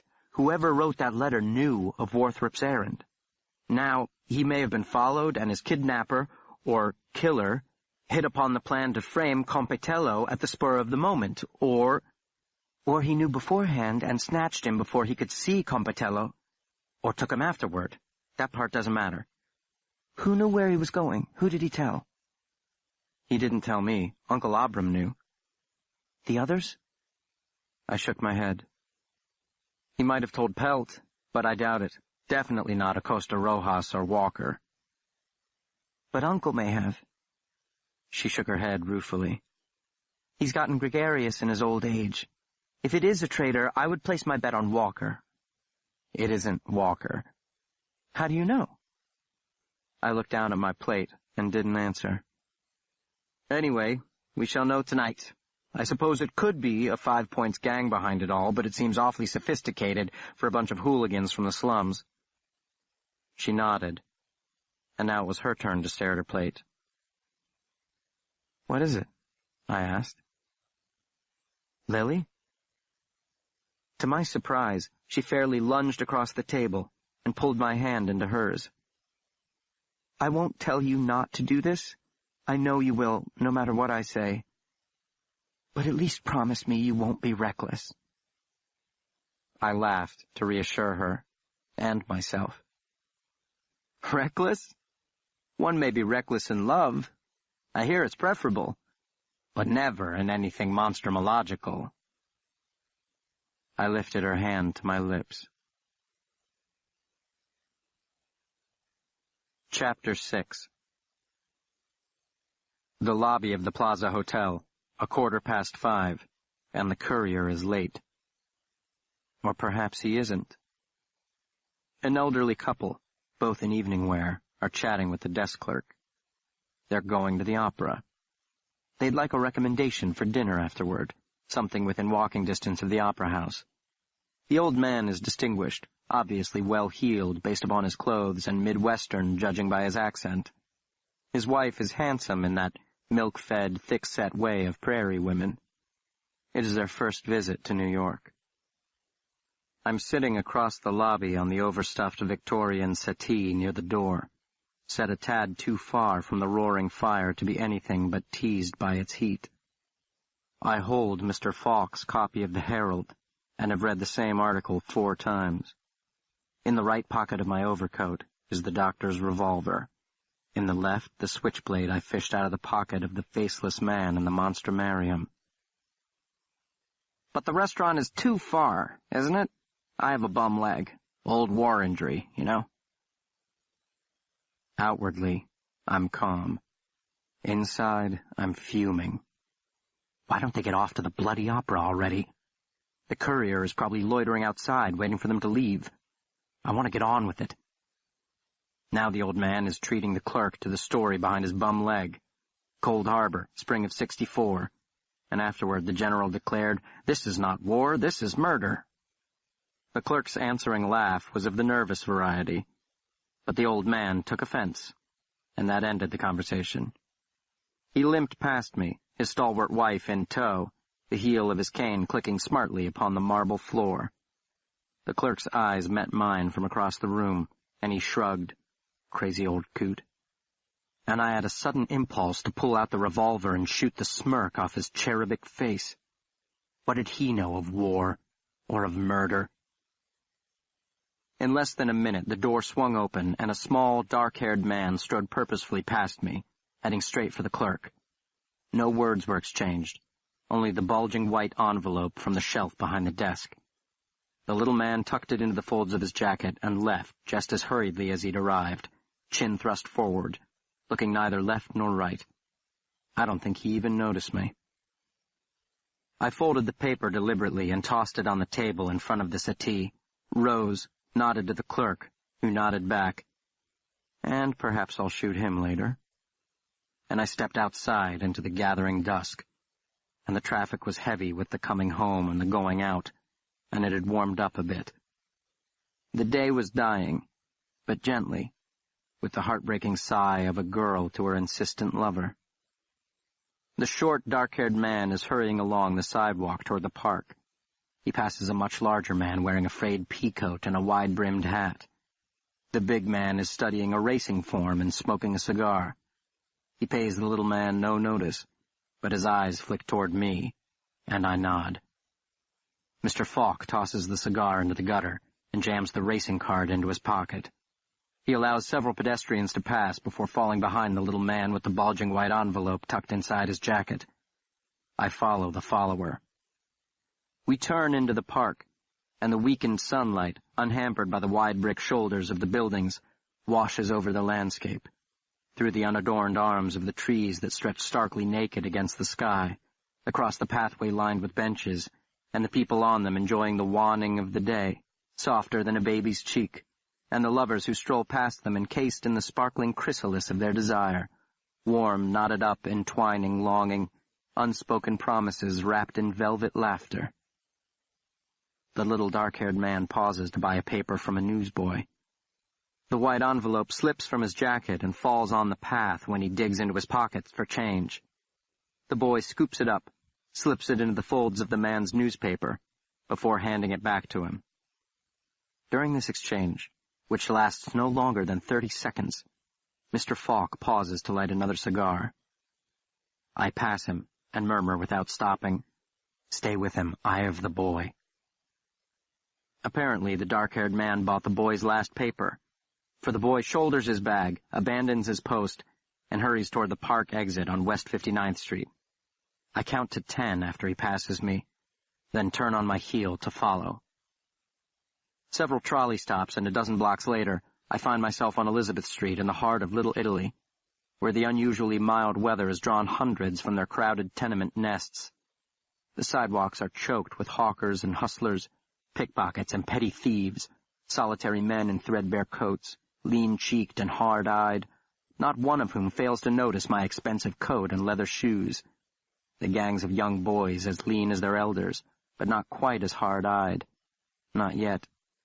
And mothers sitting on the stoops with little ones in white bonnets bouncing on their laps, the street clogged with rickety carts attached to overworked, underfed horses, and everywhere the smell of boiled rabbit, and fresh flowers, and wood smoke, and horse shit, and the Italian songs floating through open windows, and the hysterical, desperate babble of 1,000 human souls stuffed into a 3-block radius.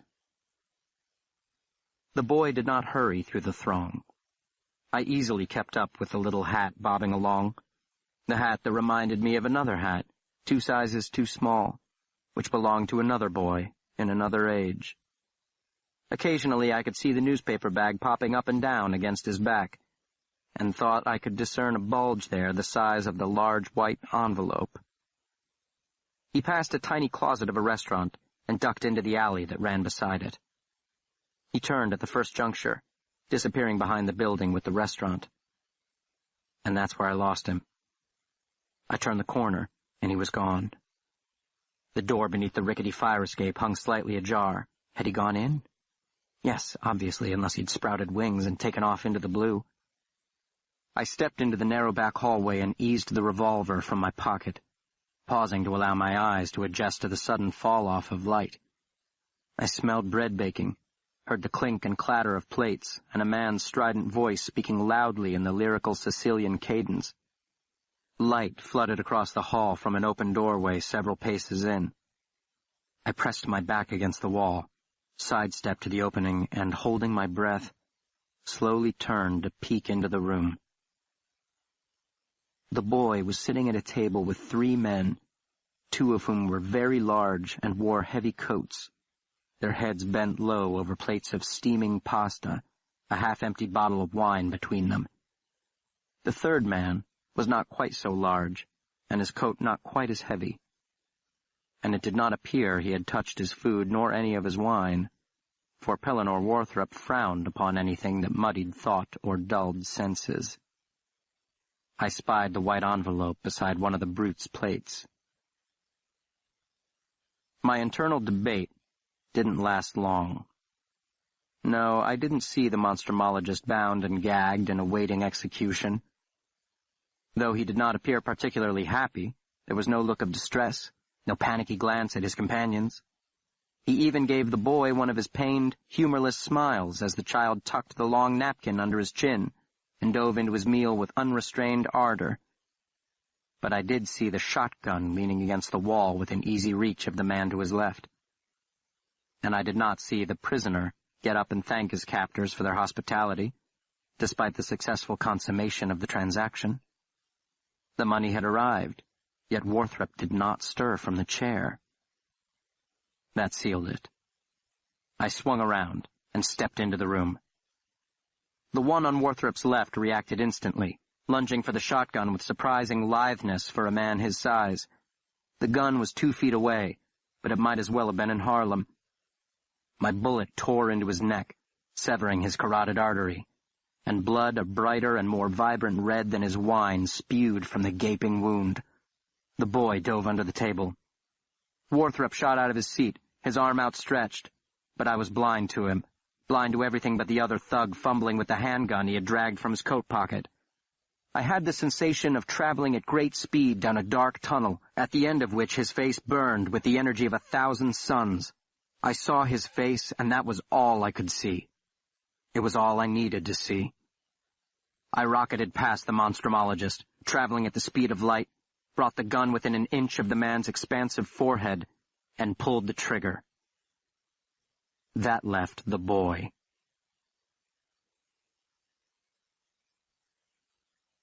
Folio 13. Paradiso. From Dante's The Paradiso.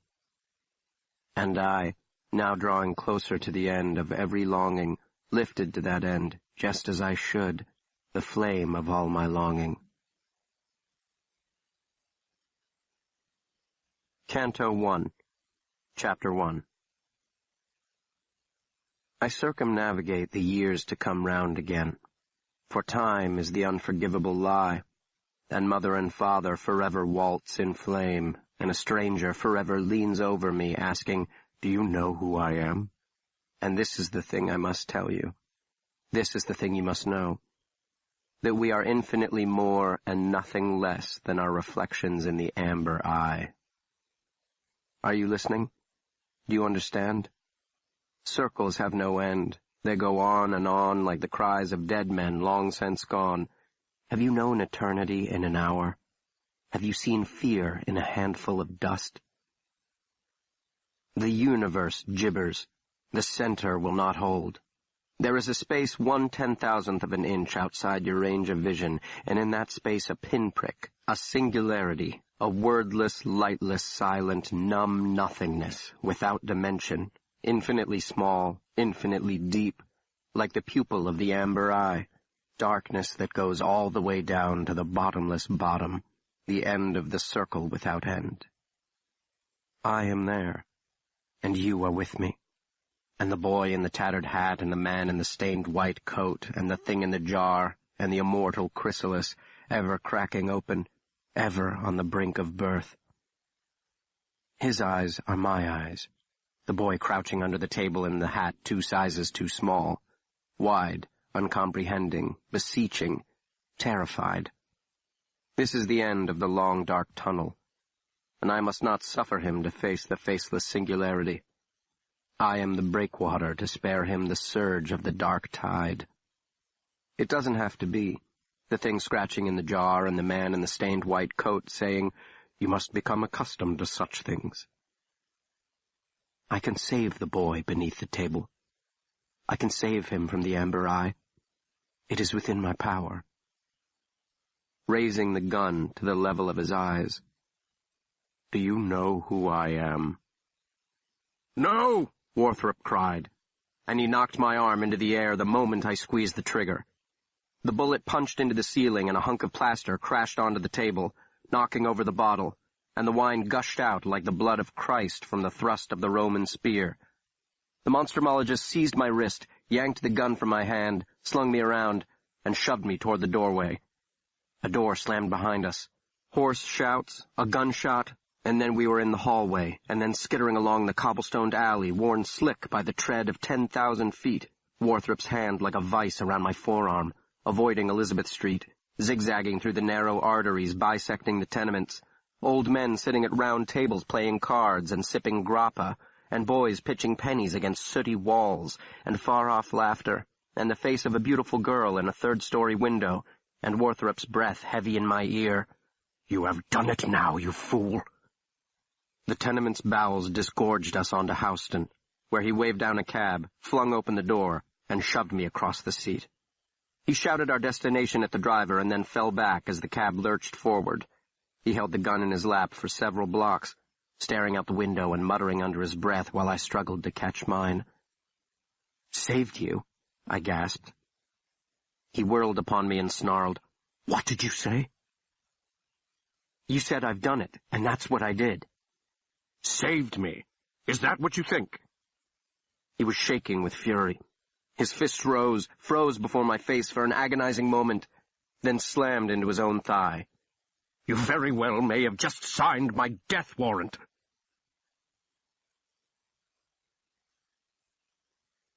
Chapter 2. Abram von Hellrung handed me the glass of port and lowered himself into the divan beside me. He smelled of cigar smoke and that odd musty odor of the very old. I could hear his breath rattling deep in his barrel chest. "There you are, dear Will," he murmured. There, patting my leg. "What the devil are you doing, von Hellrung?" Warthrop demanded.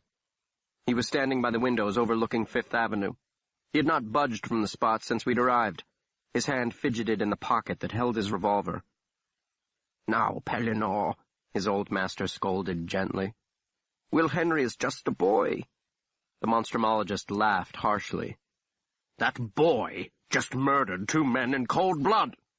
More to the point, he has declared war upon the Camorra, which will not limit itself to retribution upon him, or me, or even you, Meister Abram.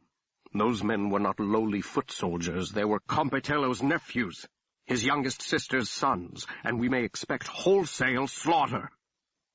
"Oh, no, mein Freund, no. Let us not lose ourselves in wild talk of war and retribution. He is a reasonable man, as we are all of us reasonable men. We will talk to Compitello, explain to him—" "Oh, yes, I'm sure he will understand how $10,000 justified the execution of his family." "Dr. von Hellrung told me he owed you a favor," I said, keeping my voice under control. It was not easy. "It made no sense that he would kidnap you." "Shut up, you imbecilic, hot-headed snot!" the Monstrumologist yelled. "It makes no sense to betray the code of the Black Hand." "Which is exactly why I betrayed it." Warthrop's mouth came open, snapped closed, and then opened again. "I may just kill you myself and save them the trouble." "Well, did Compitello owe you a debt, or not?" I asked. "Pellinore," von Hellrung said softly but urgently, "we must tell him." "Tell me what?" "What good will it do now?" Warthrop asked, ignoring me. "So he may understand." "You give him too much credit, von Hellrung," the doctor said bitterly. He turned back to the window. Von Hellrung said, "The debt was repaid, Will. The slate wiped clean, and so Compitello had no obligation to keep." I shook my head. I did not understand. Perhaps Warthrop was right. The old Monstrumologist was giving me too much credit. "The man who was shot in the Monstrumarium, he was a watchman and an ally, not a thief," von Hellrung explained. "He was— What are you saying, Meister Abram? He was a Camarista?" "Oh, dear God!" Warthrop cried out, his back still to us. "Pellinore and I thought it wise to post men about the headquarters, just to keep an eye on things until the presentation before the Congress. It was I who suggested calling in Compitello's chit to perform the service. The Irishman was spied breaking in. The poor soul followed them down and was ambushed from behind, and then— well, you know the rest.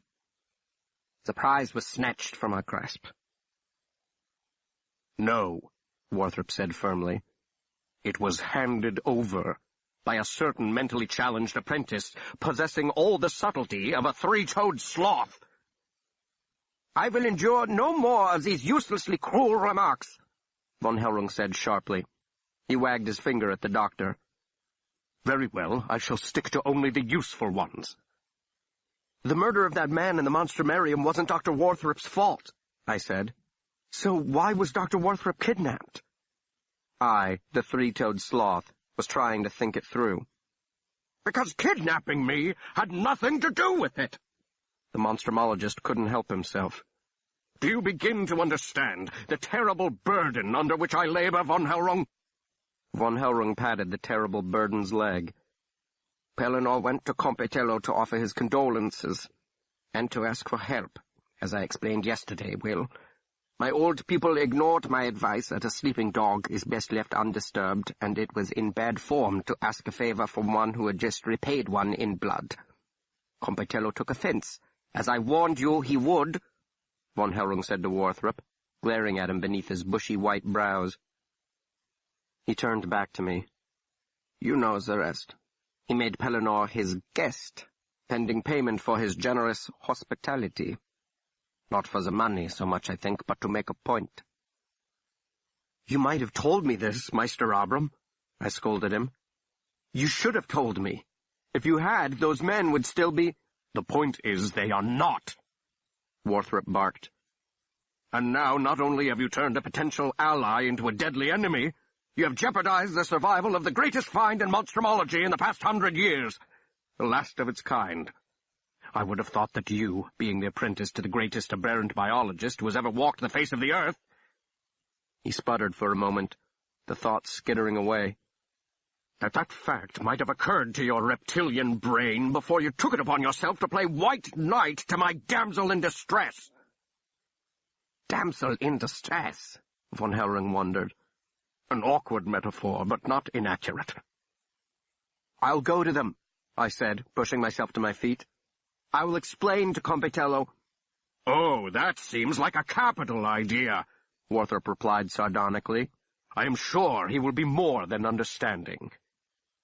Young Will is correct, though, von Hellrung said. We must make peace with the Camorra. He puffed out his chest. And that duty falls by necessity to the president of the society. Absolutely not, the doctor replied. You are no Daniel, and this is no lion's den, Meister Abram, more like a pit of vipers. Ha! An entirely accurate metaphor. I agree we need an emissary, someone to represent the society, but not one so vital to it or in any way connected to this affair. Someone, to be perfectly frank, whom we can afford to lose, should our apology be rejected. The bell rang. Warthrop dropped his hand into his coat pocket. My hand closed around the handle of the switchblade in mine, and I took a step toward von Hellrung. The old man's butler appeared. Sir, Dr. Walker is here. Well, said Warthrop. Well. Chapter 3. Our return to the Plaza Hotel was marked by silence. The atmosphere in the cab was positively arctic. Warthrop stared at the landscape, and I at nothing. We both seethed. I was not convinced that I had failed to save his life once again. He was equally convinced that what I had done would ultimately cost him that, and worse, his precious reputation. Time was running out. The grand presentation of the crowning jewel of his career was nearly upon him, and the possibility of professional failure was more appalling to him than death. In part, I understood. Heaven and hell, he often said, he left to the theologians and those pious hypocrites who dropped $1 and a prayer in the basket every Sunday like wily gamblers hedging a bet. Warthrop was neither a gambler nor a hypocrite. The only judgment he feared was the eternal damnation of a life unrecognized and forgotten. A tall, broad-shouldered man was waiting for us in the lobby. Warthrop stiffened at the sight of him. Mr. Falk, he said tightly, I don't recall requesting the pleasure of your company. Came to tell Mr. Henry something, Mr. Falk replied. But now it doesn't matter, seeing that you're back safe and sound. I am neither. And I remembered his wound. I hadn't noticed him walking with a limp, but that would not be unusual. The monstrumologist took grim pleasure in hiding his pain. I think it would be a good idea if Mr. Falk remained in the lobby until we hear back from Dr. Walker, I suggested. The doctor started to say something, then nodded curtly. Would that be a difficulty, Mr. Falk? Slipping him a 20. No difficulty at all, Dr. Warthrop. murmured the faithful Mr. Falk. "Down here? Might be better to wait with you in the room." No, not necessary." There seemed to be something about the big man that unnerved Worthrop. Not me. I quite enjoyed his company. Mr. Falk shrugged. "That's fine. I'll ring your room if anyone comes making inquiries." He turned to me. "More blue than red, Mr. Henry?" "Completely," I answered. "No red at all." In the elevator, my master leaned against the wall and closed his eyes. "As I recall, there was quite a bit of red, Mr. Henry." Mr. Falk was referring to a conversation we had regarding the nature of love. One eye came open. "You were discussing love with Mr. Falk. How extraordinary." "He's a very wise man." Well, that very wise man is wanted in 3 states for the crime of first-degree murder." "And he walks a free man. That proves he's wise." He snorted.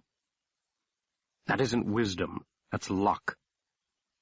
"Of the two, I'd much rather have the latter." Once in our rooms, he proceeded to barricade us in, pushing the large dresser against the door, checking the locks on our windows 8 stories above the street, then drawing the heavy curtains. He fell upon the sofa, gasping for air. "I should check the dressing," I said, indicating his outstretched leg. "You should count yourself lucky I don't throw you out on the street." "There is still one thing I don't understand." "Just one?" "Why such a small ransom? You must not have told Compitello the true value of the prize." "Why would I tell a criminal overlord that?" "Well, what did you tell him?" "First, I told him I was sorry that one of his own had been killed in the performance of an invaluable service to the advancement of human knowledge, namely, keeping an eye on the Monstrumarium pending the official presentation to the Society, and that it was my intent to make full recompense to the poor man's family. Then I told him who was responsible." "But that's something we don't know, and why I thought you went to him in the first place." "We know they were Irish. Part of an organized criminal enterprise or not, undoubtedly they were Irish, and there is no love lost between the Sicilians and the Irish. Before you arrived to seal our death warrants, I had extracted a pledge from him to aid us in our quest." "I thought it might be Walker." "You thought what might be Walker?" "The one behind it all. The only thing he is more ravenous about than money is destroying you." He shook his head, waved his hand, rolled his eyes. "Hire 2-bit hoodlums to snatch a specimen to which he himself had ready access? Even Sir Hiram isn't that stupid." "Your reasoning rules out every monstrumologist as a suspect." He nodded. "Which leaves Metterlink and this mysterious client of his." "It's not Metterlink. He's in Europe." "As you've told me, though how you might know that?" "Perhaps this client had a change of heart and decided to steal back his former property," I hurried on. "He could have assumed where you would place it for safekeeping. Not a monstrumologist, since all monstrumologists have access to the Monstrumarium, but an outsider who is well versed in our practices." "I would agree with you, Will Henry, except for the inconvenient fact that your premise is nonsensical. You and his agent agree upon a price, the transaction is consummated, and then he steals something he easily could have kept? As Metterlink himself said, there are men who would pay a king's ransom for the prize, yet he did not offer it to them when he had the chance. In other words, why all the bother? The only hypothesis that fits the facts is the broker was cheated in some way, that you stole it rather than purchased it, and the offended party has taken back what is rightfully his." His accusation hung in the air. I had no doubt he took my silence as a confession. For he went on, "You have been with me for nearly 6 years. At times I think you understand this dark and dirty business better than I, but understanding that leads to arrogance, and a willful disregard for simple human decency." "I do not think you should lecture me about arrogance or simple human decency." "I think I will lecture you about anything that shoots me." He slammed his open palm upon the cushions. I don't know why I waste my time with you. The more I try to teach you, the more you take from me the wrong lessons. Really? What lessons would those be? What exactly are you trying to teach me, Dr. Warthrop? You're angry with me for killing those men? No, I am angry with you for costing me my reputation, and for jeopardizing the most spectacular find in biology in 2 generations. You should be angry with yourself, and with Dr. von Hellrung for lying to me. I have lied. He threw back his head and laughed. By omission, yes. If you had told me who that man was in the Monstrumarium, had shared with me your arrangement with the Camorra that resulted in his death, why would anyone share that with you? Because I am... I stuttered to a stop, face burning, hands clenched at my sides. Yes? Tell me, he said softly. What are you? I wet my lips.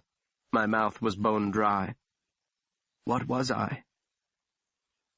Misinformed, I said finally. He seemed to think it was a wondrous witticism.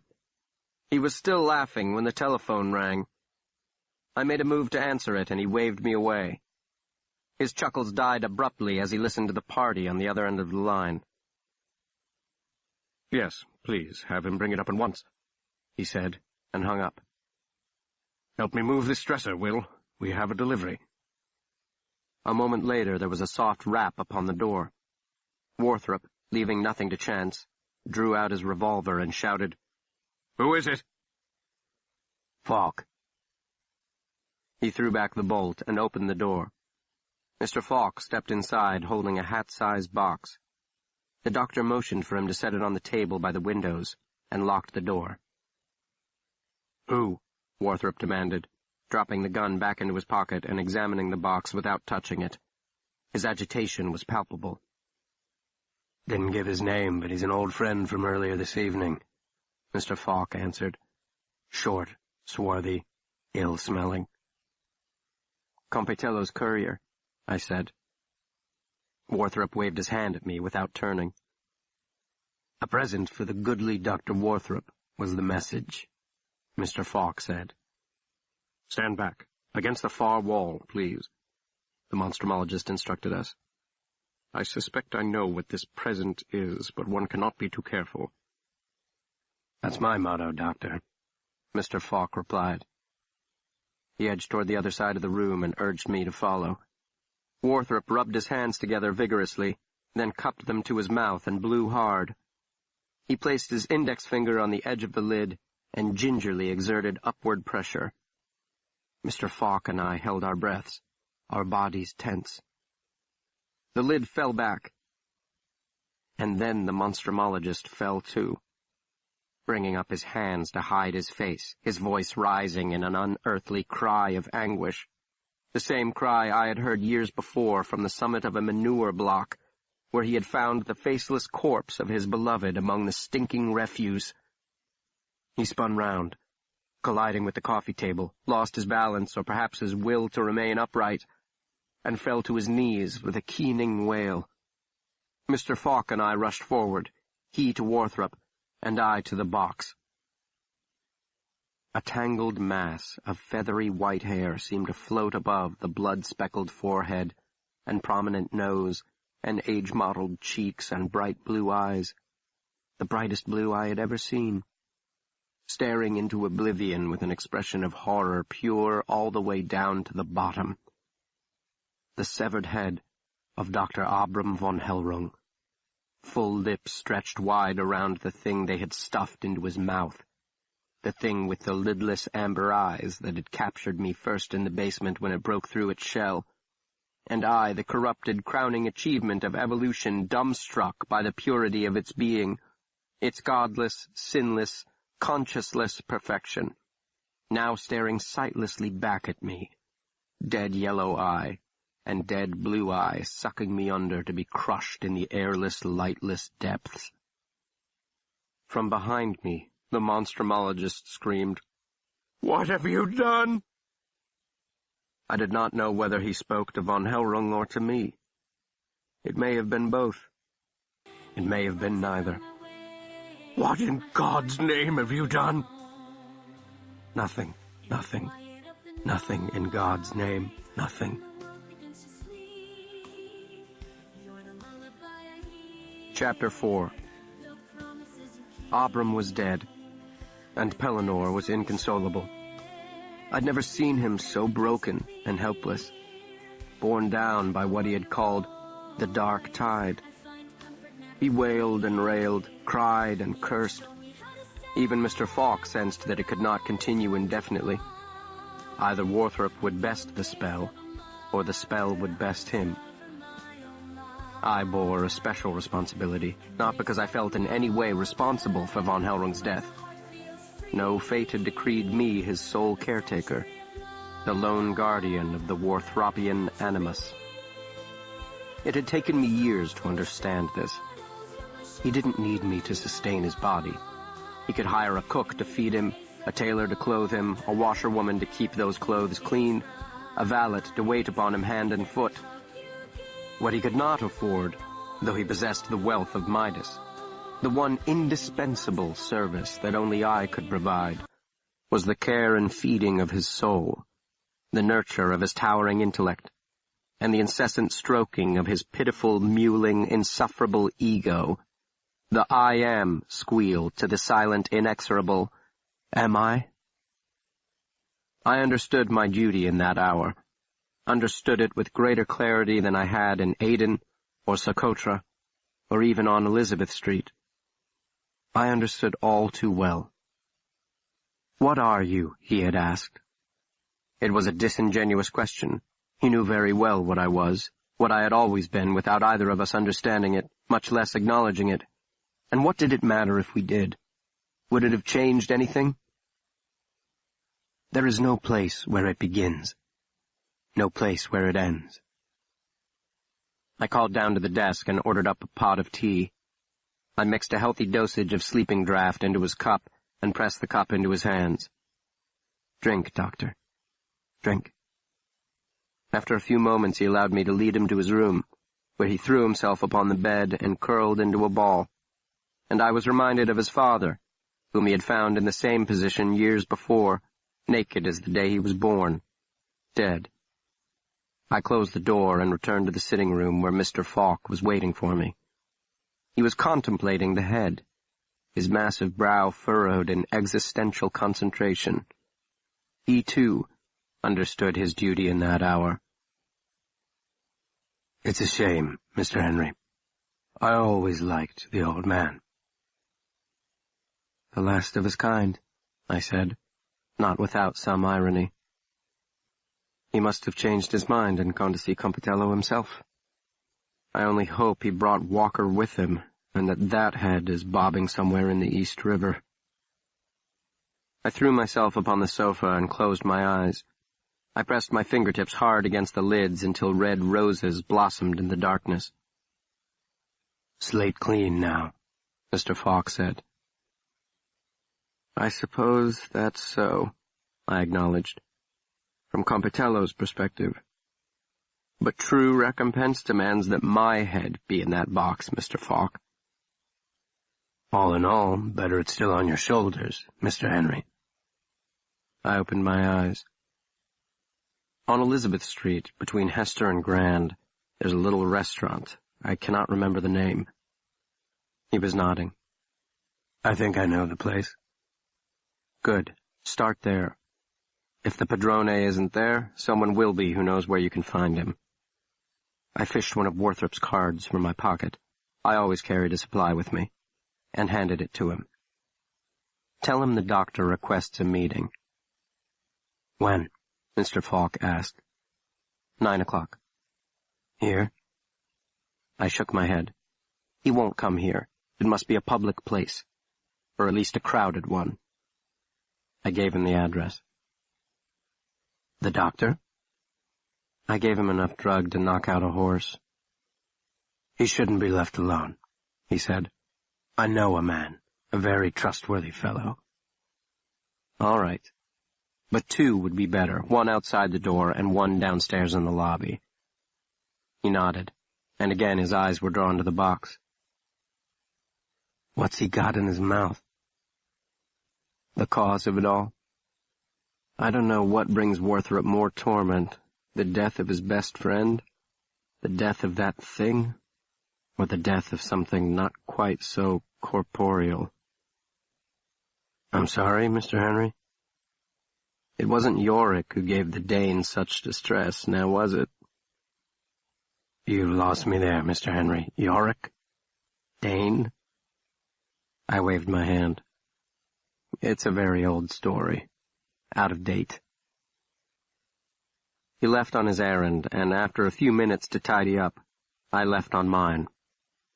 I left the box sitting on the table. Von Hellrung's bright eyes followed me all the way to the door. The day had turned very cold, though the sky was clear, and there is no burden, there is no weight upon your shoulders. I arrived at Riverside Drive feeling as if I had stepped into a dream, or perhaps out of one. My mind was as clear as the sky.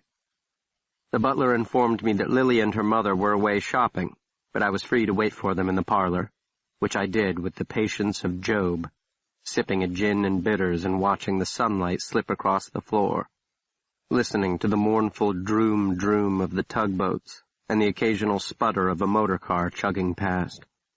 The butler sent in a plate of cucumber sandwiches, which were very good, but I desired something of more substance. I finished my third gin and then took a nap. I woke with a start, for a moment ignorant of my location, thinking I was back at Harrington Lane and the doctor was in the next room reading. Dinner was through, the plates washed and stacked, and this was the best part of the evening, when Worthrop gave me some peace and I felt a little less burdened, the weight upon my shoulders a little less heavy. From the back of the house I heard the laughter of women, more joyous than water in a fountain, and Lily came in wearing a taupe-colored dress, and her feet were bare. I'd never seen her feet, and forced myself not to stare. "And here you are," she said. "Why? And please don't begin the conversation by saying you had nothing better to do or some other insulting remark that you mistake for wit." "I wanted to see you." Now that is an excellent answer, Mr. Henry.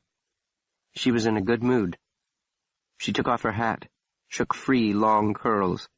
The entire maneuver caused my mouth to go dry, and I thought of having the butler fetch me another drink. "But it is rather awkward, don't you think?" she went on, "since we already said goodbye." "I didn't," I said. "Say goodbye." "You must have news." "No, you must. I can see it by the look on your face. You're easier to read than you may think, Mr. Henry." "For you, perhaps." "Honesty and flattery. It must not be news. You must want something." I shook my head and sucked on a piece of ice. "There's nothing I want." She leaned forward and rested her forearms upon her knees. Her eyes really were identical to her uncle's. It was unnerving. "Then what is the news?" T. Sarahonensis is no more. She gasped. "And Dr. Worthrop?" "Nothing will ever kill Pellinore Worthrop. He is as immutable as air." "Then you saved him, but not the prize." I nodded, rubbing my hands together as if they were cold. They were not. "I saved him." "You saved him, but—" I nodded again. "I killed 2 men, and almost a third." "A third of a man?" I laughed in spite of myself. "That's one way to put it." She thought for a moment. "A child?" I nodded a third time, and rubbed my hands. "Why would you almost kill a child, Will?" I couldn't meet her gaze. I waved my hand absently in the air as if to shoo away a fly. It's very hard not... Things were happening very fast, and you've never experienced these moments, those very fast moments, when you've only an instant to decide, well, no time, really, to decide anything, because you've decided long beforehand, or it's too late to decide anything. I wasn't looking at her, but I knew she was looking at me, studying my face carefully for what I couldn't say. "You knew you would kill the 2 men," she began helpfully. Relieved, I said, "Yes, I knew that." "But not the child." "A boy," I clarified. "He was a boy, around 11, no more than 12. He might have been small for his age, in his weathered old cap, and thin, like he hadn't had a decent meal in weeks." She raised her voice suddenly, and I started in my chair. "Mother? Come in, Mother. I know you're there." And she was. Mrs. Bates appeared in the doorway and said with a small, chagrined smile, "Oh, I thought I heard Will Henry. How are you, Will? Would you like something to eat?" Lily smiled at me and said, "Would you like to go to my room? Privacy is such a precious commodity in the city." And then she turned her smile upon her mother. Once upstairs, she closed the door and threw herself across the bed, rested her chin in her hands, and pointed toward the Queen Anne chair situated by the window. "She spies on me all the time," she confided. "Is that why you went abroad to study?" "One of the reasons." A small fire had been built to chase away the afternoon chill. It popped and crackled. The flames leapt and licked. My mouth was dry again. I should have brought my glass of ice. "So there was a skinny little boy that you almost killed. Did you stop yourself, or did you merely wound him?" "Neither. Worthrop stopped me." "Did he? Well, there may be some hope for him after all." I couldn't be sure, but it sounded like she put a slight emphasis on the word him. I decided not to dwell on it. "I thought you might like to know." "About the boy, or the fact that you killed 2 people, or that Worthrop is alive?" "All of those things." "And you are alive?" "Yes, of course, that would go without saying." "And the creature was lost during the rescue?" "Afterward." "But how could that be, Will?" She was swinging her legs back and forth, bare ankles crossed. "I thought the Irish had T. Cerahonensis." "Apparently the Italians succeeded in wresting it from them." "Part of their favor to Worthrop. And then they killed it because you killed 2 of them." "Yes."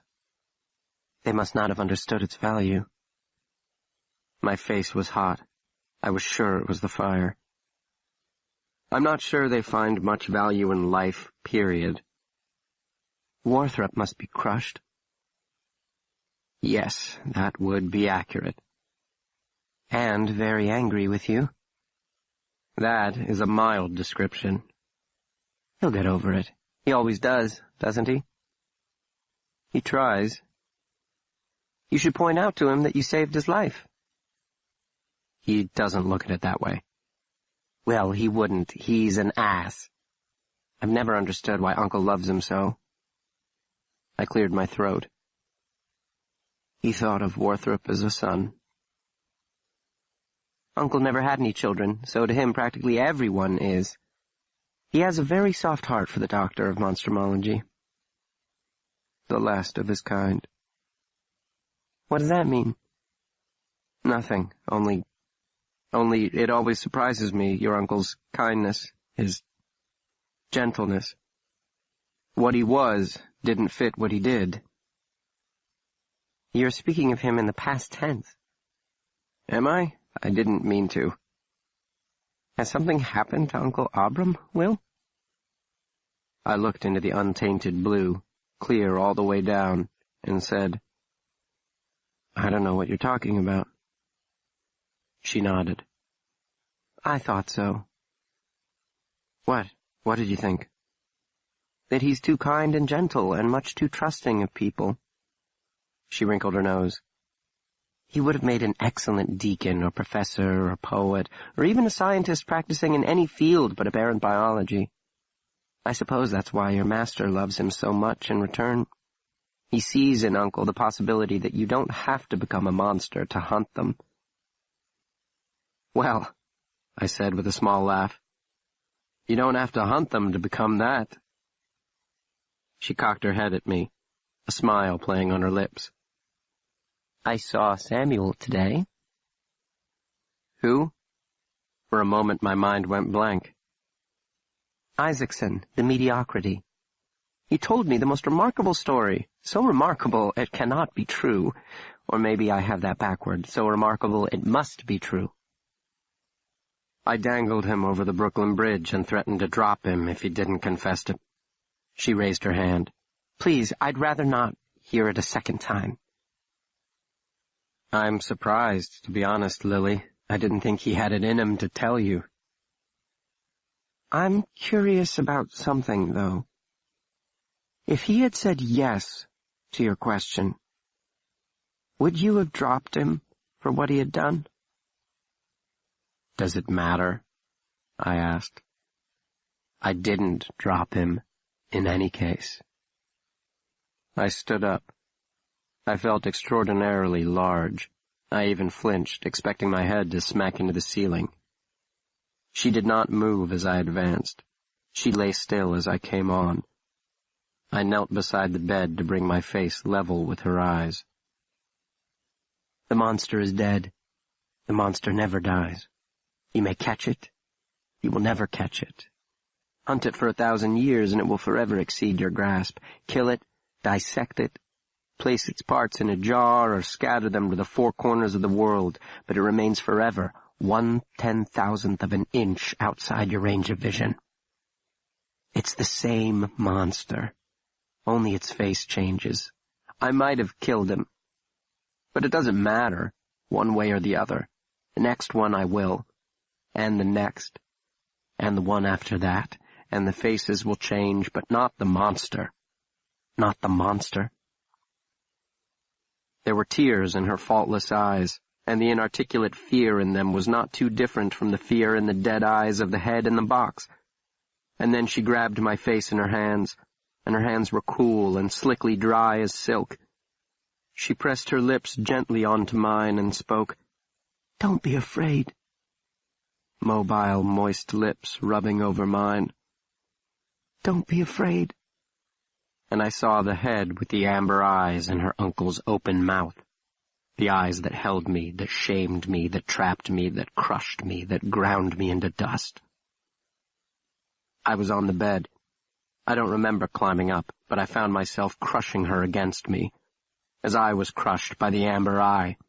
And she both resisted and yielded, fought and surrendered, and there was loathing in her longing, fear in her joy, and the unspeakable sorrow of insatiable fullness, and in me the thing unwinding. "Stop," she said, pushing against my chest. "Will, stop." "I don't want to." "I don't care what you want." She slapped me across the cheek.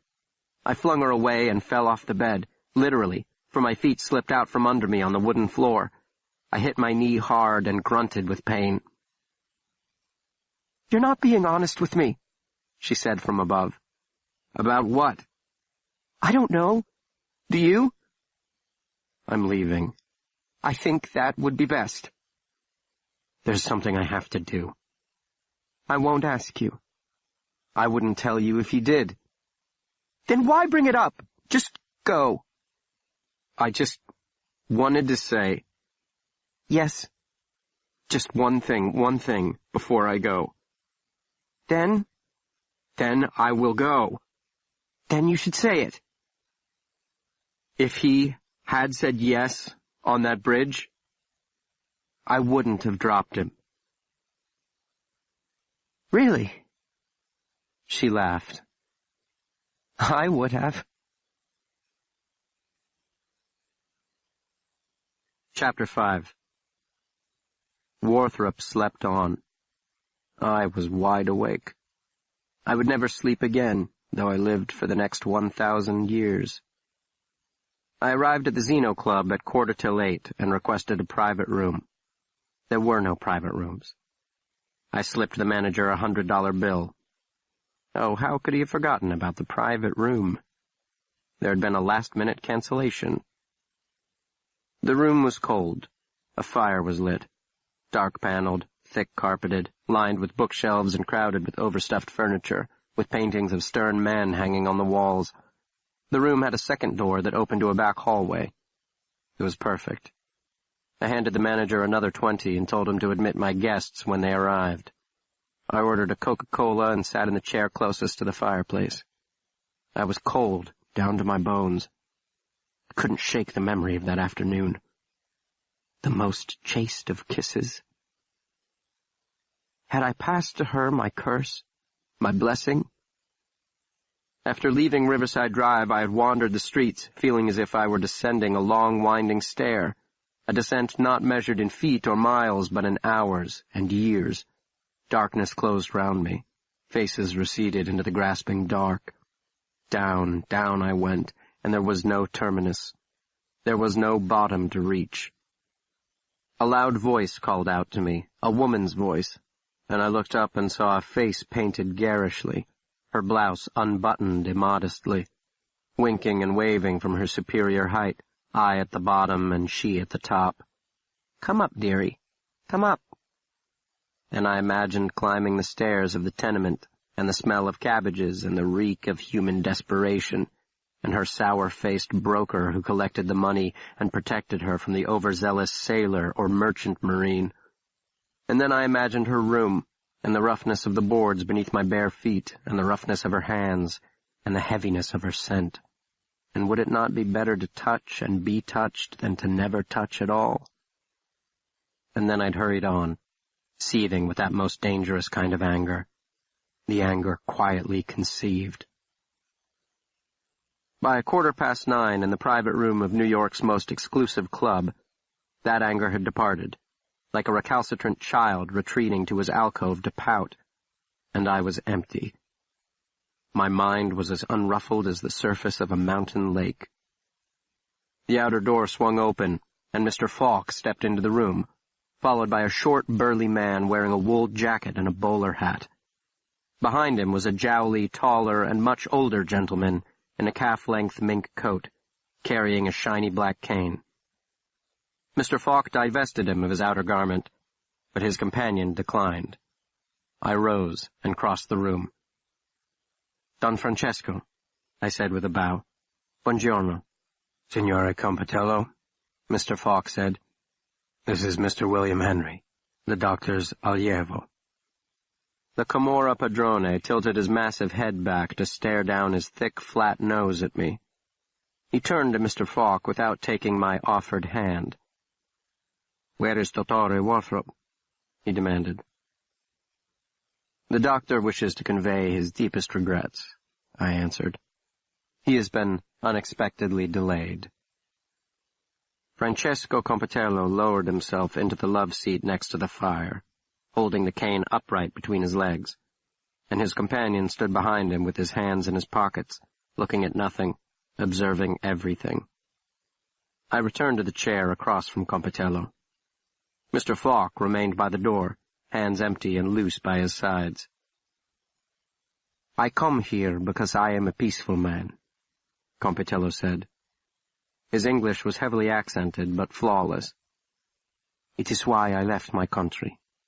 Wars, vendettas, blood feuds, oppression. I did not flee, I was driven out. I also come because Worthrop is not my enemy, and I do not wish harm upon him." I nodded soberly. He went on. "I am a businessman, yes? You understand? Vendettas, they are not good for business." His eyes narrowed, and he jabbed a thick finger in my direction. "But family is family.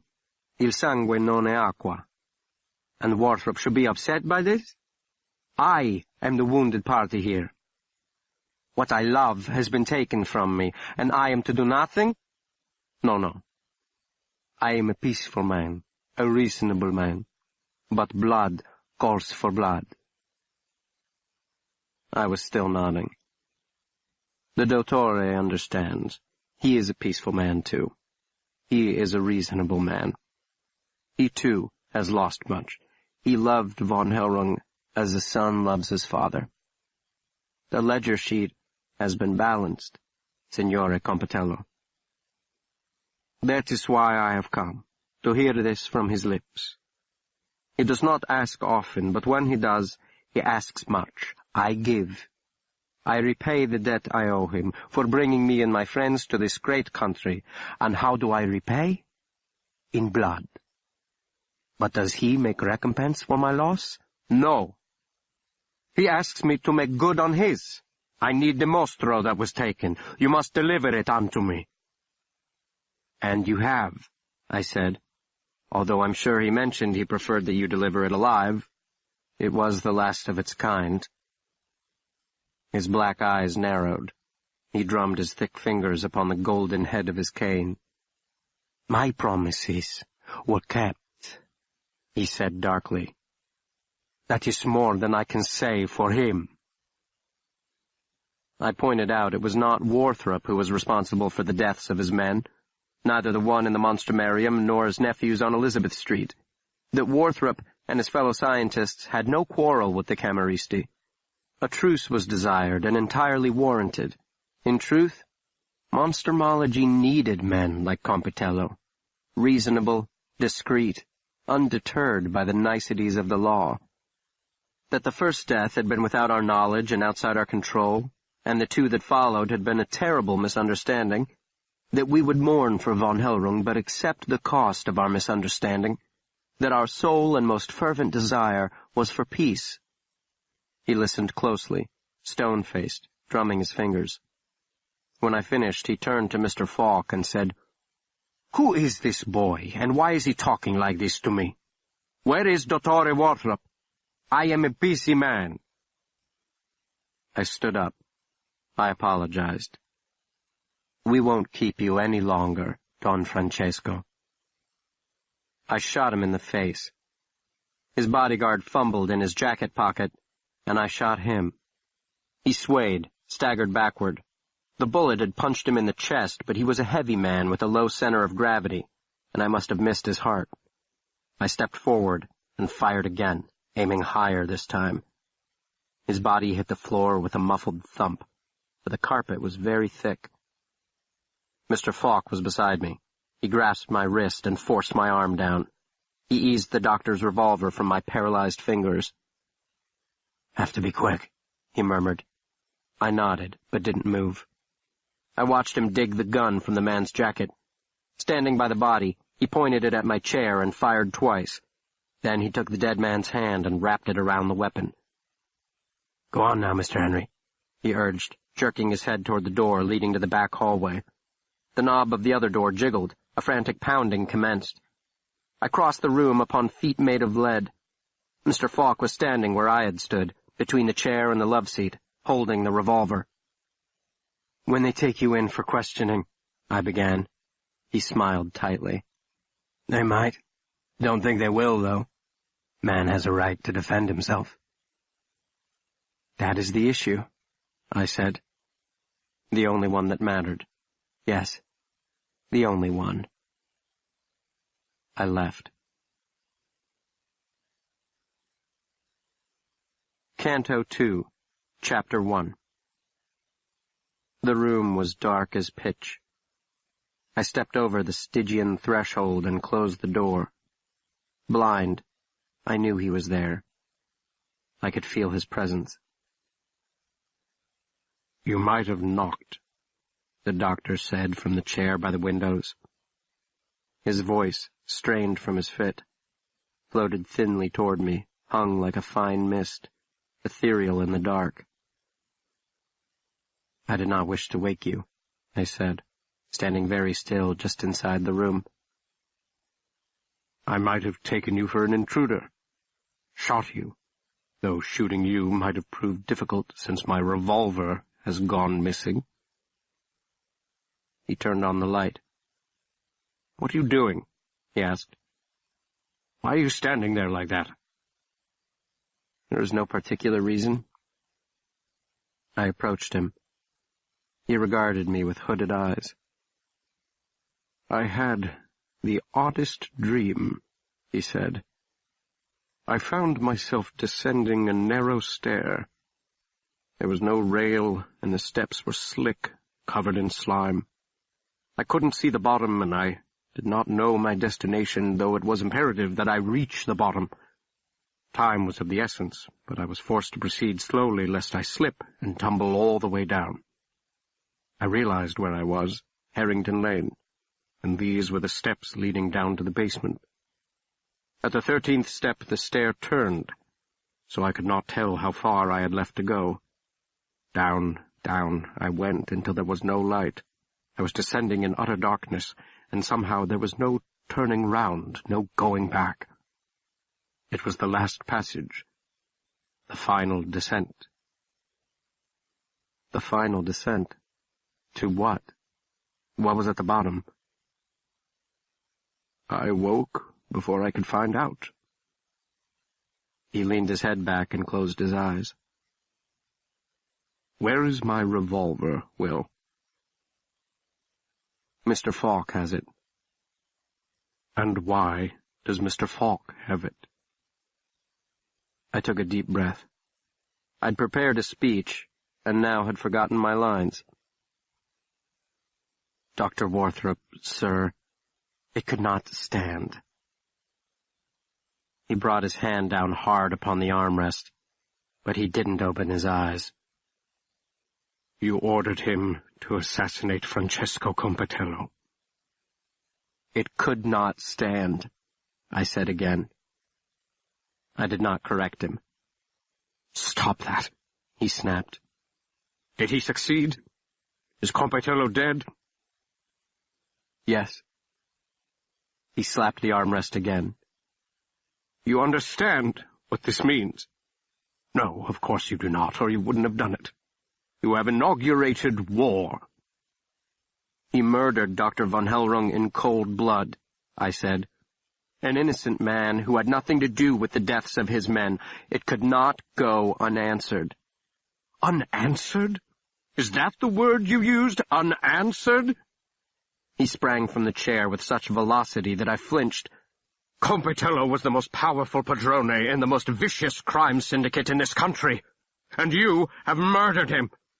It wasn't enough that you caused the destruction of a priceless biological specimen or the death of my dearest friend. No, not enough for you, who have reached the bottom of those accursed stairs already. It could not stand. Stop saying that. What has happened to you? What are you, William James Henry? Where are you? I seek you, but I cannot find you.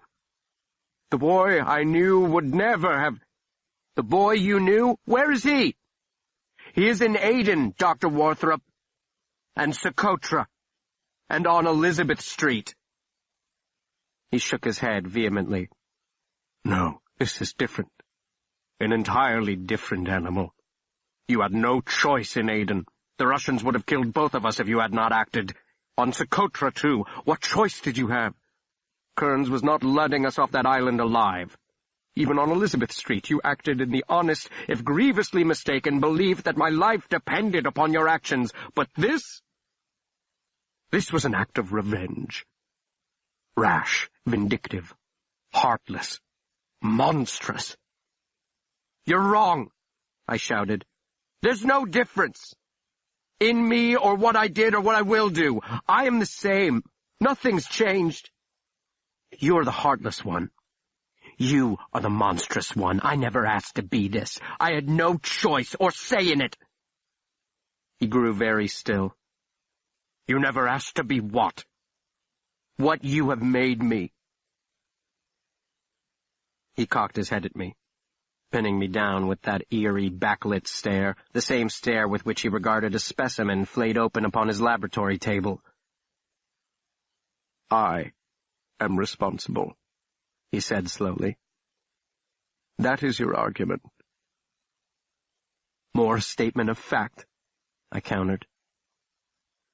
For all of it, that is what you're saying. The Russians, the Italians, Kearns, for every action you have taken since you came to me. And for every action I have not taken, yes, even Meister Abram. That too, Worthrop, that too. He folded his arms across his chest and turned away. I went on. There is no room for pity or love, or any silly sentimental thing. I didn't kill Compitello to avenge Meister Abram. Revenge was Compitello's motive, not mine. The message contained in the box had to be answered. You know it as well as I. But Dr. Kearns was right about one thing. There is something missing in you. A blind spot that prevents you from seeing all the way down to the inescapable conclusion of your philosophy. "Enough!" he cried. "It is galling. It is grotesque. It is obscene." "It's the truth," I said calmly. "The thing you claim to love above all else. You asked what I am. But you know already. I am the thing that waits for you at the bottom of those stairs."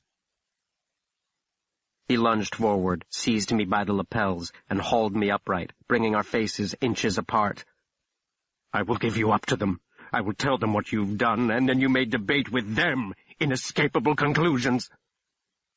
I laughed in his face. He flung me away, and I staggered toward the door. I remained upright. I did not fall. "I have made a terrible mistake," he said. "I never should have taken you in. And in that one respect you are right. I am a hypocrite. There is no room for pity, and I took pity. No room for mercy, and I was merciful."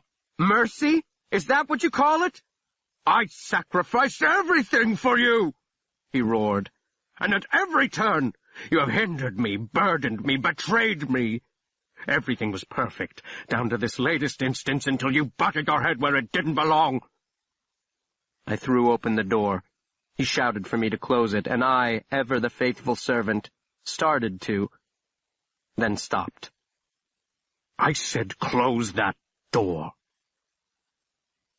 "I'm leaving you, Dr. Warthrop," I said, facing the open door and the hall outside and the elevator that would take me down a final descent and out the lobby and into a world without monstrumology and murder and the things that claw helplessly in glass jars and the inarticulate, horrifying beauty that dwells in the chrysalis. I was lightheaded, extremities tingling, heart buzzing with adrenaline. Freedom! He barked out a laugh. "And where will you go? And what will you do when you get there?" "To the other side of the world," I shouted, "where I will labor to forget you and everything you represent, though it takes me 1,000 years. Man has a right to defend himself. That is the issue. The only one that matters. I left. Chapter 2. By the time I reached Riverside Drive, I was running. How absurdly simple, I thought, and how simply absurd. The chain that bound me was made of air. The prison that housed me had walls insubstantial as water. I only needed to kick hard to break the surface and be free. Free! I was hurtling along at 100 times the speed of light, flying to the ticket office first, unbound and unhindered, the past receding to a point infinitesimally small behind me. Free! I heard their cries from the flames no longer, nor his voice, desperate and shrill, calling me, "Will Henry!" And to hell with those who dance in flames, and to things that swim in jars, and the prison of the amber eye, the cruel mockery of monstrous things, the godlessness of nature perfected, and to him, to hell with him, too. The little boy in the tattered hat, who, having lost God, made God of the one who found him. To hell with all of it, and all of him, and all the blood that's serving him extracted. Blood, blood, blood, rivers of blood, drenching, soaking, suffocating blood. Kick, kick, kick hard, and you will break the surface and breathe again. Breathe. "Where is she?" I demanded, breathless at the door. "Miss Lily? She's lying down and wishes not to—" I shoved my way inside and raced up the stairs 2 at a time, ascending finally, rising at last to burst into her room, hitting my foot hard against the side of the open steamer trunk and toppling forward to arrive flat on my face, sprawled out upon the floor. I heard the door close, then her voice. "Don't you have the nerve—" I rolled onto my back and pulled the paper from my jacket pocket. "I do, and better. I've got this." "What have you got?" I sat up, waving the slip. "My ticket on tomorrow's passage. I'm sailing with you, Miss Bates. To England." She frowned. "I do not think that you are." "Well, I most definitely am." I leapt up, laughing. "Steerage, though. I'm no child of Riverside Drive, after all." She crossed her arms and frowned at me. "I don't understand." "I'm free, Lily. Done with it, and done with him." I pulled on her wrists, forcing her arms apart. She yanked free. "You're drunk." "I am, but not with drink. I don't know why I never saw it before, but you did. From the beginning you saw. My doctor, you called him. I wasn't his. He was mine. And what belongs to me I may keep or discard as I wish. As I wish." "But why now? What has he done this time?" I shook my head. "It isn't about him." I reached for her again, and she tried to pull away again, but I was too quick. The hunter snared his prey. I pulled her close and said, "I love you, Lily." She turned her head away. "No. I do. I love you. I have loved you since I was 12 years old, and I would do anything for you. Name it, and it's yours." She looked at me, and her eyes were blue and clear all the way down, like the lake high in the Socotra Mountains into which I had plunged to wash away my contagion. I was Nasu, unclean, and the icy water purified me. Yes, I thought, and herein lies our salvation. "Leave me alone," she said softly. "Go where you will, but leave me alone." She freed herself from my arms. "You frighten me, Will. Oh, that isn't right. I'm not going to say this correctly. I don't know how to put it into words, but there is something missing. Something that should be there, that I think once was there, but isn't anymore." "Missing?" I felt the blood rising in my cheeks. What was she talking about? I thought I knew. "I'm not lying. I do love you." "Stop saying that," she said sharply. "Run away if you want to, but don't use me as your excuse." "I'm not running away, Lily. I'm running toward." I stepped forward. She stepped back. For a terrible moment, I fought the urge to strike her. "Please, Lily, don't turn me away. I couldn't bear it. I never told you this, and I should have told you this, and I don't know why I never told you this, but your letters were the only things that kept me going.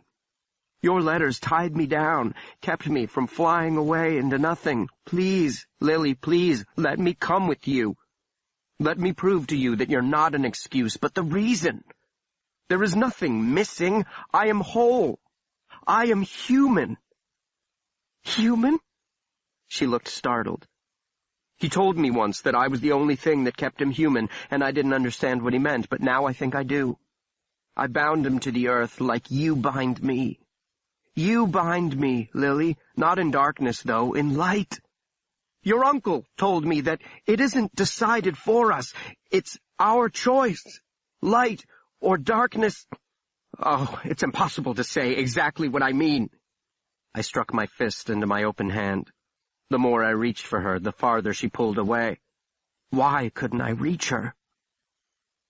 "Ever since you told me, I haven't been able to get it out of my mind," she confessed. "The little boy, beneath the table." "Who?" It took me a moment to follow her. My frustration turned quickly to anger. "Oh, what does he have to do with anything?" "You were going to kill him." "So? The point is, I didn't." "And why didn't you?" "I don't know. I don't remember now. It isn't important." "You said it was Warthrop. Warthrop stopped you." I saw where she was going, and became angrier. "That was an accident. Anyone could have—" "Yes, Will? Could have what?" And the dark thing inside sprang free, uncoiled with enough force to break the world in half. and Lily before me, lips slightly parted, and me pressing my hands hard against her cheeks, her skull as delicate as a bird's, and in me the darkness, the abyss, the nullity, the crushing singularity, the unalloyed madness of my perfect sanity. And he had said it, the one who had ripped off the human face to expose the tragic farce beneath, for which he had earned the deliciously ironic sobriquet, Ripper. He had said it. Your eyes have come open. You see in the dark places where others are afraid to look. And the light coalesced like thick gelatin around her face. The light pressed in. Human? I snarled. I don't know what that word means. Tell me, Lily, tell me, what defines it? What sets it apart? Are you going to tell me it's love?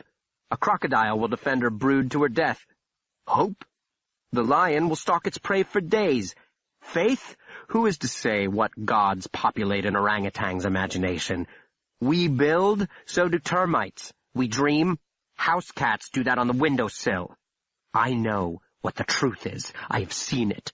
Scratching in a jar, squirming in a sack, staring back at me from an amber eye. We live in a shabby edifice, Lily, hastily erected over a span of 10,000 years, and we draw the flimsy curtain to hide the truth from ourselves.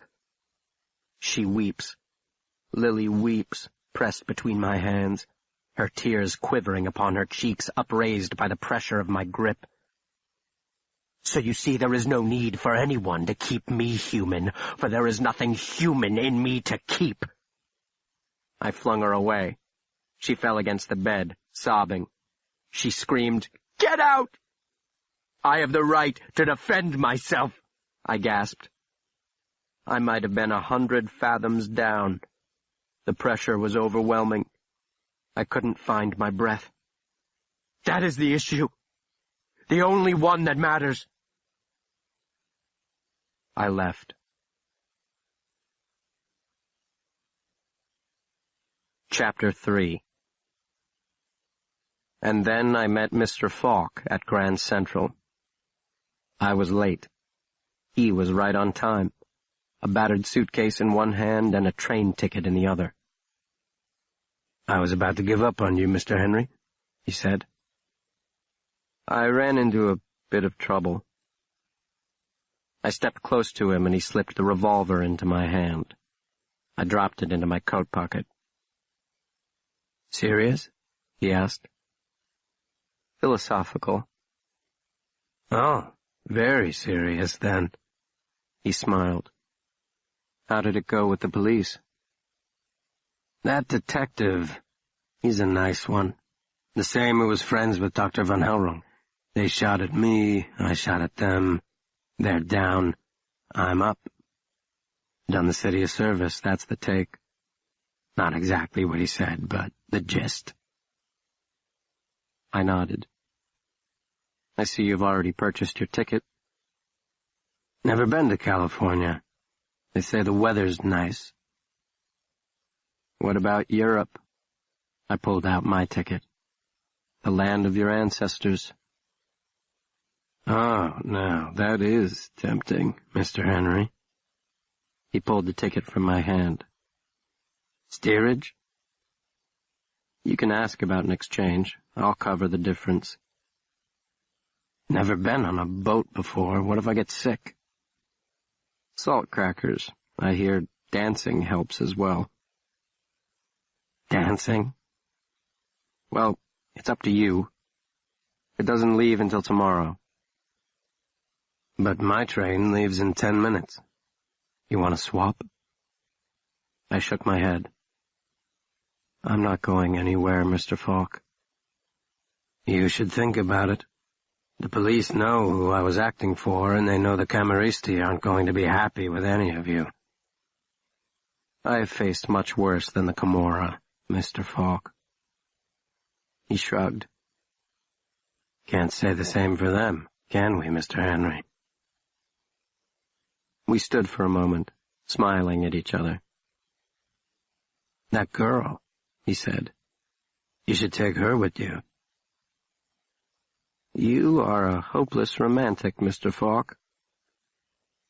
Ah, well, what's it all worth without that, Mr. Henry? He tried to hand the ticket back to me. I shook my head. Keep them both. If someone asks, I won't know which direction you went. He stuffed the tickets into his pocket, picked up his battered suitcase, and melted into the crowd. I left. Chapter 4. I had told him the truth. I wasn't going anywhere. There was nowhere to go. Not back to the hotel, not to Lily's, not to von Hellrung's brownstone, not to the society. I had been cast adrift and, rudderless, let the human tide of the great city take me where it would.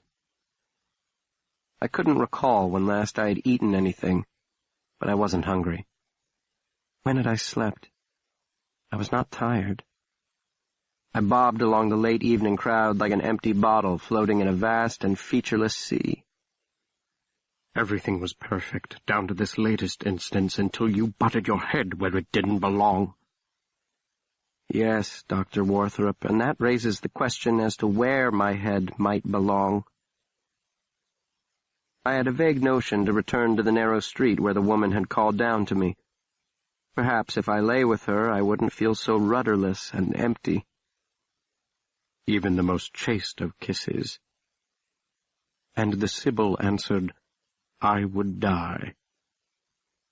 The light changed from yellow to crimson, and a dragon soared above paper lanterns of red and gold. The smell of fish and ginger and acrid smoke, and the staccato bursts of their mother tongue, and the pure darkness of their eyes against the sallow skin. I had wandered into Chinatown. The street was too crowded. I turned off at the first intersection I reached and left the garish light behind. A woman stepped out of a doorway. "You come, yes? Come." She urged me into the doorway. Two young girls sat upon a wooden bench in the little vestibule. The girls were both American, like the woman, though they were wearing red cheongsams embroidered with dragons. They stood up and came to me, each taking an arm. They were beautiful. I allowed them to lead me through a curtain into a dimly lit room heavy with smoke. My eyes watered. My stomach turned. I rolled upon a smoky, nauseating sea. "What is this place?" I asked the girl clinging to my right arm. I couldn't see any walls. The room seemed to stretch to infinity. I could make out vague human-like forms inclined on mattresses and cots, or blanket-covered benches, dozens of them, some lying in pairs, but most alone, lolling like lotus-eaters, eyes roaming beneath fluttering lids. My thoughts would not hold. I felt them dissipate, half-formed into the murky air. The girls eased me down onto an empty mattress. It crackled beneath us, filled with straw. "Opium," I said to the girl sitting on my left. "Isn't it?" She smiled at me. Her face was delicate, her eyes large and dark. She was the most beautiful girl I had ever seen. Her companion, sister, they looked very much alike, removed a long, thin pipe from a nook in the wall and prepared the bowl. "Would you like to try?" the girl asked. Her sister was warming the bowl over an open flame. I watched her for a moment and said, "What I would really like is something indescribably euphoric. Orgasmic, for lack of a better word." "You will like it," the girl answered. "What's your name?" "Eleanor," I answered. Her sister pressed the pipe into my hand. The girl cupped my hand in hers and brought the stem to my mouth. "Breathe hard and deep, Eleanor," she murmured. "As deep as you can, and let it out slowly, very slowly, through your nose." "Don't leave me," I said. I inhaled deeply. My stomach heaved in protest, but I held my breath as time stretched to the point of snapping, like a fishing line pulled too taut, and the girl's face expanded, her dark eyes overwhelming my vision. "It's irrevocable," she said, "like the fruit from Eden's tree." And from my other side, her sister, "Once it's tasted, there's no going back. More begets desire for more, and more, and more." "What would you?" the first sister asked. "I would die," I answered. Her face had swollen to the size of the earth. Her pupils were as large as the continents. Her lips parted like tectonic plates splitting apart, revealing a chasm 100 miles across and immeasurably deep. "The most chaste of kisses," she said, and her breath was sweet, like the exhalations of spring. "Lily," I said. "Do not be chaste," Lily answered, and I kissed her. I tumbled through her atmosphere, infinitesimally small, and the heat of my entry scorched the skin from my bones and the bones from my marrow, until I was no larger than a grain of sand, white-hot and falling. My corruption burned away in her unsullied ether. "I would die, Lily. I would die." "Die, then, in me."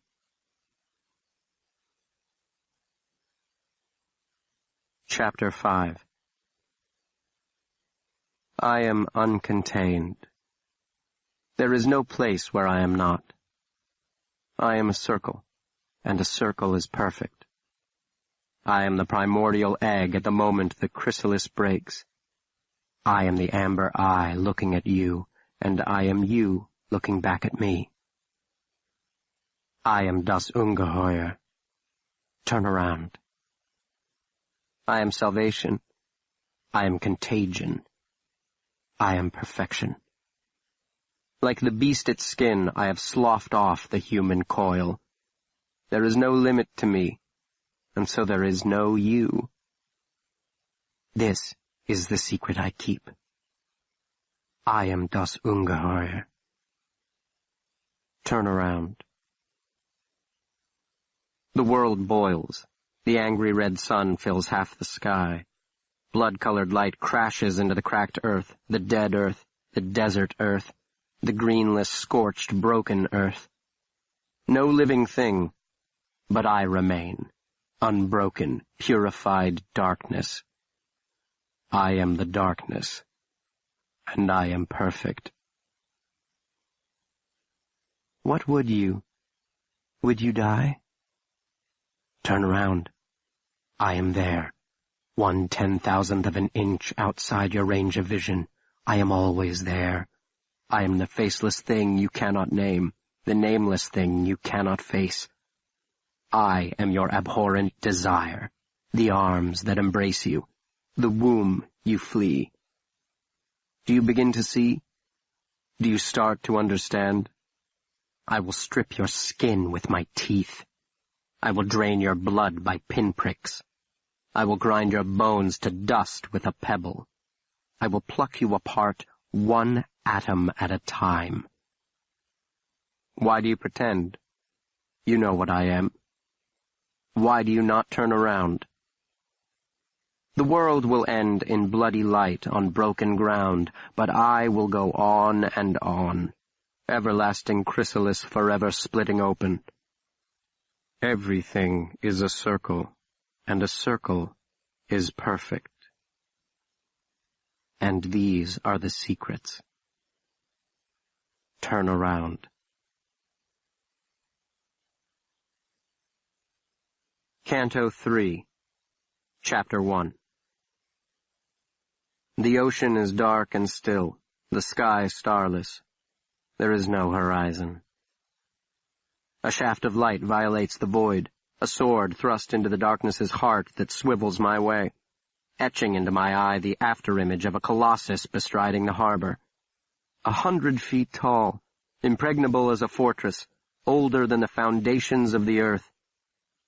There is no darkness too deep, no storm too violent, no earthquake, nor floodwater, nor fire that the Colossus cannot endure. It has bestridden the harbor for 10,000 years, and will for 10,000 more. The light draws close. The dark recedes. I feel the ship lolling in the gentle waves, drawn into the light. And leaning over me, the Colossus. Yes, it is Warthrop. Yes, you are back in our rooms at the plaza. Yes, it is late, later than you may imagine. Nearly 3 o'clock in the morning, the devil's hour, if you place faith in such things. This is the 11th day of your impromptu holiday in the land of the Lotophagi. You are dehydrated and very hungry, or you will be once the nausea subsides. Not to worry, I've ordered up a full platter once the kitchen opens. 11 days? I had trouble forming the words. My tongue felt as large as a sausage. Not the longest stretch anyone spent in an opium den. He lowered himself wearily into the chair by the bed. He looked terrible, unshaven, hollow-cheeked, his eyes red from lack of sleep, cupped in charcoal gray. He poured himself a cup of tea that had long since gone cold. "How did you find me?" He shrugged. It was no complicated matter, nothing that a dozen or so monstrumologists and half the New York City Police Department couldn't resolve. He sipped his tea, dark eyes sparkling above the rim of his cup. My greatest concern now is avoiding another crisis. Between the loss of T. Sarahonensis and you, I have used up all the favors owed to me. I wasn't lost, I said. I beg to differ. In fact, I'm still not certain if you have been found. I don't owe you an explanation. I didn't ask for one. I owe you nothing. He nodded. I was surprised. He said, But I owe you something. An apology. You are quite correct, Will. You did not ask for... He searched for the word. He waved his hand vaguely. This. But here you are, and here I am. Troy is in ashes, and somehow you must find your way home, though I am not certain where I stand in the conceit. Am I the mainmast to which you tie yourself? Or am I the faithful Penelope? I turned my head away. You're not Penelope.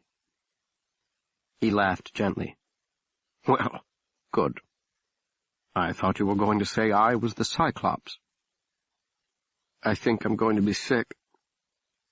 There's a bucket there beside the bed.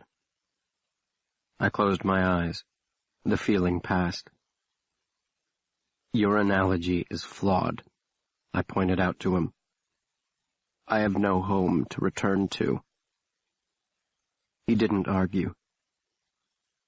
Of course, you are always welcome to stay with me. Why would I do that? I'm a burden, a hindrance.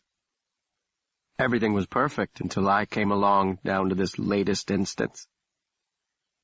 Well, I shan't pretend it has been the most congenial of arrangements.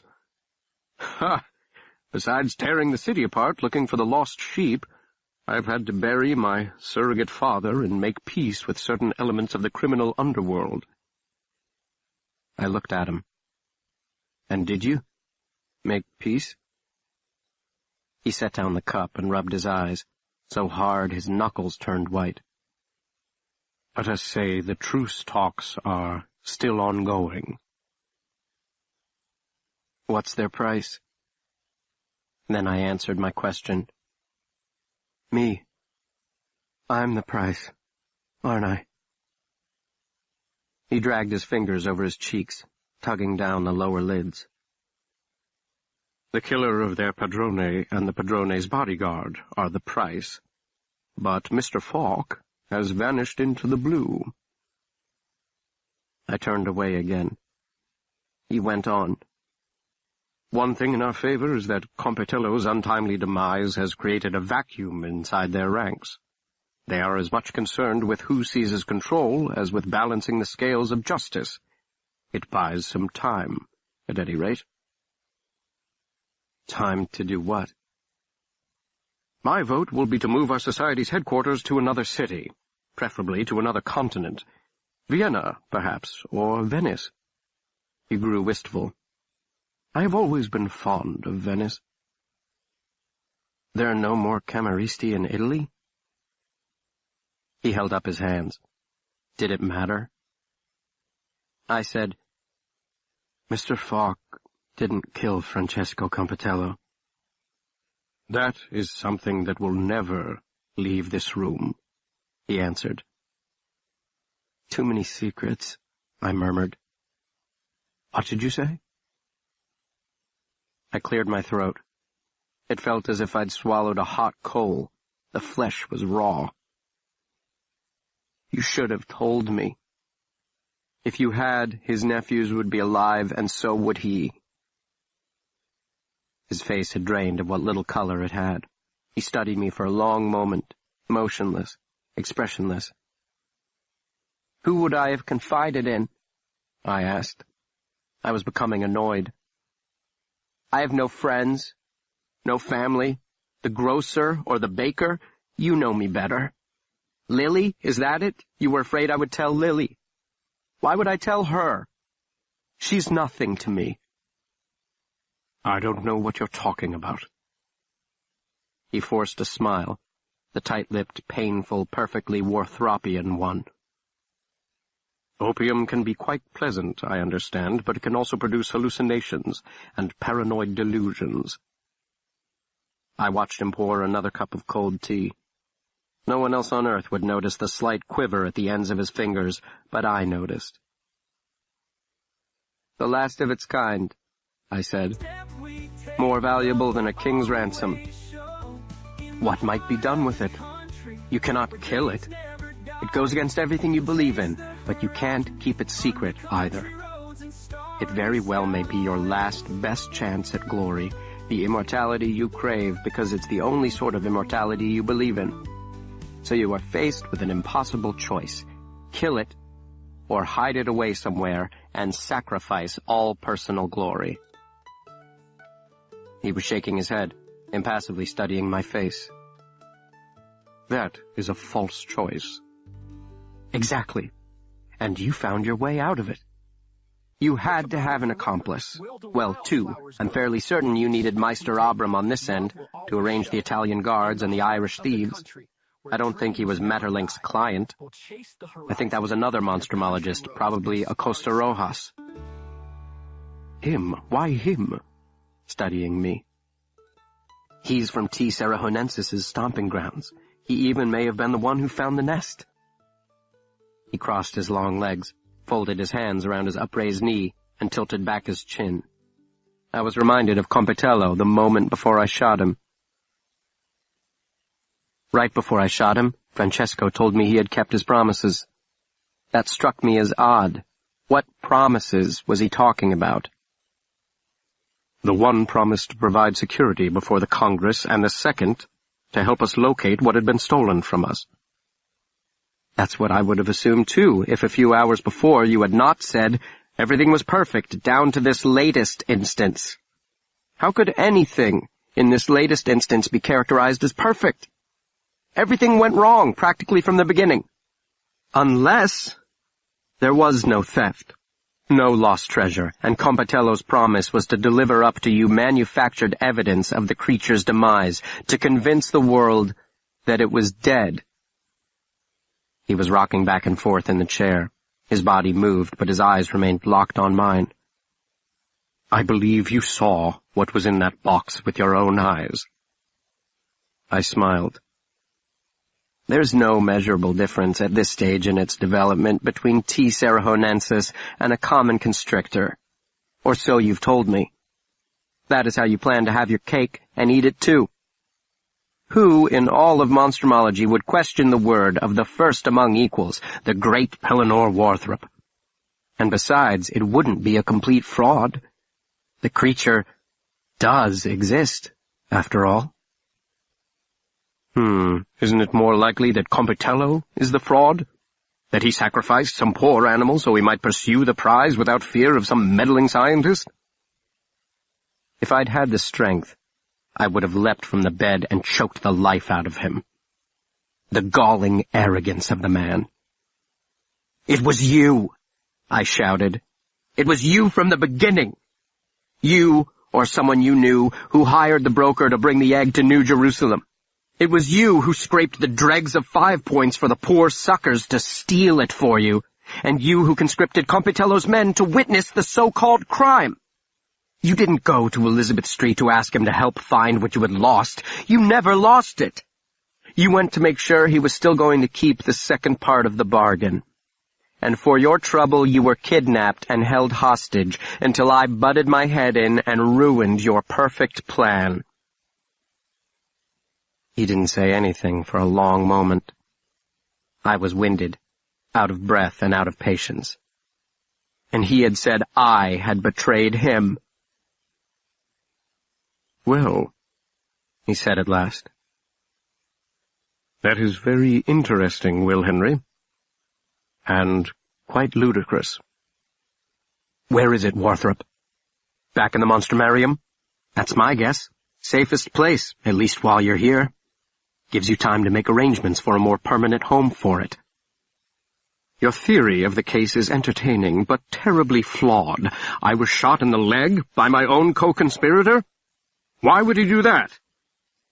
"That's the other thing," I cried. "Thank you, sir, for reminding me. I should have seen it then. You saw it almost immediately, that Pellinore Warthrop would never give up something so important so easily. Give it to him." I laughed. "You did want me to give it to him. You had hired him, after all, to take it." "Enough!" he cried, uncoiling from the chair and lunging toward me. "It is one thing to insult my honor, sir. Quite another to cross the line into insulting my intelligence. I suppose it assuages your guilt to lay the blame upon my shoulders, to transfer the blood, as it were, onto my hands.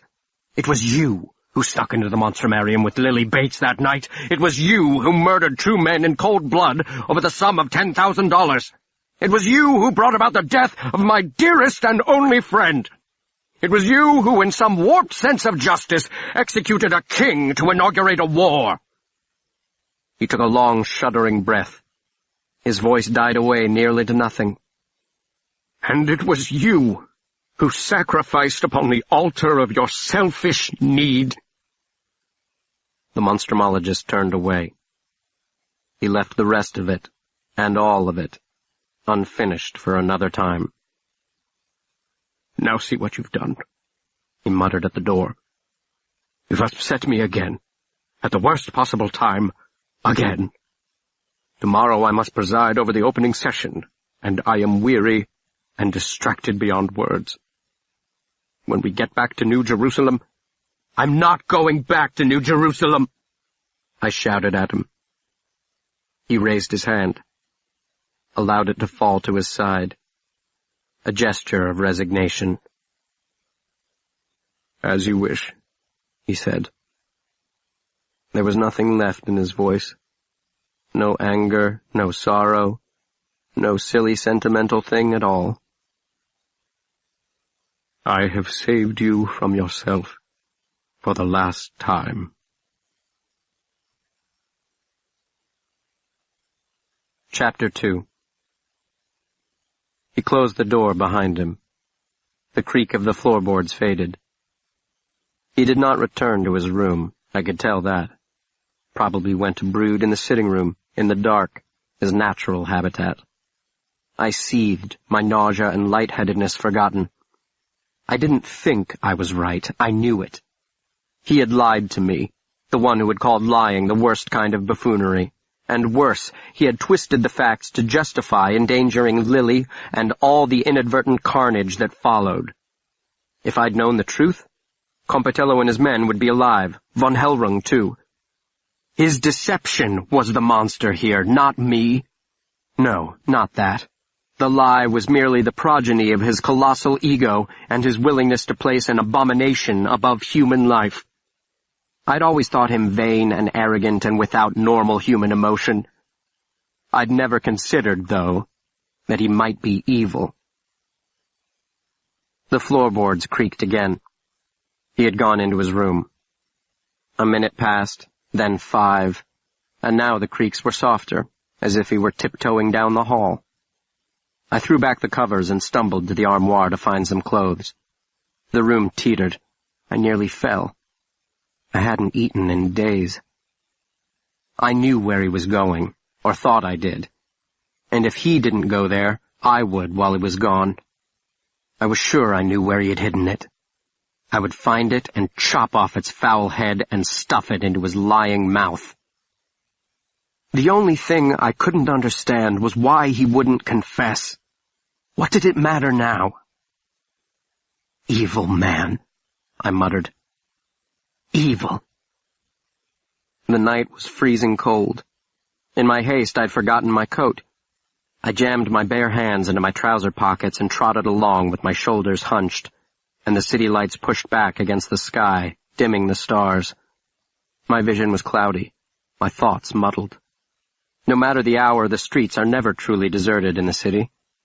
There are the white-coated sanitation workers, and the seamen wandering in drunken clumps looking for an open bar, and the pickpockets and whores who prey on them, and the occasional homeless, restless wanderer digging through trash barrels, and the lonely patrolman walking his beat. The dark buildings cut off the horizon. Here it was impossible to discern the edge of the world. My quarry was well ahead of me, out of sight, like the horizon he guarded. In Egypt, I have told you, he was called Mihos, the one whose sacred charge was to keep me from falling over that edge. I entered the Society's headquarters through the same side door Lily and I had used the night of the dance. Black jacket, purple dress, raven-colored ringlets. And now she was gone, back in England. And who cares? To hell with her. There is something missing. Something that should be there, but isn't anymore.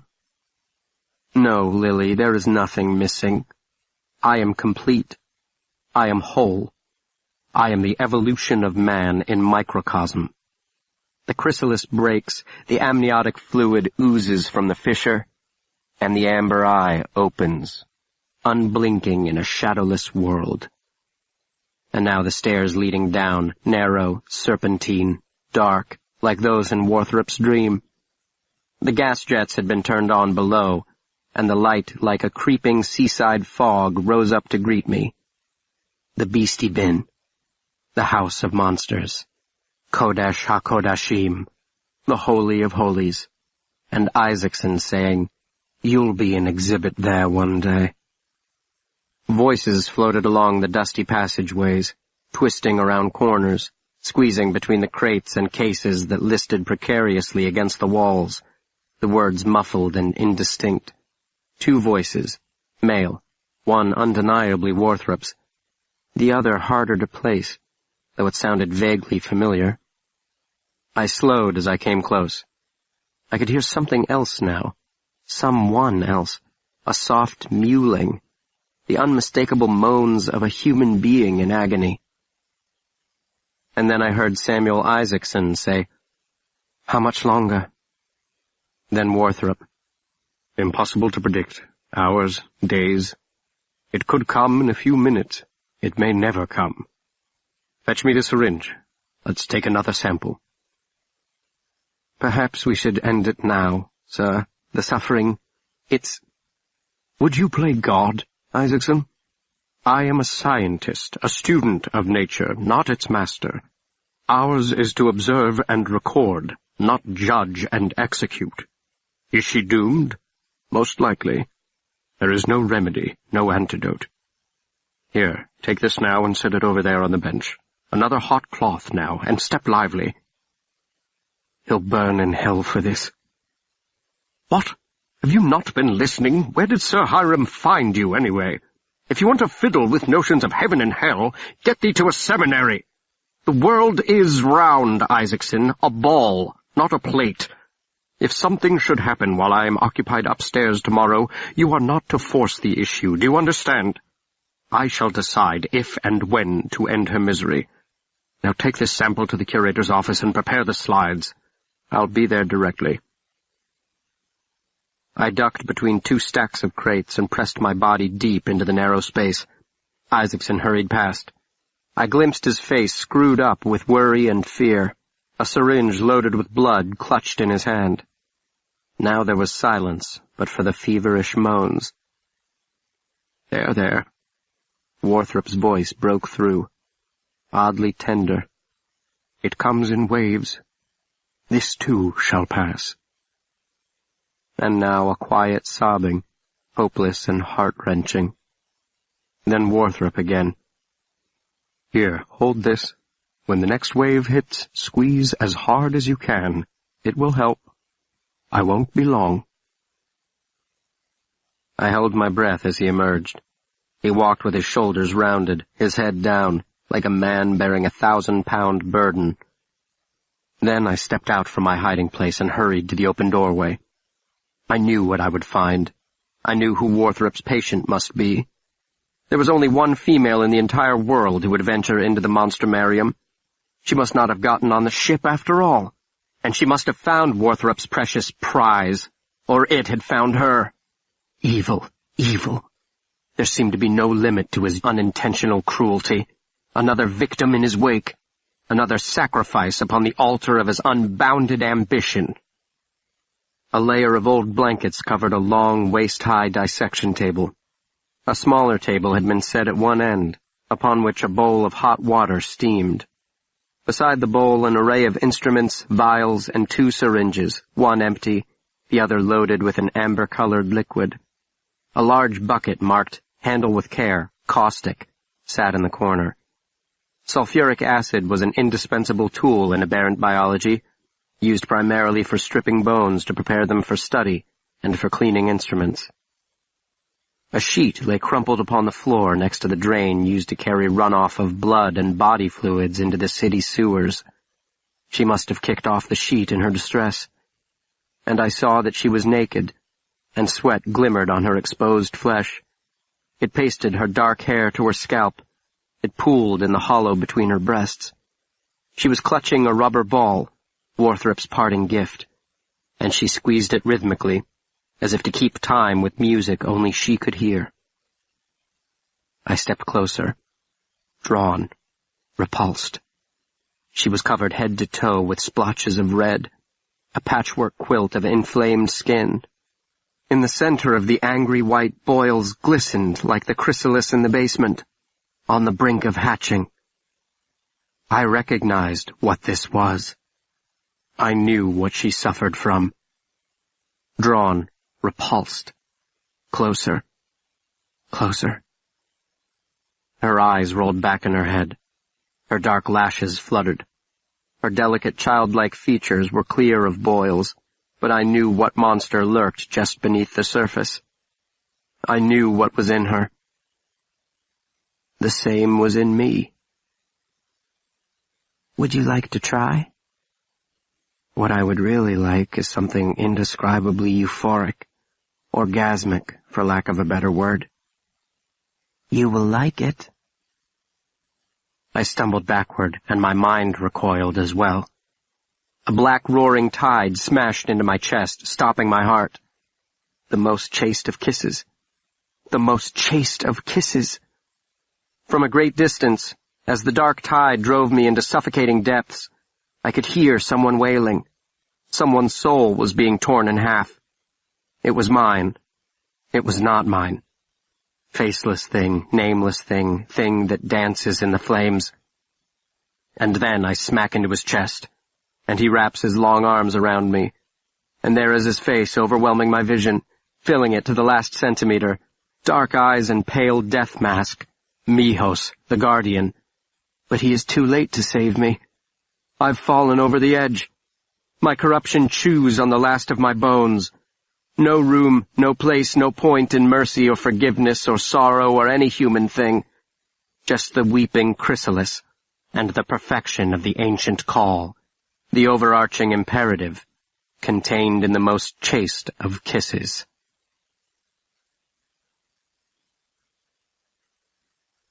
Chapter 3. I am not a physician, the monstrumologist said. I am a philosopher. But her mother dragged me into the sick room regardless. No, I said, I have come for the boy, only the boy.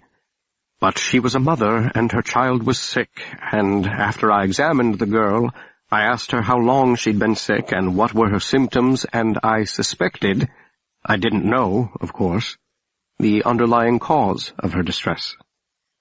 It posed a serious conundrum. If allowed to run its course, her affliction could result in a wildfire of infection. Her sister, her mother, the denizens of the opium joint. From there it might spread throughout the entire city before the outbreak could be contained. She could not go to the hospital. The risk of a serious outbreak was only marginally slighter there. Was it Arawakis? I did not know. But better to err on the side of caution. Undoubtedly, she is infected.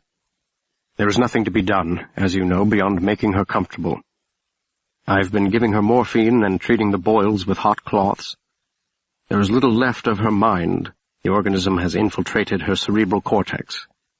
I don't believe she knows where she is or what is happening to her, and that is a mercy. A mercy. I must confess, I am torn. Keeping her alive only prolongs her suffering, only pushes off for another hour the final agony. What do I choose? Is it even my choice to make? I'm not God. I act the part at times. I place the mantle upon my shoulders, and each time I pay. I pay. Your father loved me, and that love cost him his life, cost you yours in a way that is somehow more terrible. Unendurable pain, Will Henry. Unrelieved and unredeemed. This poor girl upon this makeshift altar, this virginal sacrifice, and I, the heretical priest who would spill her blood to appease a voracious god. I told you once, you must become accustomed to such things, and in this I am a liar and a hypocrite.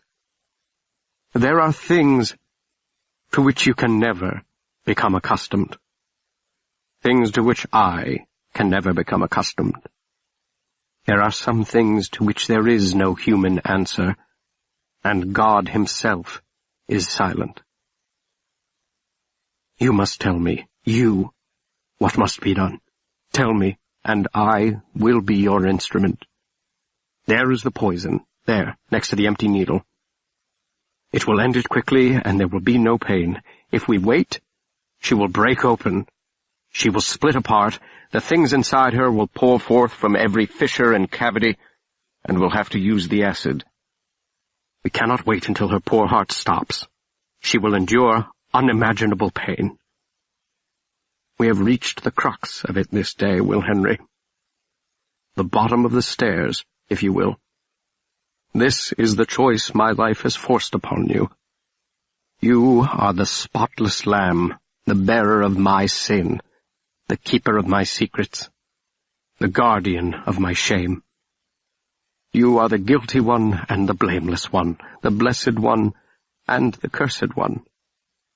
And there are no words, for words are human things. We have reached the bottom of it, you and I, the final descent. And this is the face of the beast that waits for us in the dark.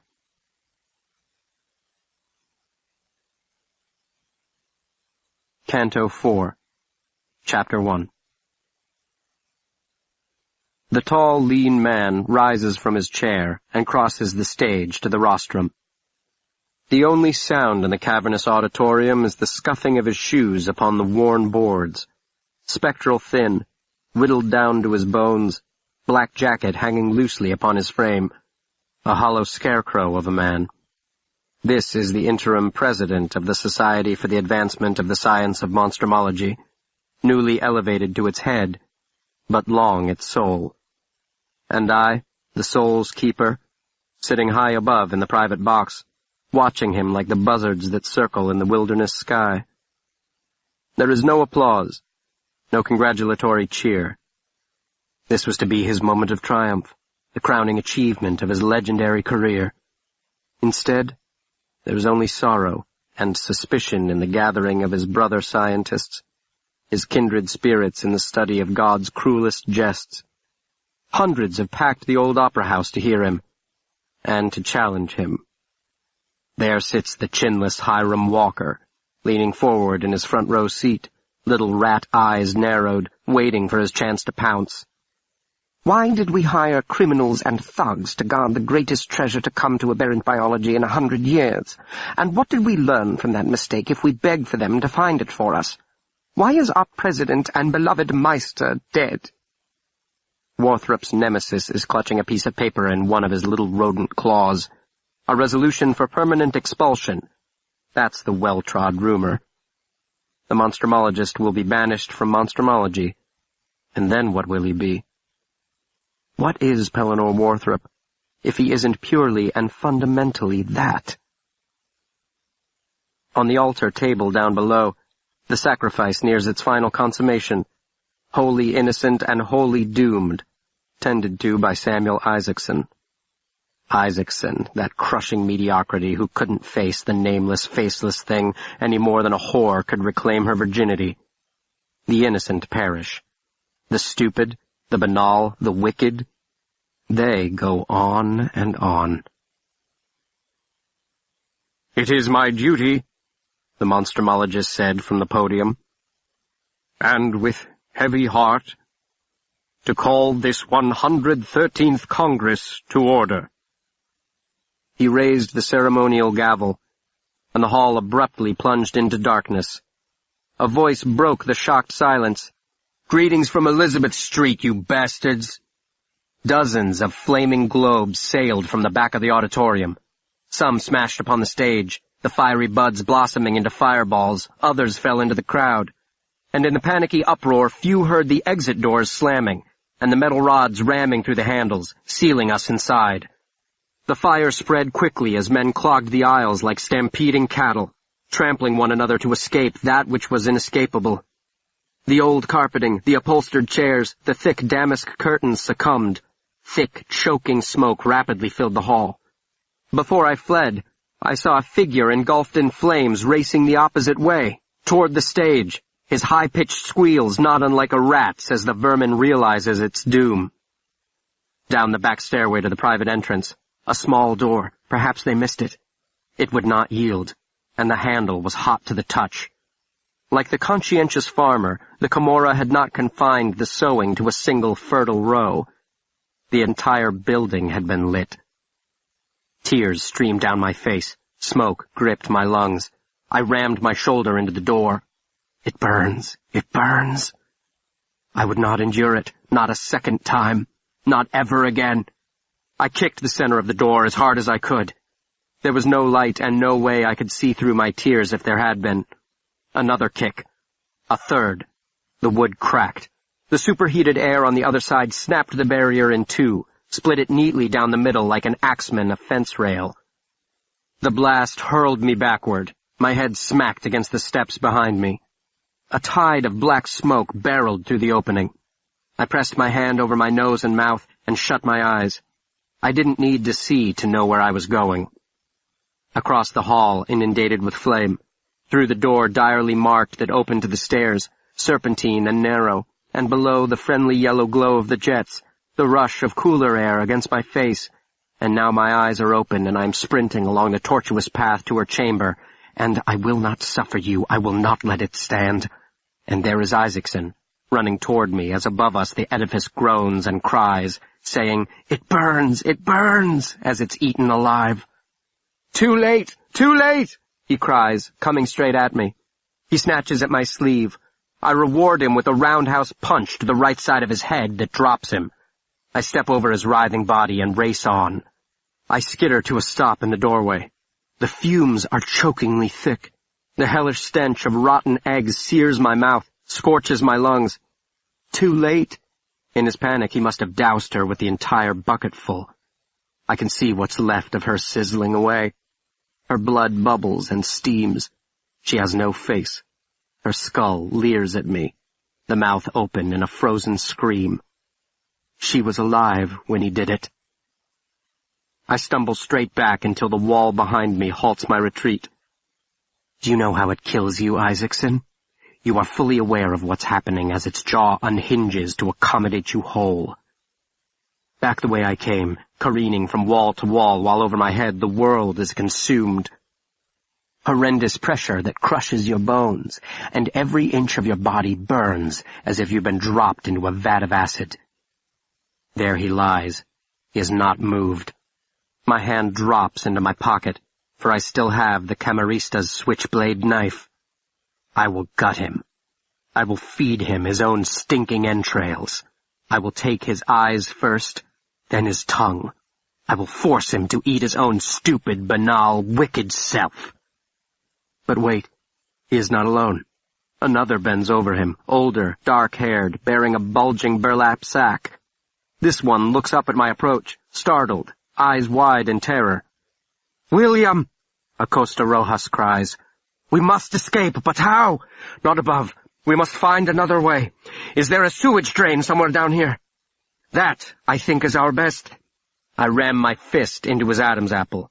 He topples backward, dropping the sack. The thing within it twists and rolls. "Who was it?" I demand. "Was it you, or was it Warthrop, or was it both of you?" He cannot answer. I may have shattered his windpipe. Tears of pain and terror stream down his face. "It was his idea, wasn't it?" I ask. "When you told him you'd captured it in Cerrejón, he wanted all credit. What did he offer you in return?" He chokes out the answer, barely audible. "My life." I rock back on my heels as if he struck me. Flat, not round, not a ball but a plate. And Mijos, the guardian of the horizon, has fallen over the edge. Something in my expression makes him raise his hands defensively, like an obedient child lifting his arms for his nightshirt to be put on. So I oblige him. Enraged, I heave the writhing sack from the floor, upend it, and stuff it over his head. The twisting, rolling thing within strikes. Acosta Rojas screams. His exposed lower half jerks and immediately goes stiff. His cries are choked off as the beast coils itself noose-like around his neck.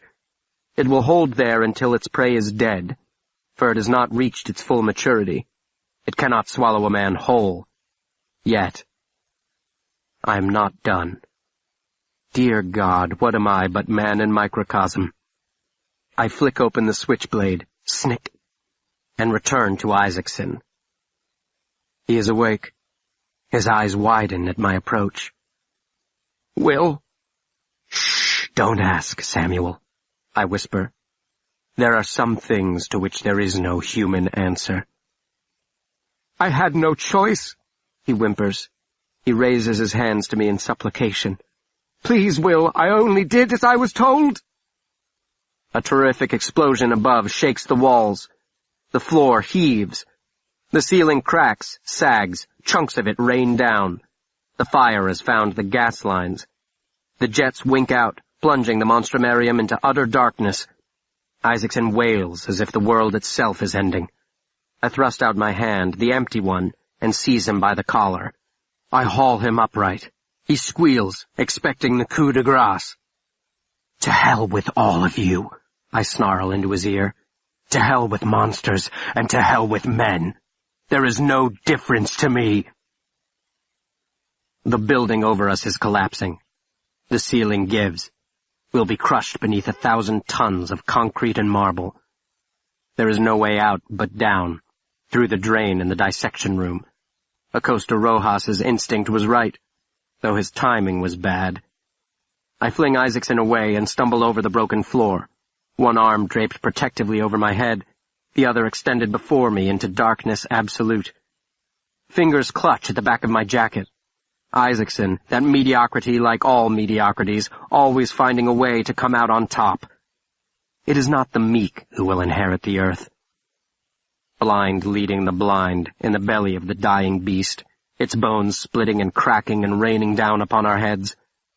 And of all to whom I might have shown mercy, it is Samuel Isaacson whom I saved that day. The rest, monstrumologists all, perished upon that day. Except one. Chapter 2. The earth spins round nearly 7,000 times, and now crumbs cling to blubbery lips, and damp stringy hair hangs over pale forehead. And the cold that grips, and the hand that holds the knife scraping across dirt-encrusted nails, the monster hunter, the teacher and the lesson, the cause and the effect, the ending of the circle that has no beginning. And the locked door, and the thing behind the locked door, and the bones that steam in ash barrels, and the lie we tell ourselves because the truth is too much for any human heart to bear. There are no beginnings or endings or anything in between. Time, the lie, and we, the circle, and the infinite contained in the amber eye. You know what is coming. Will you turn aside? The end is there in the beginning. Turn aside, or come and see. Choose now. Choose now. I slapped the knife onto the kitchen table. Worthrop jerked in his chair, and his eyes darted away from my face as I rose. He seemed to shrink before me, diminishing to a point infinitesimally small. He, the earth, and I, the rocket ship, blasting into the outer atmosphere. I strode to the basement door. He grabbed at my arm with a desperate cry. I yanked free. I didn't know what was behind that door.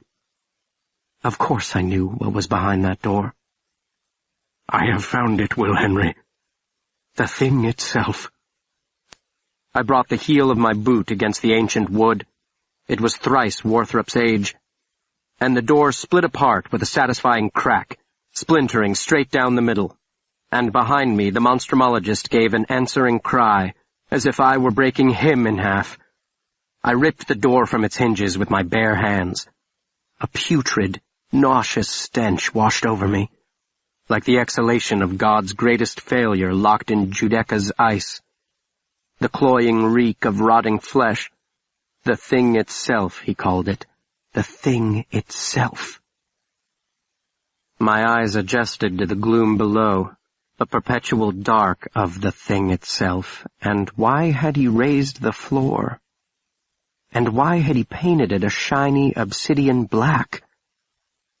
But it was not paint, and it was not the floor, for it moved. It flowed like the muddy sludge left over from a devastating flood. It undulated, black with flashes of brilliant iridescent green.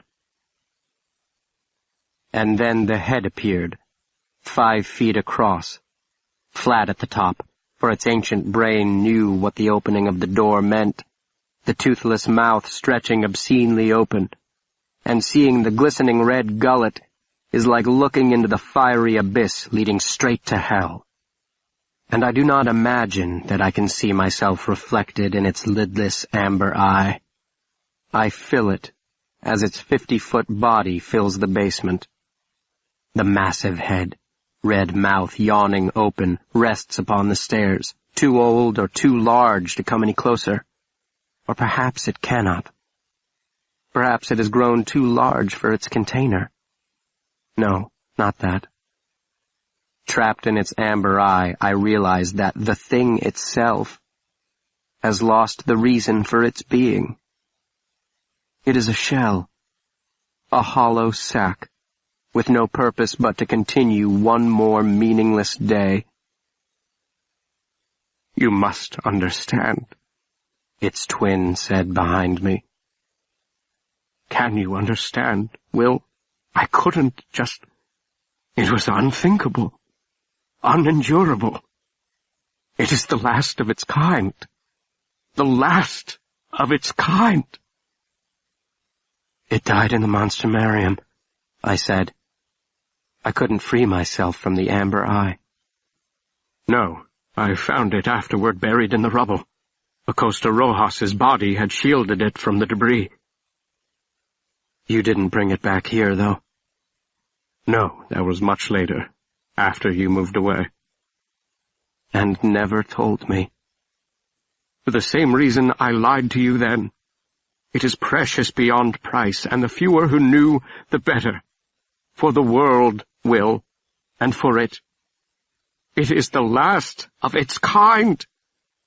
When Acosta Rojas told me he'd found it— Yes, I snapped, held still by the amber eye. He told me.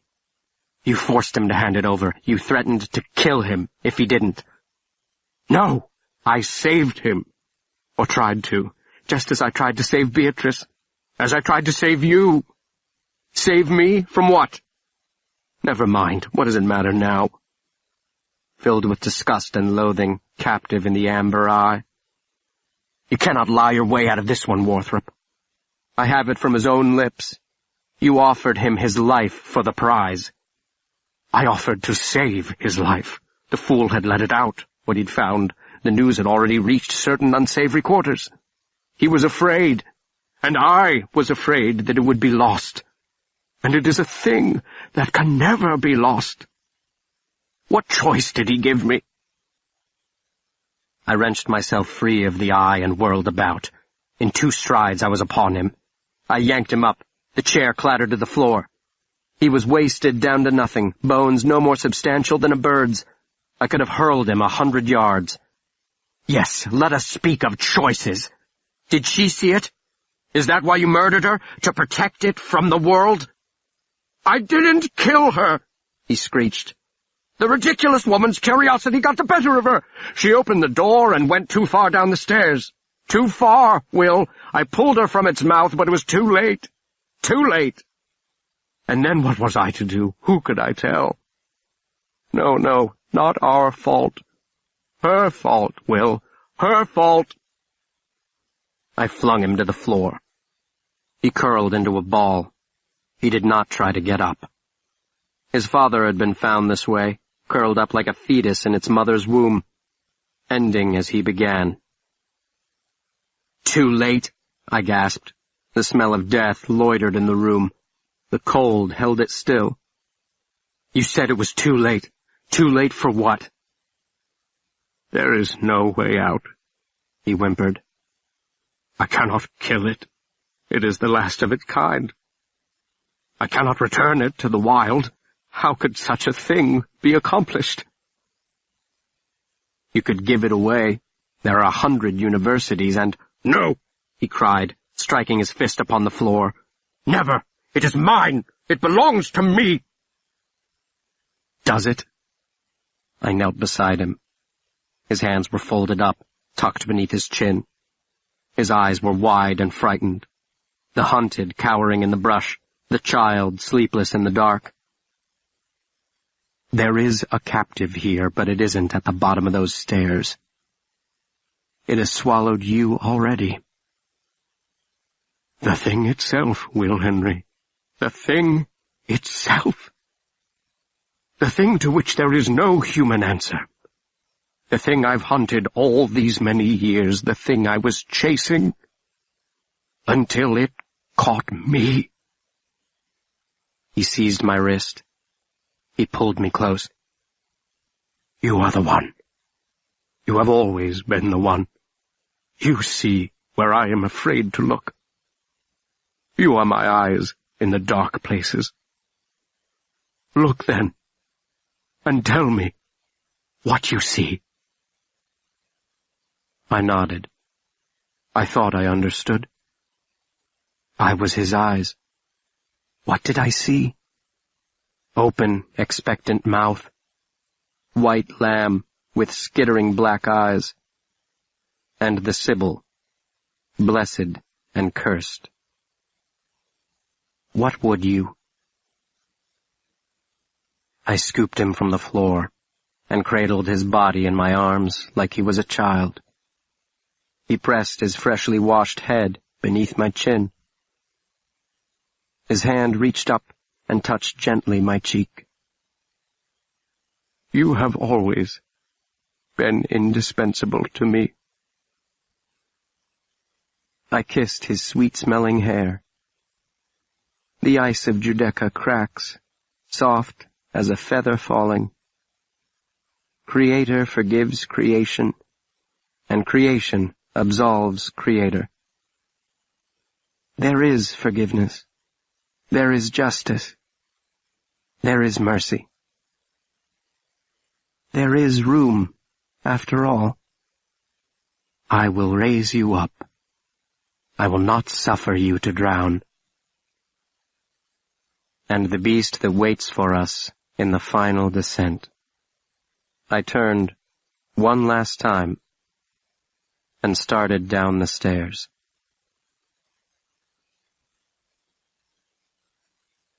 Chapter 3. October 23rd, 1911. Dear Will, the Marshal has issued his final report, a copy of which I have taken the liberty of enclosing with this letter. As you will see, it concludes that the fire was of suspicious if undetermined origins.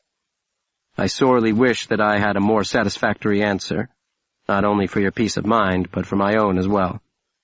Pellinore was not a dear friend, nor even, I would say, a particularly close one, but he was a singular man, and I dare say the world will not see another like him for 100 generations. I have been to the site twice now, the second time in honor of your specific request, and I am sorry to report I can find nothing of any salvageable value. There is nothing left of the house but the chimney. Nothing, that is, beyond the contents of the storage shed and old livery, including that fine old automobile, which you stated in your latest letter that you had no interest in. The memorial service was quite moving, if not the best attended. I would have been overjoyed to have shared with you the melancholy of that final farewell, but I understand all too well the demands of your business. Pellinore would too, I think. My sole regret, and do not think I say this to add any burden to your loss, is that you were unable to get away last month to see him. No, that burden is mine, for you are there and I was always here, and now my conscience torments me for not having banged on that door until he answered. My theory of the case is that the fire began when the old curmudgeon forgot to pay his power bill and reverted to kerosene and candle wax for his illumination. Perhaps when you have a few days to spare from your labors, you can make it back to your old stomping grounds. I don't think you've been back for 2 years or more. It would do this old man's heart good to see you, and I feel I owe you a personal apology for neglecting the man who was so very dear to you. As always, I remain, Robert Morgan. P.S. If you've truly no interest in the loggia, I might be interested in taking it off your hands. Not as a gift, of course. I am willing to pay a reasonable price for it. Chapter 4. These have been the secrets I kept. Old man in a dry season, boy in a tattered hat, and the man in the stained white coat, monstrous hunter of nameless things. The one who blessed me, the one who cursed me, who raised me upon his shoulders that I, the dark tide of his making, might carry him down. Remember me, he said, when all else has been forgotten. A small fortune was mine afterward. I was all he had, and all else he had came to me. Where did I go? Up and down, to and fro. I wandered the earth, the indispensable companion companionless. I fled the States, ended up on the continent in time for the monster that digested 37 million souls in its fiery gut. After the war, I bought a little house on the southern coast of France. I hired a local girl to cook and clean. She was young and pretty, and I may have been in love with her. In the warm summer afternoons, we would go for walks on the beach. I liked the ocean. From the shore, you could see the edge of the world. Let me ask you, Aimée, is it round, or is it a plate? And she would laugh at me, slipping her arm through mine. She thought I was joking. And I was happy for a time. Her father had died at Verdun, her lover at the Somme. She met someone new, and when he proposed, she asked if I would give her away. I agreed, though I was heartbroken. I didn't hire another girl after she left. I packed up the house and returned to the States. I ended up back in New York for a time. I still had my apartment there. I wrote some. I drank more. I wandered the streets. Where the old opera house had stood, there was now a bank. A different kind of society. A different breed of hunters. Monstrumology was dead, but all of us are, and always will be, monstrumologists.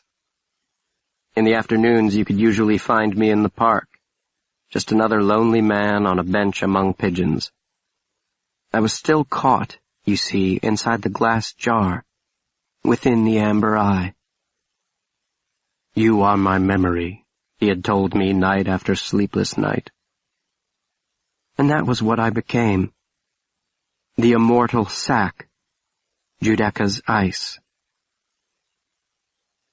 The 20s ended with a great crash, and one day I picked up the paper to read about a man who had jumped from the Brooklyn Bridge after losing his entire fortune. His name was Nathaniel Bates. The notice included the particulars of the memorial service. I was an accomplished hunter and tracker, and was sure she hadn't seen me. But after her father was laid in the earth, she spotted me beneath a sycamore tree. Years had gone by. She was no longer young, but the blue of her eyes was undiluted, pure all the way down. "William James Henry," she said, "I don't think you've aged a day." "There's something I must tell you," I said. There was a tall, broad-shouldered man watching us from the gravesite. He was frowning. "Is that your husband?" I asked Lily. "The latest one. Promise you won't punch him or eviscerate him or feed him to anything?" "Oh, I'm done with that. I haven't killed anyone for a very long time." "You sound almost wistful about it." "I'm not a monster, Lily." "No, more like a ghost. Frightening, but impotent. What is it?" "What is what?" "What you've come to tell me." "Oh, never mind. It doesn't really matter." "After nearly 40 years, it must, a little." It was a lovely spring day, cloudless, cool. The leaves of the sycamore tree a startled green. The man was still frowning at us from the gravesite, but he had not moved. "What's his name? Your latest husband?" She told me. "James?" I asked, thinking she had left out his last name. "Like the philosopher?" "No, but James is his middle name." "Ah, his parents must have admired the brothers." "Brothers?" "His brother was a novelist." "Whose brother?" "The philosopher's." She laughed, and still the sound was like coins tossed upon a silver tray. "Come on," I said. "Let's have a drink."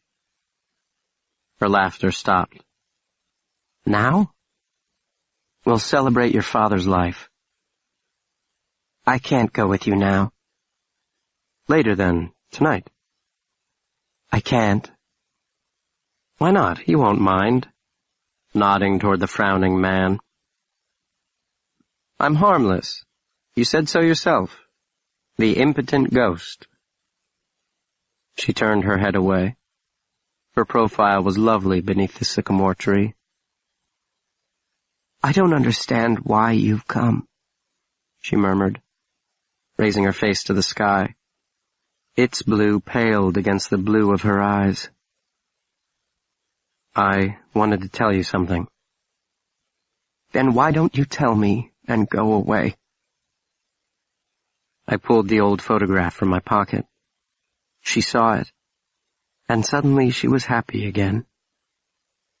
Wherever did you get that? You gave it to me, don't you remember? She shook her head. Look how round I was. That's just baby fat. You said, do you remember what you said? For when I got lonely. Did I? And she laughed again. And for luck. I slipped the photo back into my pocket. I feared she might try to take it from me. Did it work? She asked. Has it brought you luck? I'm never without it, I answered, meaning the picture. Is he a good man? Is he kind to you? He loves me, she said. If he ever wrongs you, come to me, and I will take care of it. She shook her head. I know how you take care of things. I'm glad to see you, Lily. I was afraid you might be gone. Why would you be afraid of that? I have an illness. You're sick? An affliction. It can be passed on by even the most chaste of kisses. And that's what you wanted to tell me? I nodded. She said, I'm fine. Perfectly fine.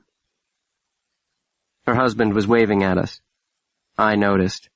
She did not. I said, I like him.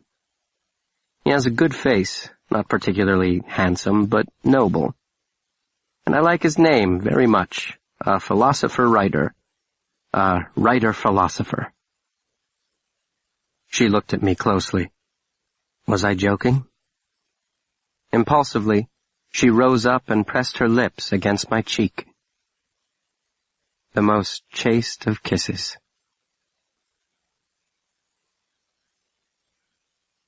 Chapter 5. Do you know who I am? A stranger stands behind you in the checkout line. A man in a shabby coat passes you on a busy street. He sits quietly on a park bench, reading his paper. He's in the seat 2 rows behind you in the half-filled theater. You hardly notice him. He is a practiced hunter who stalks his prey patiently. Years do not matter. Decades do not count. His quarry hides in mirrors. It lives 1/10,000th of an inch outside his range of vision. These are the secrets. He wakes from restless sleep to the sound of his name. Someone is calling him. He rises, reaching in the dark for a tattered hat that isn't there, to answer a summons that didn't come. He is the hunter. He is the hunted. The bleeding goat tied to the stake. These are the secrets. One day, never mind when, he finds himself upon a bridge, never mind where. And the water rushing below is dark and deep, and squawking on the balustrade is a murder of crows, hard black eyes and graceful beaks. River runs to sea, is born back again. A circle. The crows hold him in their eyes, frozen there. He cannot climb the barrier. What would you? The crows ask with their hard black eyes. A boy carrying a fishing pole and a bucket comes along. He throws his line down, and the crows release the man, for they have smelled the fish. They flock toward the bucket, a flurry of black wings and the comical hop-hop upon stick-thin legs. The boy wears a tattered old hat, 2 sizes too small. Freckle-faced, light-skinned, and a mouth seriously set. "How's the catch?" the man asks. The boy shrugs. "Okay." He doesn't look at the man. He has been taught to be wary of strangers. "Good day for fishing," the man says. The boy nods. He's leaning over the barrier, watching his line, the swift dark water.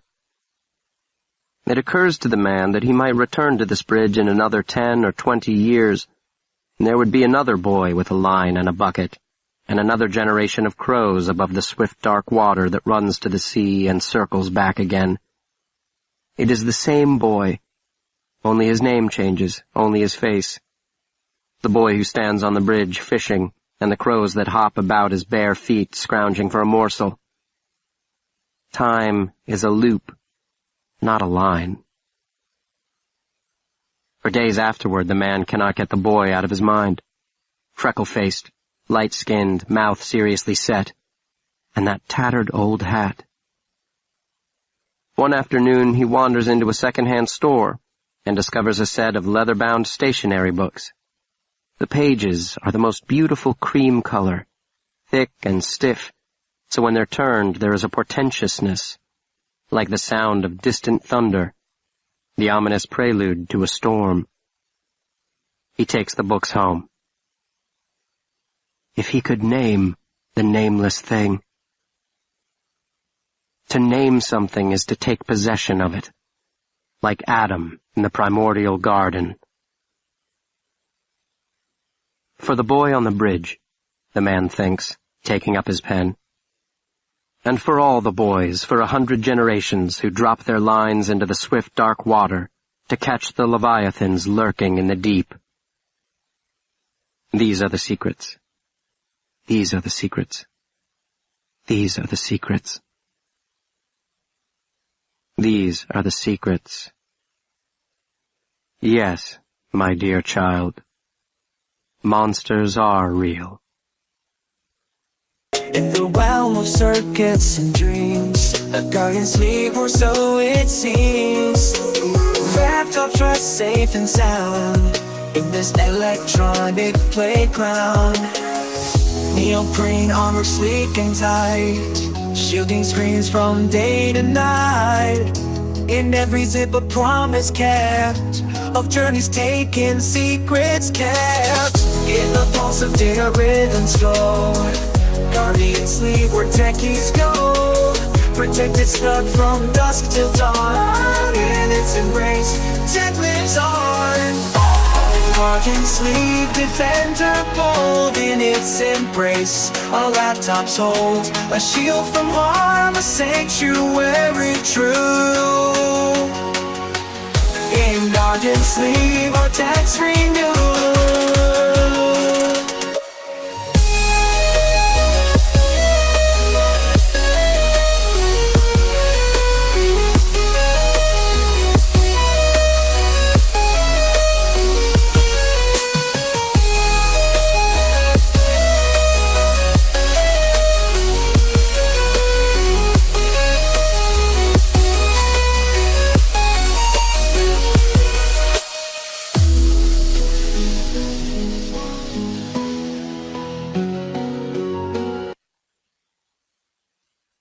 Epilogue.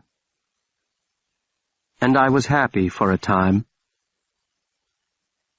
6 years after the director of the home gave me the 13 notebooks, we met for coffee at a little shop 2 blocks from the beach in Boca Raton, where he had retired the previous year. His hair was a little whiter and a little thinner, but his handshake was just as strong. "You finished," he said. "With reading them, yes." "And?" I stirred my coffee. "After he was brought in, did anyone at the home get sick?" The director gave me a quizzical look. "It's an assisted living facility. The average age is 71. Of course people got sick." High fevers, an itchy rash all over their bodies, Maybe some recovered, but most wouldn't. He shook his head. I'm not following you.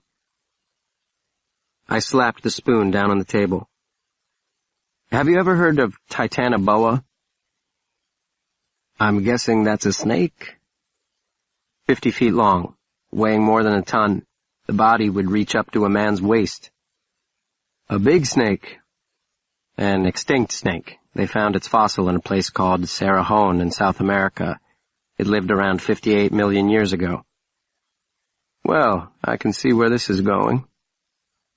He must have read about it, or seen some television show about it, I don't know. The director was nodding. Can't have seen a live one. He was old, but he couldn't have been that old. He smiled. I didn't. No, maybe not. Maybe he was just crazy. Maybe he made the whole thing up. He looked startled. Well, I didn't think there was ever a question about that. Maybe he wasn't 131 years old. Maybe the journals weren't even his. Maybe even his name was a lie. His name? William James Henry was the name of the man Lily Bates married. I know that for a fact. There's a tombstone in Auburn, New York. There's an obituary. There are relatives. One of them contacted me. In the last notebook, he hints that he stole the man's name. He stole it. The director was silent for a moment, staring out the window. He blew out his ruddy cheeks. He toyed with his napkin. Even his name? That's not good. You gave those notebooks to me hoping I could help figure out who this guy was. 6 years later, and I'm further from the truth than when I started. He sensed I was about to lose it. He tried to calm me down. It was a long shot, I knew that. I think I told you that. It was worth a try, wasn't it? No, it wasn't. Even his name? He talks about secrets and won't even reveal that? The whole damn thing is a lie. Hey, he said softly. Hey, it was never about what he wrote, you know? It was about him. Right, him. And at the end of it, there is no him. There's a blank, a cipher, the stranger standing behind you in the checkout line, a voice without a face without a name, a secret without a confession. Who was he? The director shook his head. What could he say? I turned away in frustration. It was a sunny day, perfect weather for the beach.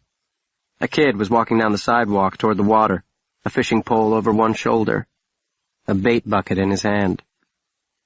As long as there are leviathans in the deep, there will be boys to hunt them. I never should have given them to you, the doctor said. An apology. I should have read them myself. I thought I could find him, I admitted. I thought I could bring him home. Everyone has someone. You remember telling me that? He nodded. I do. And he does. Who? I demanded. Who does he have? Who does he belong to? He looked surprised. You. He has you.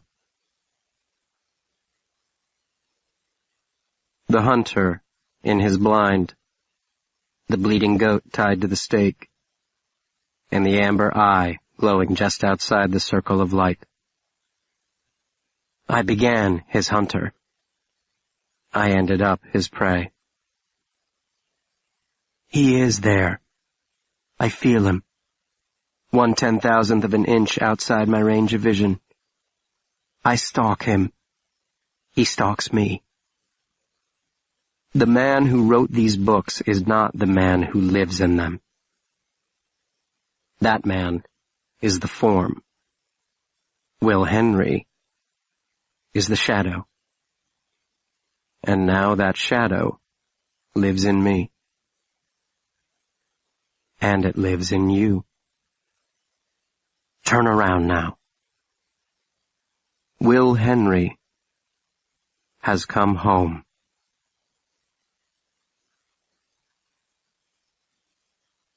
The end.